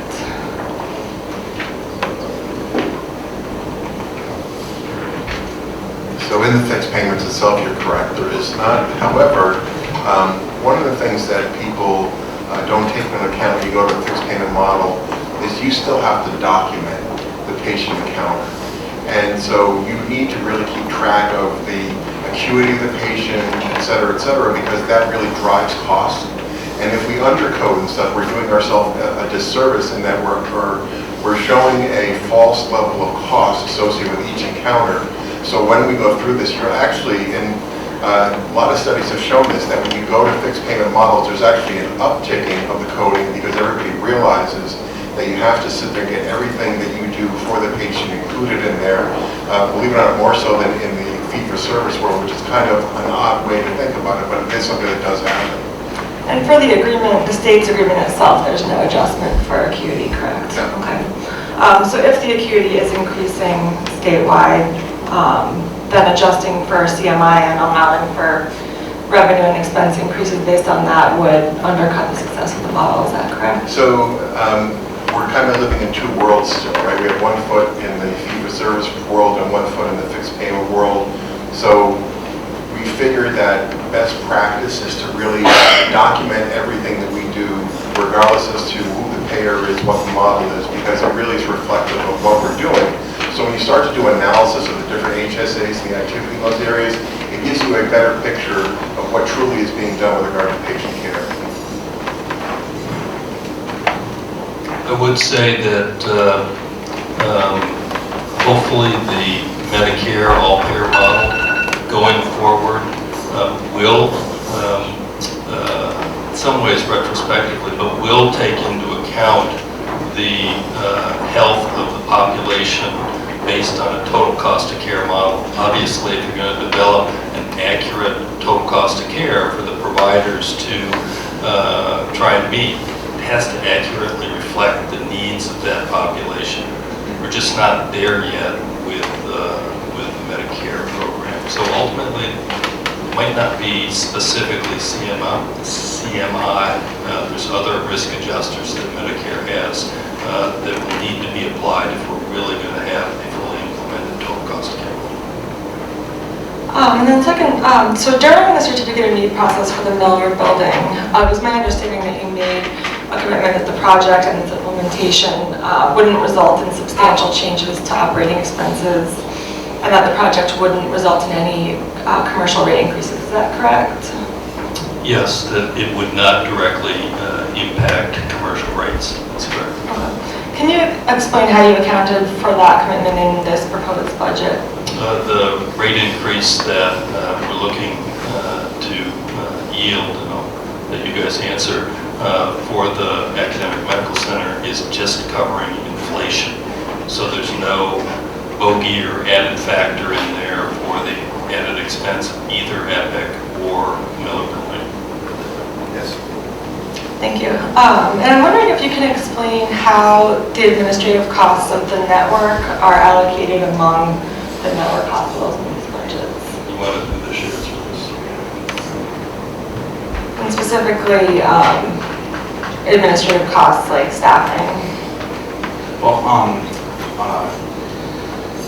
we have all of the administrative support areas where that fall into one bucket from an administrative perspective. And this was a little bit of a challenge, setting up from the health network perspective on how do we move forward with this. But this is our basic model, okay? Whatever the base expense started for each one of the entities, they have to carry that base level expense. And so far, we've gone through that, but every incremental dollar is shared proportionately by total patient revenue. So basically, we took the baseline and the starting point, we'll divvy it up, that this is what was at this entity, this is what was at this entity, this is what was at this entity. And now, every incremental, including inflation dollars on that base, is shared proportionally across the whole health network. And it's back to the comments I made around the road ahead. We're really just putting our toe in the water of shared services. And if you think of HR, every single one of our entities has a fully built out HR department, either meeting the needs or coming close to meeting the needs of each entity. We believe that we can get great efficiencies and increase the service that we can provide, in this example HR, to all of our entities if we take a much more centralized approach. We're just in the early to middle phases of implementing that, to Mark's point. At some point here in the next couple of budget cycles, we will be allocating the true cost of the entire shared service, not starting with the base that each one. We would be sharing the entire cost of that service in a distribution methodology. Right now we're using the percentage of revenues. We may do the percentage of expenses, but this is an evolution and we're not there yet. Can you tell me where I can find the network's executive leadership on the salary? So each hospital has like its salary table. Is the network leadership on those, or are those only the hospital-specific leadership?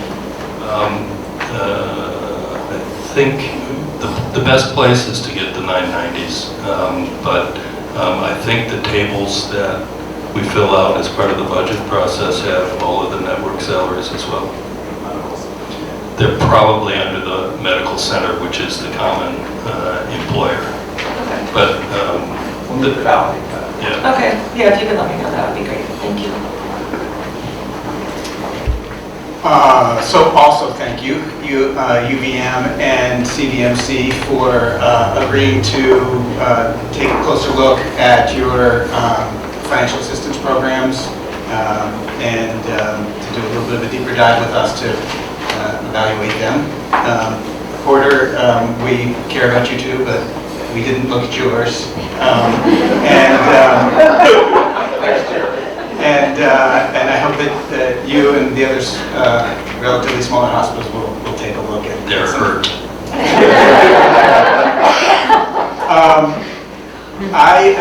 So I have been putting some energy in these hearings to sort of looking at various ways of comparing the bad debt and free care numbers. And I can't help but recognize that however you look at it, whether it's free care as a percent of NPR or the relationship between free care and bad debt, CVMC is a standout in the good side as providing more free care, significantly more free care than bad debt, and being an outlier amongst the whole community of hospitals across Vermont. But I have to ask, and every time I've asked this question, everybody assures me that their hospital does a great job of making their free care programs available to all their patients and posting it and having staff available to help people fill it out. But I have to wonder how it could come to be that you'd have, at the table here, one hospital, CVMC, providing approximately $1.40 of free care for every dollar of bad debt, and the other two hospitals providing significantly less. I'll just leave it at that. And if anybody has, if you have any insights about that, I think that could maybe help out all hospitals. Yeah, I could just speak to the UVM Medical Center. I think part of what we do, so we have financial counselors that as patients are coming to receive services, the first thing that we do is trying to make sure that all other sources are tapped. So if they haven't applied for Medicaid, we actually have them fill out the application. We actually help them to, if it looks like based on their income level, that they can get insurance on the health exchange. We help them with their application for that as well. So I think that might be part of it, part of the explanation that we're trying to push as much as possible into those avenues before the free care is kind of the backstop. I think the other part of the medical center too is obviously a regional provider, and some of the free care is obviously for local patients.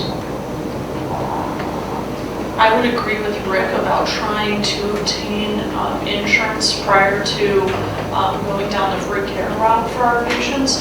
But I also want to mention that as part of that calculation, the one thing that we found is missing is the HEB discount that is applied to the gross charges prior to calculating that free care. And if you actually aggregated those two, at least for our hospital, we would be coming in about 52 cents to the dollar. So it does depend on how hospitals are treating the HEB as well, so that could factor into the equation. Yeah, that's a really good point, and it's been an underlying question that I haven't asked out loud. How different are the different hospitals reporting these numbers, and is there consistency? Probably not. Probably Yeah. not, yes, thank you. But that's something that we'll look into.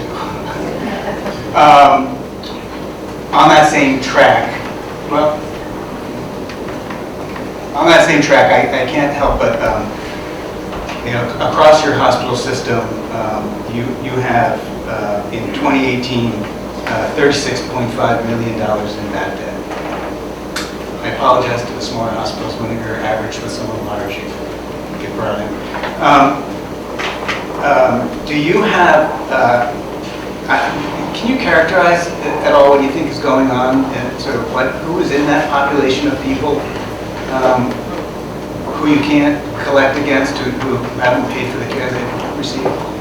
Yeah, so for the last several years, I mean, there truly isn't any more what you would call, the very small amount of what you would call pure bad debt, meaning a patient that doesn't have insurance that doesn't pay. I mean, it's ever since the health exchange came online, more and more patients have insurance. So that number's been shrinking dramatically in terms of true kind of first in kind of bad debt. So what's left in that bad debt bucket now is patients that they have insurance, but they're not able to, or they don't pay their self-pay portion. So that's across the commercial plans, that's across Medicare, and so that's the piece that's been growing. There certainly are patients that still kind of roll the dice and don't get any kind of insurance, but that number's been getting much smaller. It really is patients who have insurance that their self-pay balance because of deductibles increasing, the amount of co-pays and that sort of thing increasing. That's what's making that, and they don't qualify for Medicaid, they don't qualify for our free our charity care. That's what's growing.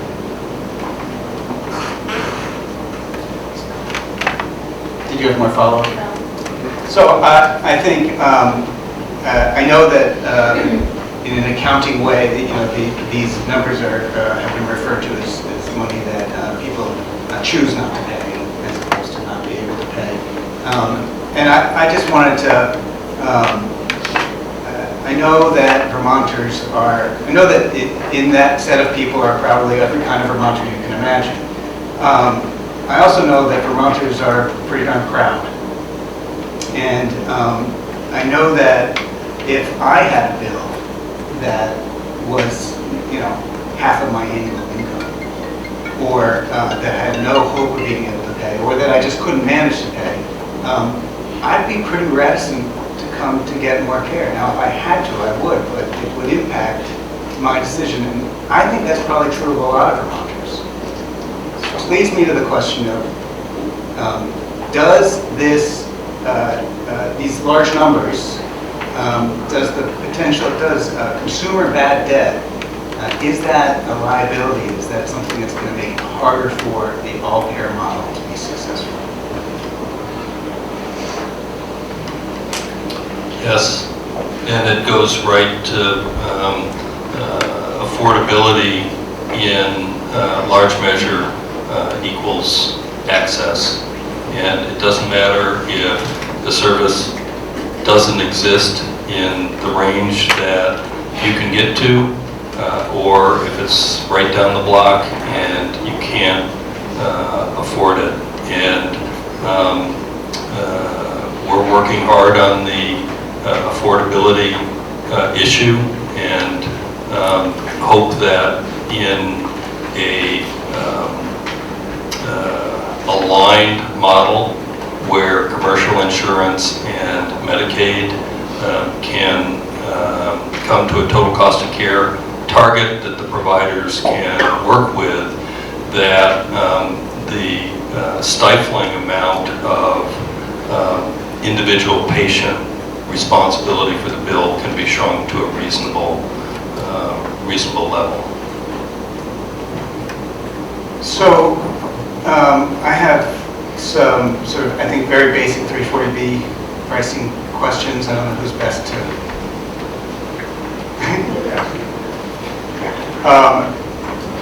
Let me preface this with the recognition that 340B pricing is, I understand, a very important part of every hospital's ability to make it in this environment. And I also understand and know that 340B monies helps you and other hospitals provide care to Vermonters that wouldn't get it otherwise. So don't take my questions in any other. I'm just trying to understand the flow of the money. And so I understand that the 340B drug has an allowed price set by I don't know, CMS or the government, someone. And so I'm just trying to understand when an uninsured patient receives a 340B allowed drug, like a 340B provider, what is the charge that goes to the uninsured patient? Is it the 340B price or the commercial price? Do you know? So it's the commercial price, but we have an uninsured discount for patients that truly don't have any insurance. I think that's part of our, I think what you see in our policy. If they have insurance, then it is our set fee. So for the commercially insured patient who gets the 340B drug, can you describe to me how the money flows? So so when we talk about 340B, there's three components to it. So one, just to back up a little bit, to even qualify to be a 340B entity, you have to take care of a certain amount of indigent patients, so a certain amount of Medicaid and self-pay patients to even qualify for the program. The program was, as you said, was meant to ensure that the provider community had another revenue stream to ensure that they had access, they could create access for patients that needed services. That was the ultimate goal in setting this up. We're certainly an organization that has tapped into that, and certainly in the last few years has helped to kind of maintain that access. But the first place that 340B impacts is that set fee schedule that you were talking about. So CMS sets that and tells all the pharmaceutical companies that this is the max amount that you can charge these 340B entities. So right there, that creates a cushion where we would have to pay, if we weren't a 340B entity, we'd have to pay a lot more for drugs than what we do today because we are a 340B entity. The second one was the specialty pharmacy that we talked about earlier. So we're a specialty pharmacy vendor, so patients can decide to come and purchase their specialty drugs from us instead of other for-profit companies. And because that rate is set by CMS for a 340B entity, obviously we're able to help generate some funds to kind of bolster our needs. And then the final piece is the contracts that we have for local pharmacies. So local pharmacies can decide to purchase drugs from us, and because we have that set rate, we're getting at a lower cost than what we can charge. Still a good deal for them, but we have another revenue stream to ensure that we're able to maintain all the access that we have for services that are entity. So am I understanding it correctly that you you get the 340B price for a lab drug, and for a commercially insured patient, the carrier or the PBM reimburses you at the commercial rate? Regardless of where we get what price we pay. So we have some patients that are 340B patients and some that are not, but we don't charge patients differently based on their level of insurance. So, but it's that price spread between the 340B price and the commercial rate that is the magic money, if you will, for you guys. Throughout, if you search for, there's numerous journals, numerous reports, numerous evaluations that express concern about 340B pricing with regard to an increase in utilization for hospitals that do 340B pricing. I don't know how to rectify sort of those national numbers with, I'm sure I've asked this question at previous times, and I know that every hospital is going to be quick to say that the prescription practices and the management decisions and who's making money on what are completely separate and people don't know it. Yet, I see the national journals expressing concern about that, and I know that something like 8% of the rate increase that was asked for was about high-priced drugs. And so, do you have any response to that?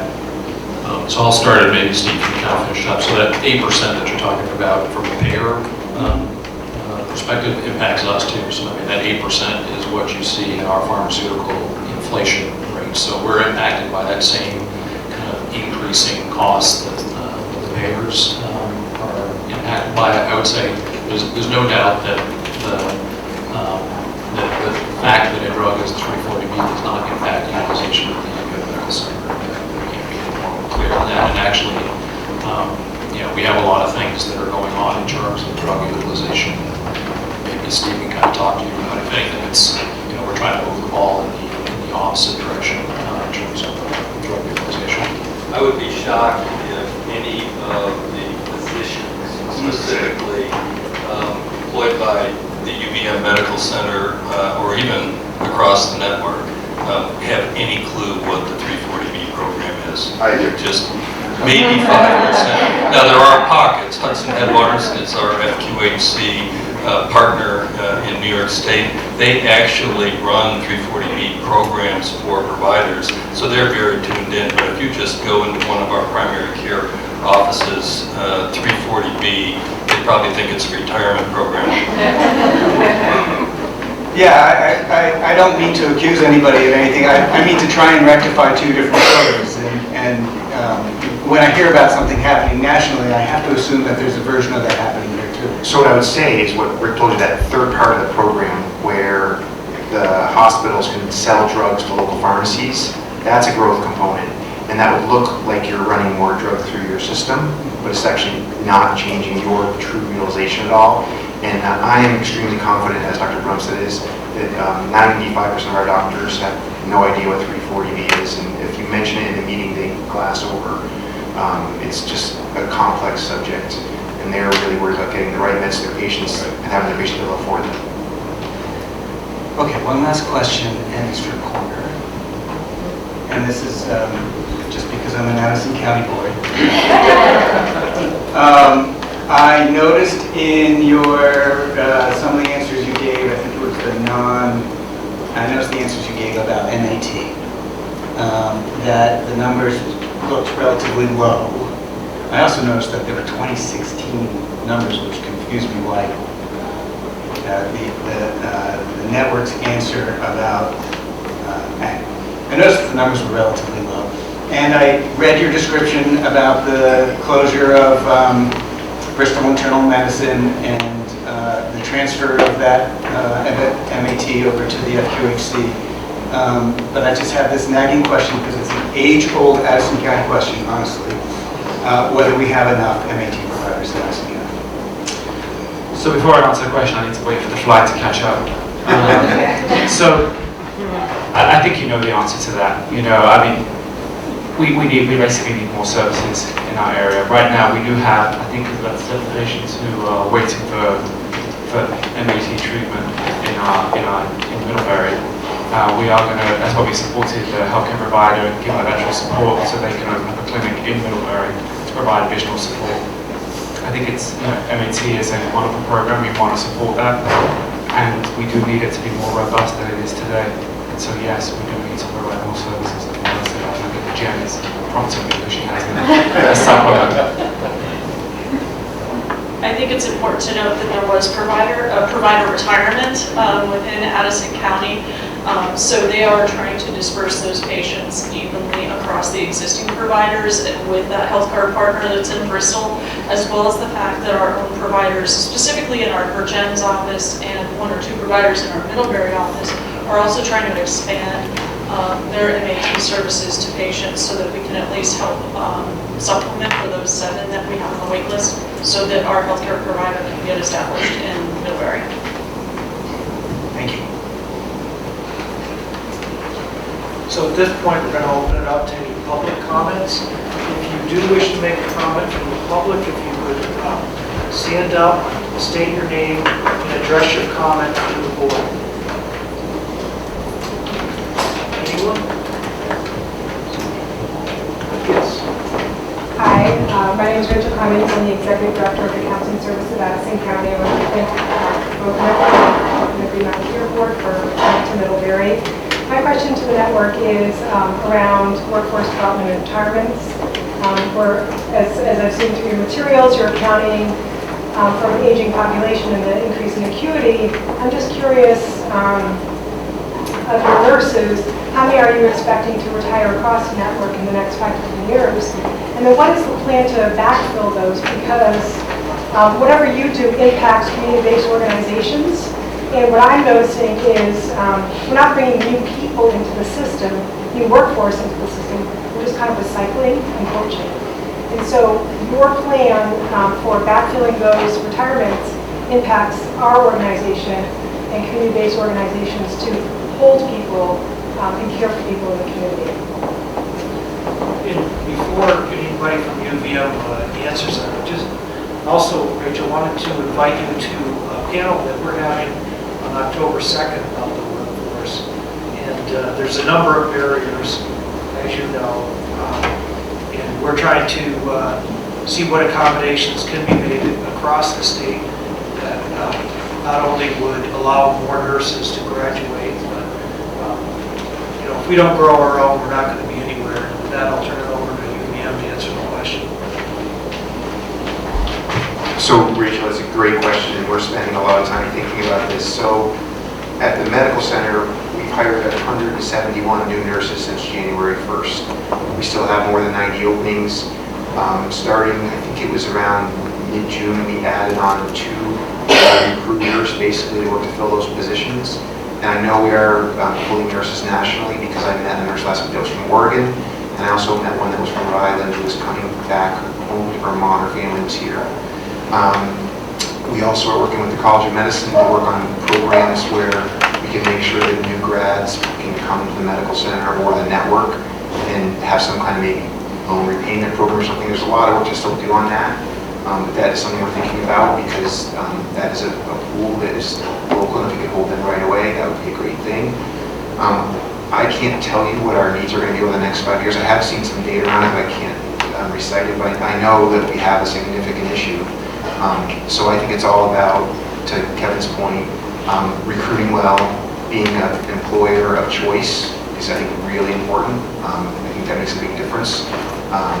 We're working to start to prepare to try and become a magnet organization because we know that helps with recruitment.